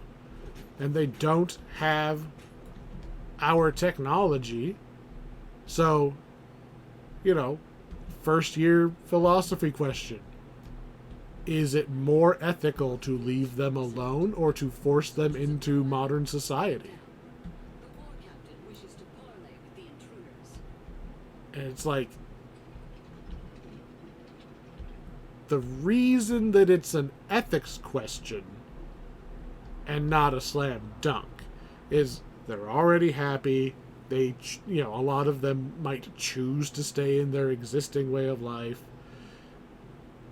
You optionally offer them things, and if they don't want it, don't force it on them, right? All completely reasonable. Ye old Britain, the original Americans, the whole reason that slavery, what we were talking about, the happy slave mentality thing, the whole reason we got into all that was because somebody looked at a tribe in South America and said, hey, You're all dumb. You don't realize how dumb you are. Come and do all of my menial labor, and I will raise, in my opinion, I will raise your living situation this much, and you'll love me for it. There's your problem.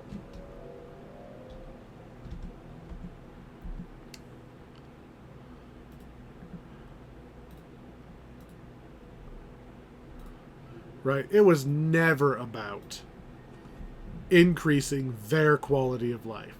You did not sail a ship to Africa and kidnap entire tribes, entire groups.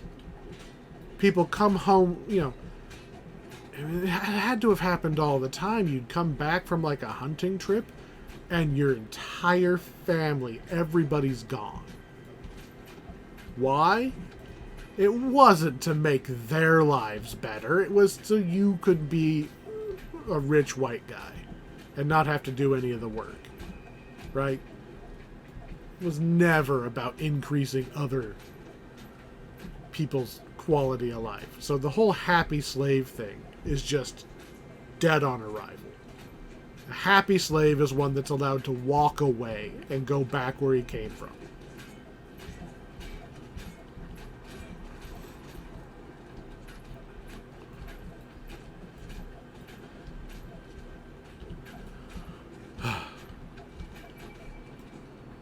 And so that's why they had to change those things in Spelljammer. At least it's either that or that's what they changed them to, which is kind of worse. But yeah, that's basically why they... I don't remember if they had to... Ooh, what are you? A random damage dealing elemental spell. Probably never going to use that, but hey, it's an item. I'll throw it away later. Anyway, that's... The whole point is... Oh, we got 2 items. Look at that. 2 in the same quest. What do you do? 14 charisma. We do charisma. Will. Magical sheltering. Extra plus 10 to skills. Alright, so it's basically just a charisma ring. But it is a charisma ring. That might end up getting used as we start getting more high-level items. This is what? Level 29, I'm guessing? Minimum 31, damn. Anyway, that's why they had to change those things in Spelljammer. Or why Wizards got yelled at to change them again. This is why there was a problem with Spelljammer. And I would guess that it's this, like, a bleed, like a splash effect. They probably changed the Wildmen because they're very close to that. Maybe. I don't know.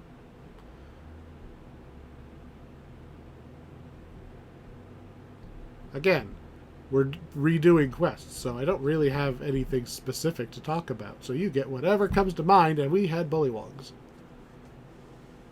Intelligence ring with feather falling. No. So here's the problem.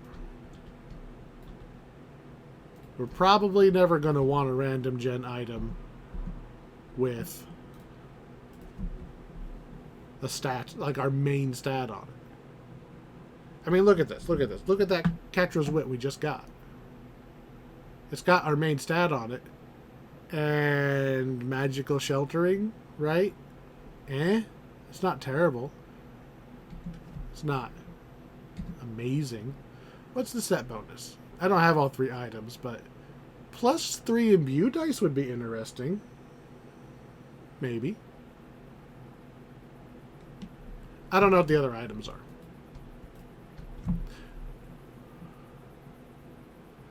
But the problem is, that's a very mediocre charisma item. If that was like our... I say that because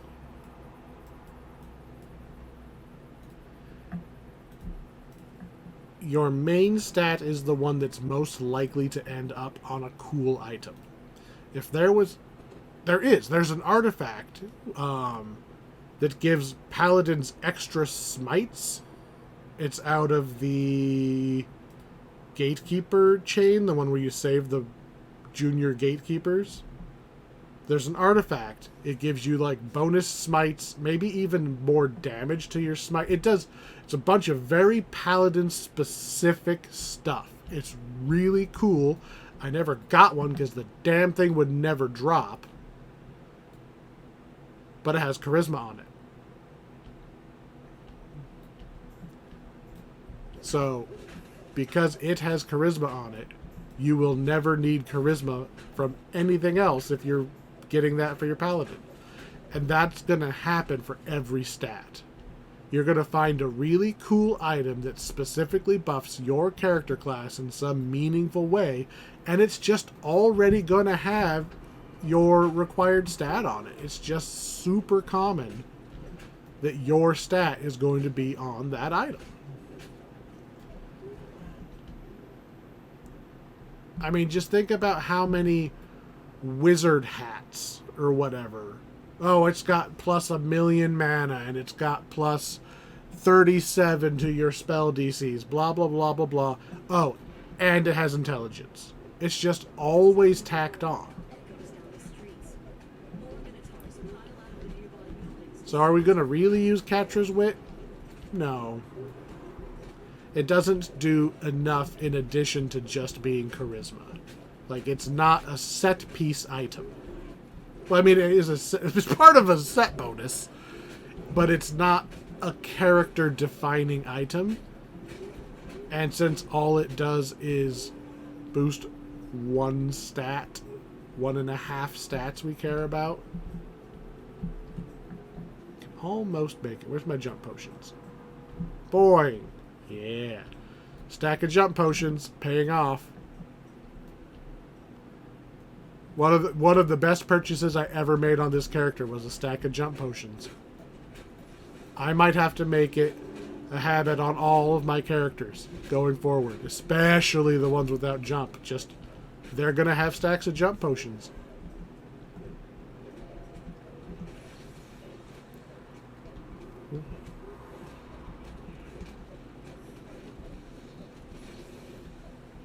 Oh yeah, we need to actually stone one of these.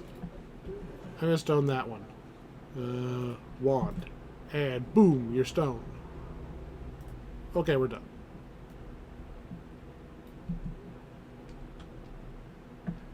If you're going for the 100% of this quest, where you kill, like, everything, literally everything.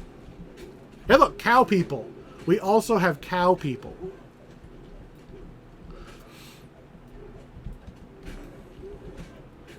Somebody tell me what the deal with the Wildmen was. Please explain it to me, because I don't think I fully understood it when it was first changed.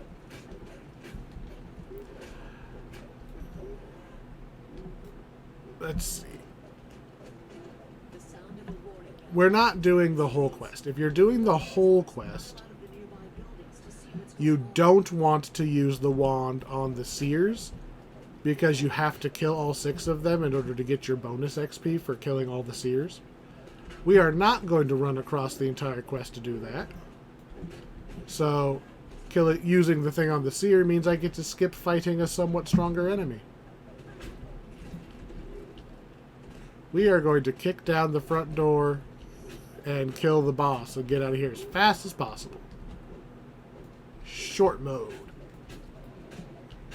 We are going to kill all the random stuff nearby, though. Because we are still under level, and it's still... Even the runts take quite a few swings, so let's not purposefully drag 20 extra guys into the boss fight.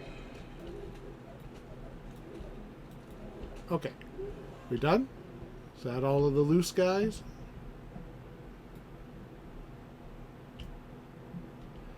I know this is trapped. So you're going to hold still. I'm going to trigger the trap. Your gifts are acceptable, says the military chieftain. But they will not be enough to hire my people as mercenaries. War is expensive. Are we not going to trigger the trap? I can see the trap. I don't know if that's showing up well, but the slots showed up. But the blades didn't come out. Okay, that one did. I purposefully stepped into it to make it work. Apparently, you can just walk up the edge of the ramp and it won't do any damage unless you purposely jump back into it. Alright, let's get this casters out of here. I'm going to start by hitting this. Can I use the rock wand on these guys? That's tempting, but, you know, that's not the evidence I want to leave. Alright, Orc's down. He's going to disappear, that's normal. We'll have to kill him in a minute. They're bringing in a whole bunch of extras.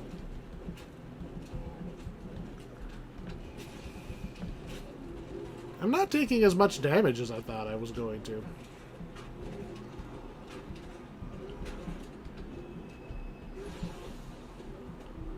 Oh, Hero Soul? Does that mean you got to heal yourself an extra time?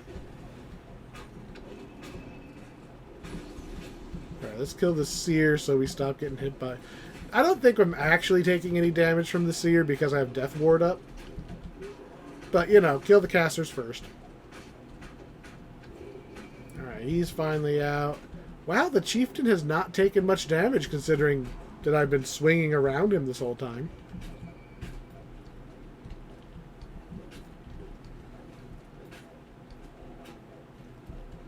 I mean, he looks like he called for help. But his help is not... his help is not moving very much. So we're just going to keep beating him up. They're targetable. They're active. Actually, I probably should kill them because I don't want another wave to spawn on top of these guys. Because I don't know if I could take both waves at the same time.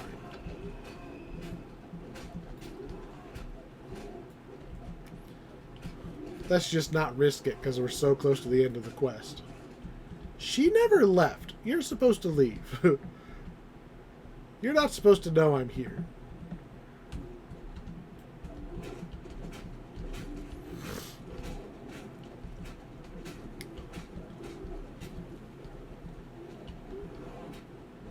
Well, we got one tier of killing Minotaurs just doing the fight.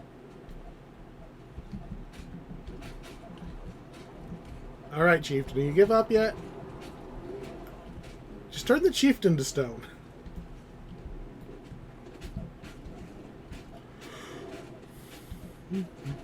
Almost down and done. Take my treasure. Somebody's shooting at me.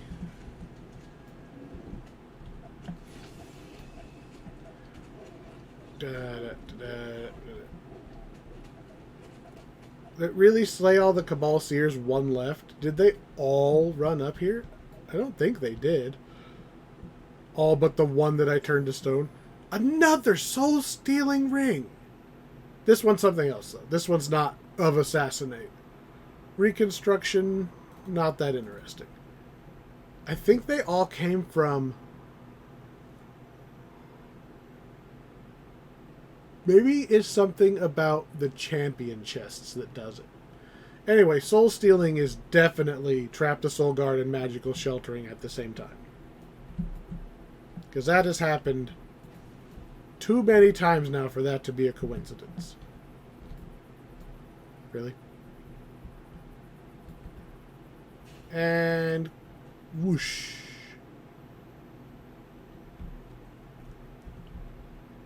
Yes, Doris, I know it was a very, very sloppy job. Doris is underwhelmed by your performance. Grumbling about too much noise and not enough violence. Yeah, but it was, you know, 10 minutes instead of like 45 minutes to hunt down every single Minotaur. So no, I don't mind. And we're down to one more quest. There's our of assassinate. The last free quest. Unless I forgot one, in which case, obviously, I'm wrong. This has been a long episode. This has been maybe 4 recording sessions. Now, I could have done it quicker.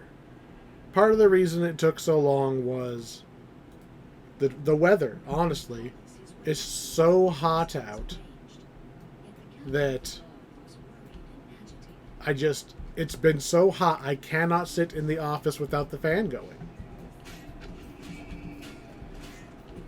And I can't run the fan while recording, or all you're going to hear is bleh from the fan.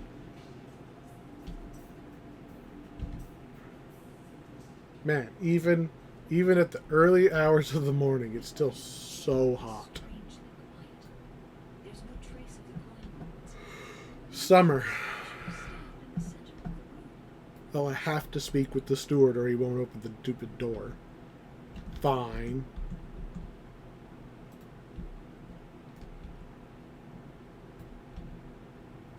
I don't want the lower offices. I want the library first.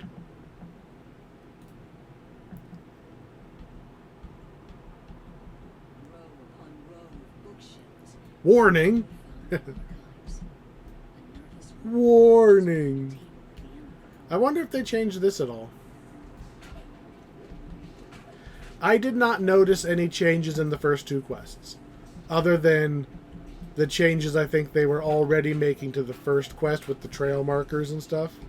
And obviously the bullywugs. But the bullywugs had nothing to do with the epic change. That was the problem with the wildmen, whatever that was. Again, if you remember what the problem was, if you can explain it to me, just put it in the comments. Because I'm not likely to go and look it up myself. But you tell me what the problem was and whether you think it was a problem.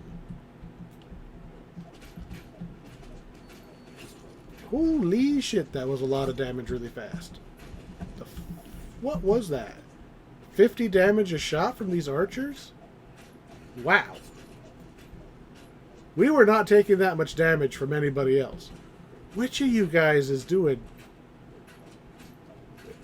That's a lot of damage.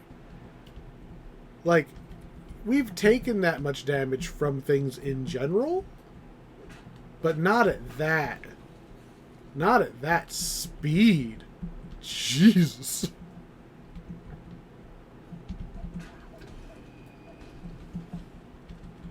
We still haven't found the... I'm going to kill the archer first. I still haven't found the chest, which is weird, because I usually find it right away.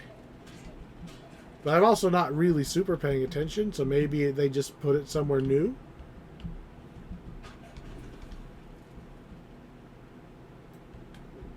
Okay, I can see it. I can see it. When we picked our direction, we chose poorly.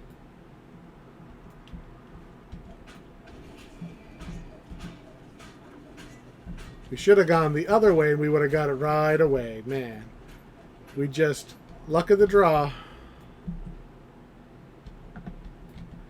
Here's a strong box.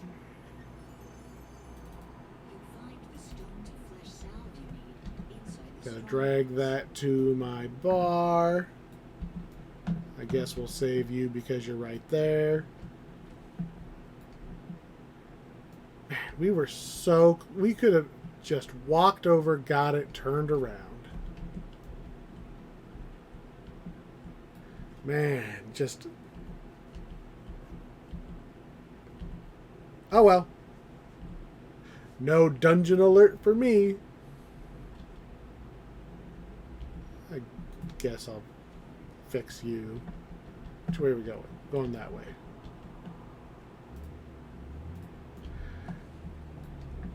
This is a quality of life thing that I'm happy they did. There used to be like a 20-second cooldown on the stupid jar. It's not like you get to take the jar out of the quest. It's like, why? Why was it ever like a 20 to 30 second cooldown? Thank you, whoever made that more bearable. Because I liked going and saving all the guards, right? And it was really hard to justify saving all the guards when you were literally sitting there for 30 seconds in between each one, because there were 3 guards right next to each other, but you could only use the jar once every 30 seconds. So it's like, alright, well, am I going to leave a guard behind? Or am I going to, like, come back for it later? To backtrack because it's more efficient? No. Alright, let's kill... Keep leaving them on 1 HP. We've killed all of the outer guys. Door? Hello, goodbye. Oh, you would be a light bearer, just so I have to kill you twice.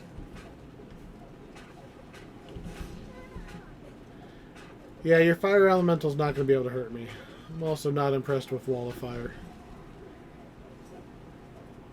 Do you not see that I am a red Dragonborn? I can sass him because he's dead now. He's not going to tell. He's not going to tell the electric, ice, and acid ones like, oh, he was mean to me.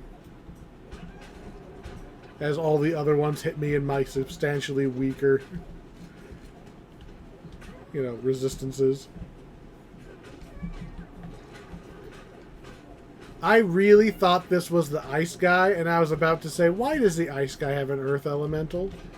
No, he's a champion, and he got Soul of Ice. That's gotta suck, right? You were born lucky. You're a sorcerer. You have powers other people can only dream of having. But you only want to be a baker, right? That's your D&D backstory. But, like, imagine you are already a sorcerer or something, but your powers are red, fire-based. You're like, man, but I really like ice. I really like ice. And then instead of just being a fire sorcerer, you go out of your way to be an ice wizard. Like, you put in all the effort to be a wizard so you can pick ice instead. It's like you won the lottery in a currency for a country you don't live in. It's gotta suck. Alright. I forgot to unstone the guy in the last one we were in. Is it this one? It's not this one.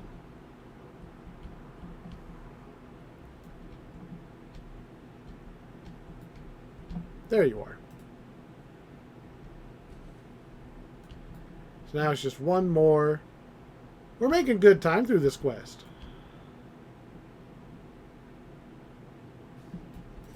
Kick open door.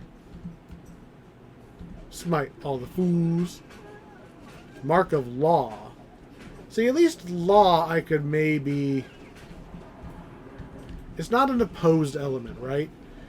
If you're a Law sorcerer, you can still study, like, fire magic or something. Study's not the right word. Doesn't feel as forced as if you're a fire sorcerer, but you really wanted to be ice. Freed all of the Court Lords from the Medusa's curse. I did not actually mean to jump.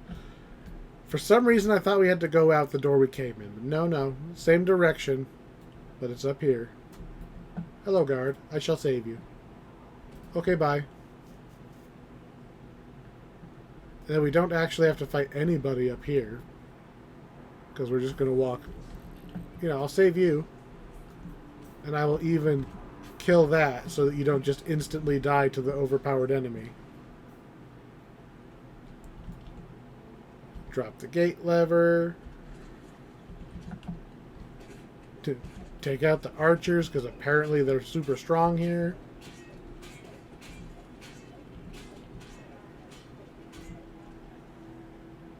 And we're going to run straight up those other stairs and continue on. I landed way closer to the middle than I meant to. I wanted to skip these guys.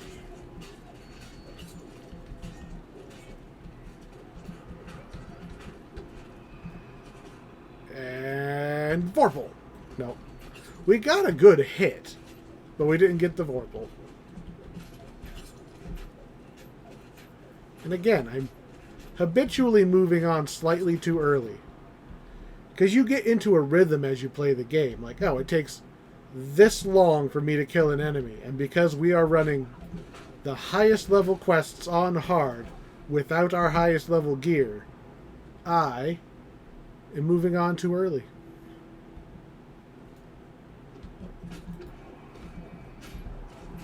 Are you still alive? No, you're dead.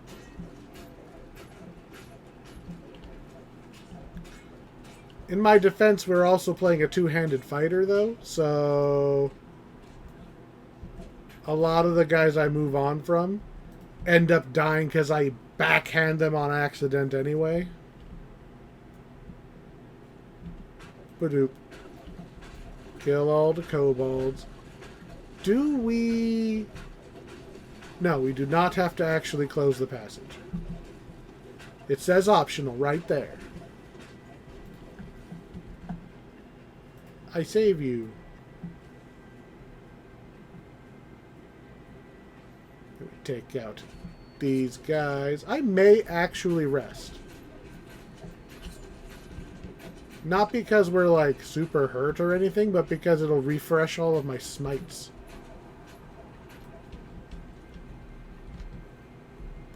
I mean, we've got a shrine right here.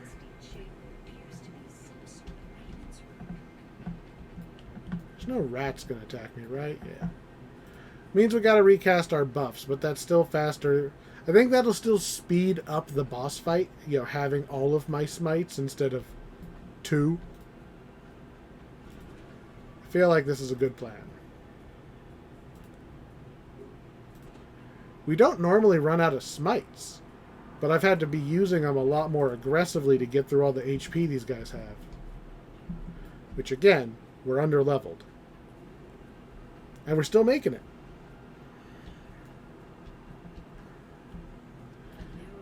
Into the tunnel. Surprise!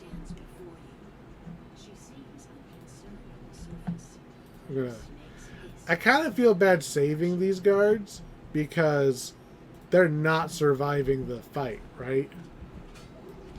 They're dying in here because I undid their curse.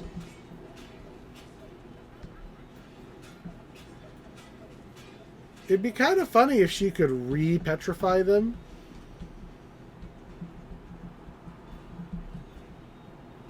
Just use the salve on them again. Apparently I missed one guard somewhere. Well, actually, I think I missed like 3 or 4. Because I didn't go everywhere. There's extras. Apparently I stopped just short of getting all of them. Enough. Stopped just short of getting enough of them. I can't defeat your legions, huh? Well, first of all, don't use your gaze attack when I turn my back. You literally waited to use it when I turned to go and kill this archer. Now I'm going to kill this ogre. Yes, your legions are muy scary. Adrenaline smite. Nice, 4,000 damage hit there. She's challenge rating 41. Ooh. And she's got that arcane blast. I've seen that. I've seen that do damage. That's a nasty one. I don't know exactly what ability is, but did both guards really survive this whole fight? Wow. Really, I missed.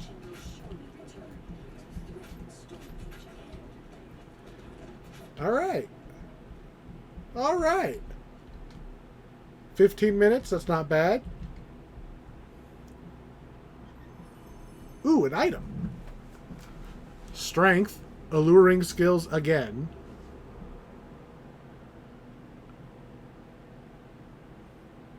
Physical sheltering, fortitude. It's actually very similar. Oh, damn it. It's very similar to... Oh man, are we full on commendations of valor? Can I not pick those up anymore? Okay, I can fit some in the other bag. Good. Anyway, yoink.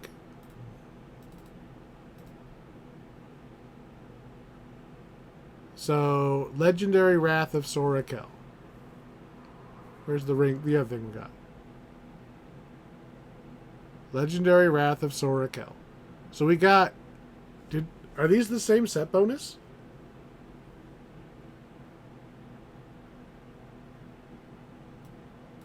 If these are the same set bonus, why do they both have... Oh, that's insightful skills, and this is exceptional skills. Okay, those do stack. Physical sheltering, magical sheltering, will save, fortitude save. Okay, I can see what they're doing with here. You got strength, charisma. Is Sorakel a... Is it a paladin set or like a tank set or something? I don't know why we would need universal spell power. I like physical resistance and I like imbue dice. I wonder what the last piece is. We didn't get it, but we got apparently 2 out of 3. We didn't get one from Framework. Because I bet you we have to do the whole Minotaur thing to get the rewards from Doris. I wonder what the other one is. I forgot I was not picking these up. I'm going to look. DDO, Wrath of Sorakel, if I even got even close to spelling that.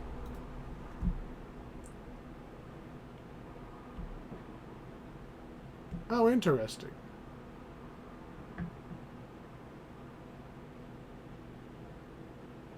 It looks like there's glove. Oh, because it's got upgraded forms. I was going to say there's more than one. It's glove, helm,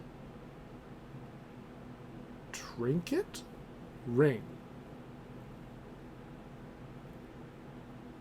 Okay.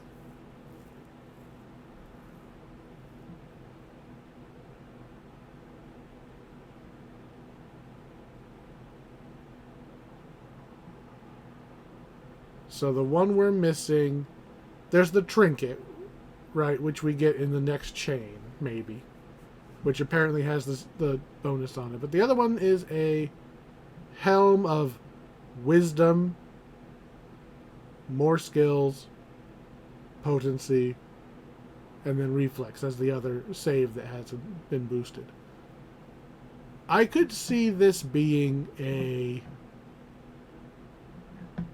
paladin set because it's charisma, strength, and wisdom.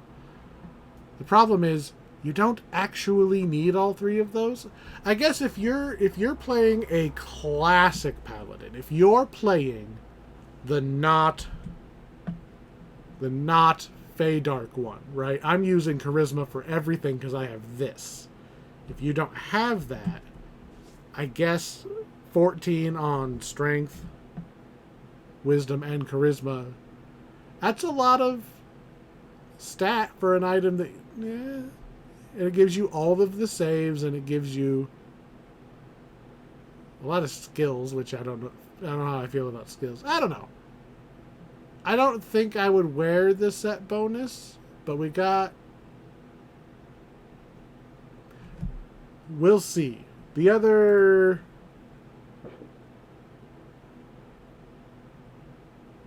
The other one was definitely from Framework, so there's one per quest. Definitely one per quest. I don't know.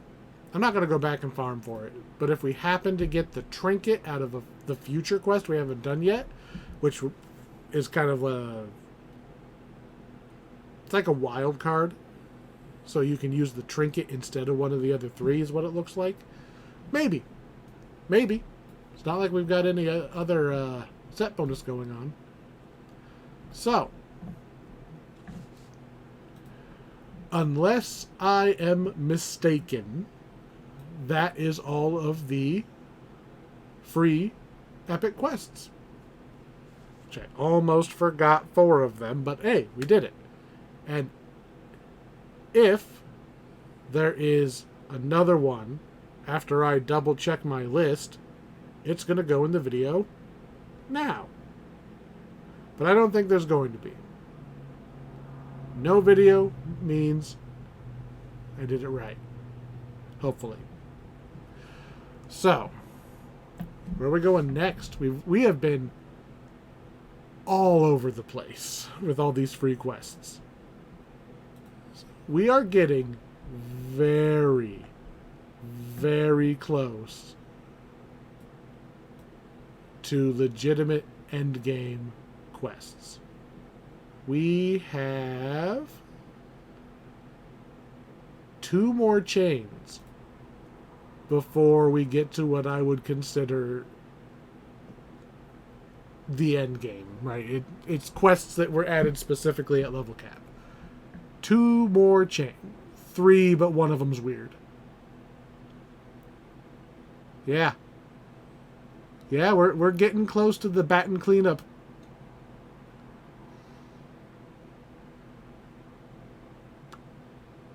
Oh. I'm looking at my notes right now, obviously, and I did want to point out somebody left a comment back in the original time we went through those last 3 quests, the first part of the attack on Stormreach chain. I said something about how like when you kill all the Minotaurs, all of them, you go back to Doris and you're just randomly ambushed by panthers. There actually is a reason for that. Apparently they were actually added so that if you killed everything in the quest and the last thing you killed was a Minotaur, you would still be able to complete that optional objective of kill something other than a Minotaur for a change. They added those panthers specifically if you got to that optional so that you would be able to complete it. So yeah, I just saw that on my notes and I wanted to put that in there. I did read that, and thank you for bringing that up. That it was legitimately there for that objective. All right, what? Our next one's a short one. We're going to be going off to the Archon's Trial Pack to do those on Epic. I want to say that's only like 3 quests. It's not very many. So maybe I'll get 2 packs in. What's the one after that? Is it short? Yeah, it's short too. Maybe after taking almost a week to do this one video, I'll get 2 done in one day. Maybe. Depends on the weather. Hopefully you can't see it, but I could feel the sweat just rolling down the back of my head because it's so passively hot.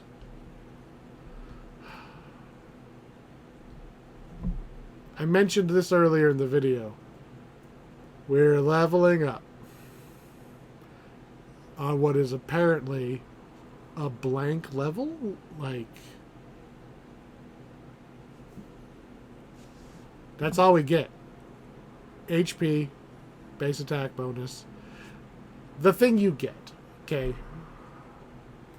The thing you get. It's not another tier of any of this stuff, although apparently we have 1,000,000 points. It's not any of that. It's not a feat. What it is gear. Level 29 is where you can wear all your Sharn, all your Ravenloft. This is the level that your gear takes a humongous leap. We don't have any of that, but we can now begin to equip things as we find them. In a couple more episodes when we actually go to Ravenloft. Till then,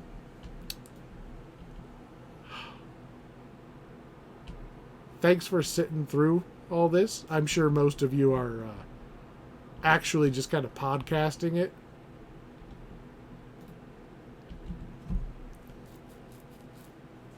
But yeah, thanks for being here. Thanks for putting up with my rambling. I know it's been a little... I feel like it's been less helpful to do these on Epic than I was hoping. There's just been so few of these that actually have a meaningful difference when you're doing them Epic. It's not even worth mentioning. Like,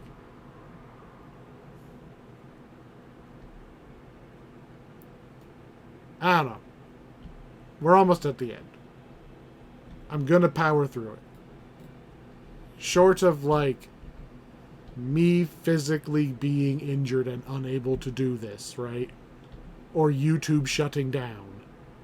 I am going to finish every one of these quests. We're gonna do it. Hell or high water, we're gonna do it. So, next time, Archon Chain, which I thought the Archons were like right down here. Apparently they're not. I probably just went the wrong way. Anyway, this has been a terrible outro, and I apologize. I will see you next time. Again, thank you for watching. Leave your comments. Let me know. Let me know if you know why the Wildman needed to be changed. Enlighten me. Like, I honestly do not remember. Or anything else you want to comment on. I read all the comments. Strangely enough, like, the most of the comments I get are on ones from months ago. So, you know, thank you for commenting. If you comment on a quest that I haven't done the epic version of, I have a list of things that I'm trying to remember to say. You know, I'm going to bring it up if I can. But, yeah. I have some of those are like 6 months old videos getting comments. It's like, cool. I will still respond to you if you answer it. If you ask me a question, I'll respond. Right? I don't care how old the video is. But, yeah. They were a while ago. I'm rambling. It's time for bed. Good night. Hopefully there's not an extra quest tacked on here. Y'all take care.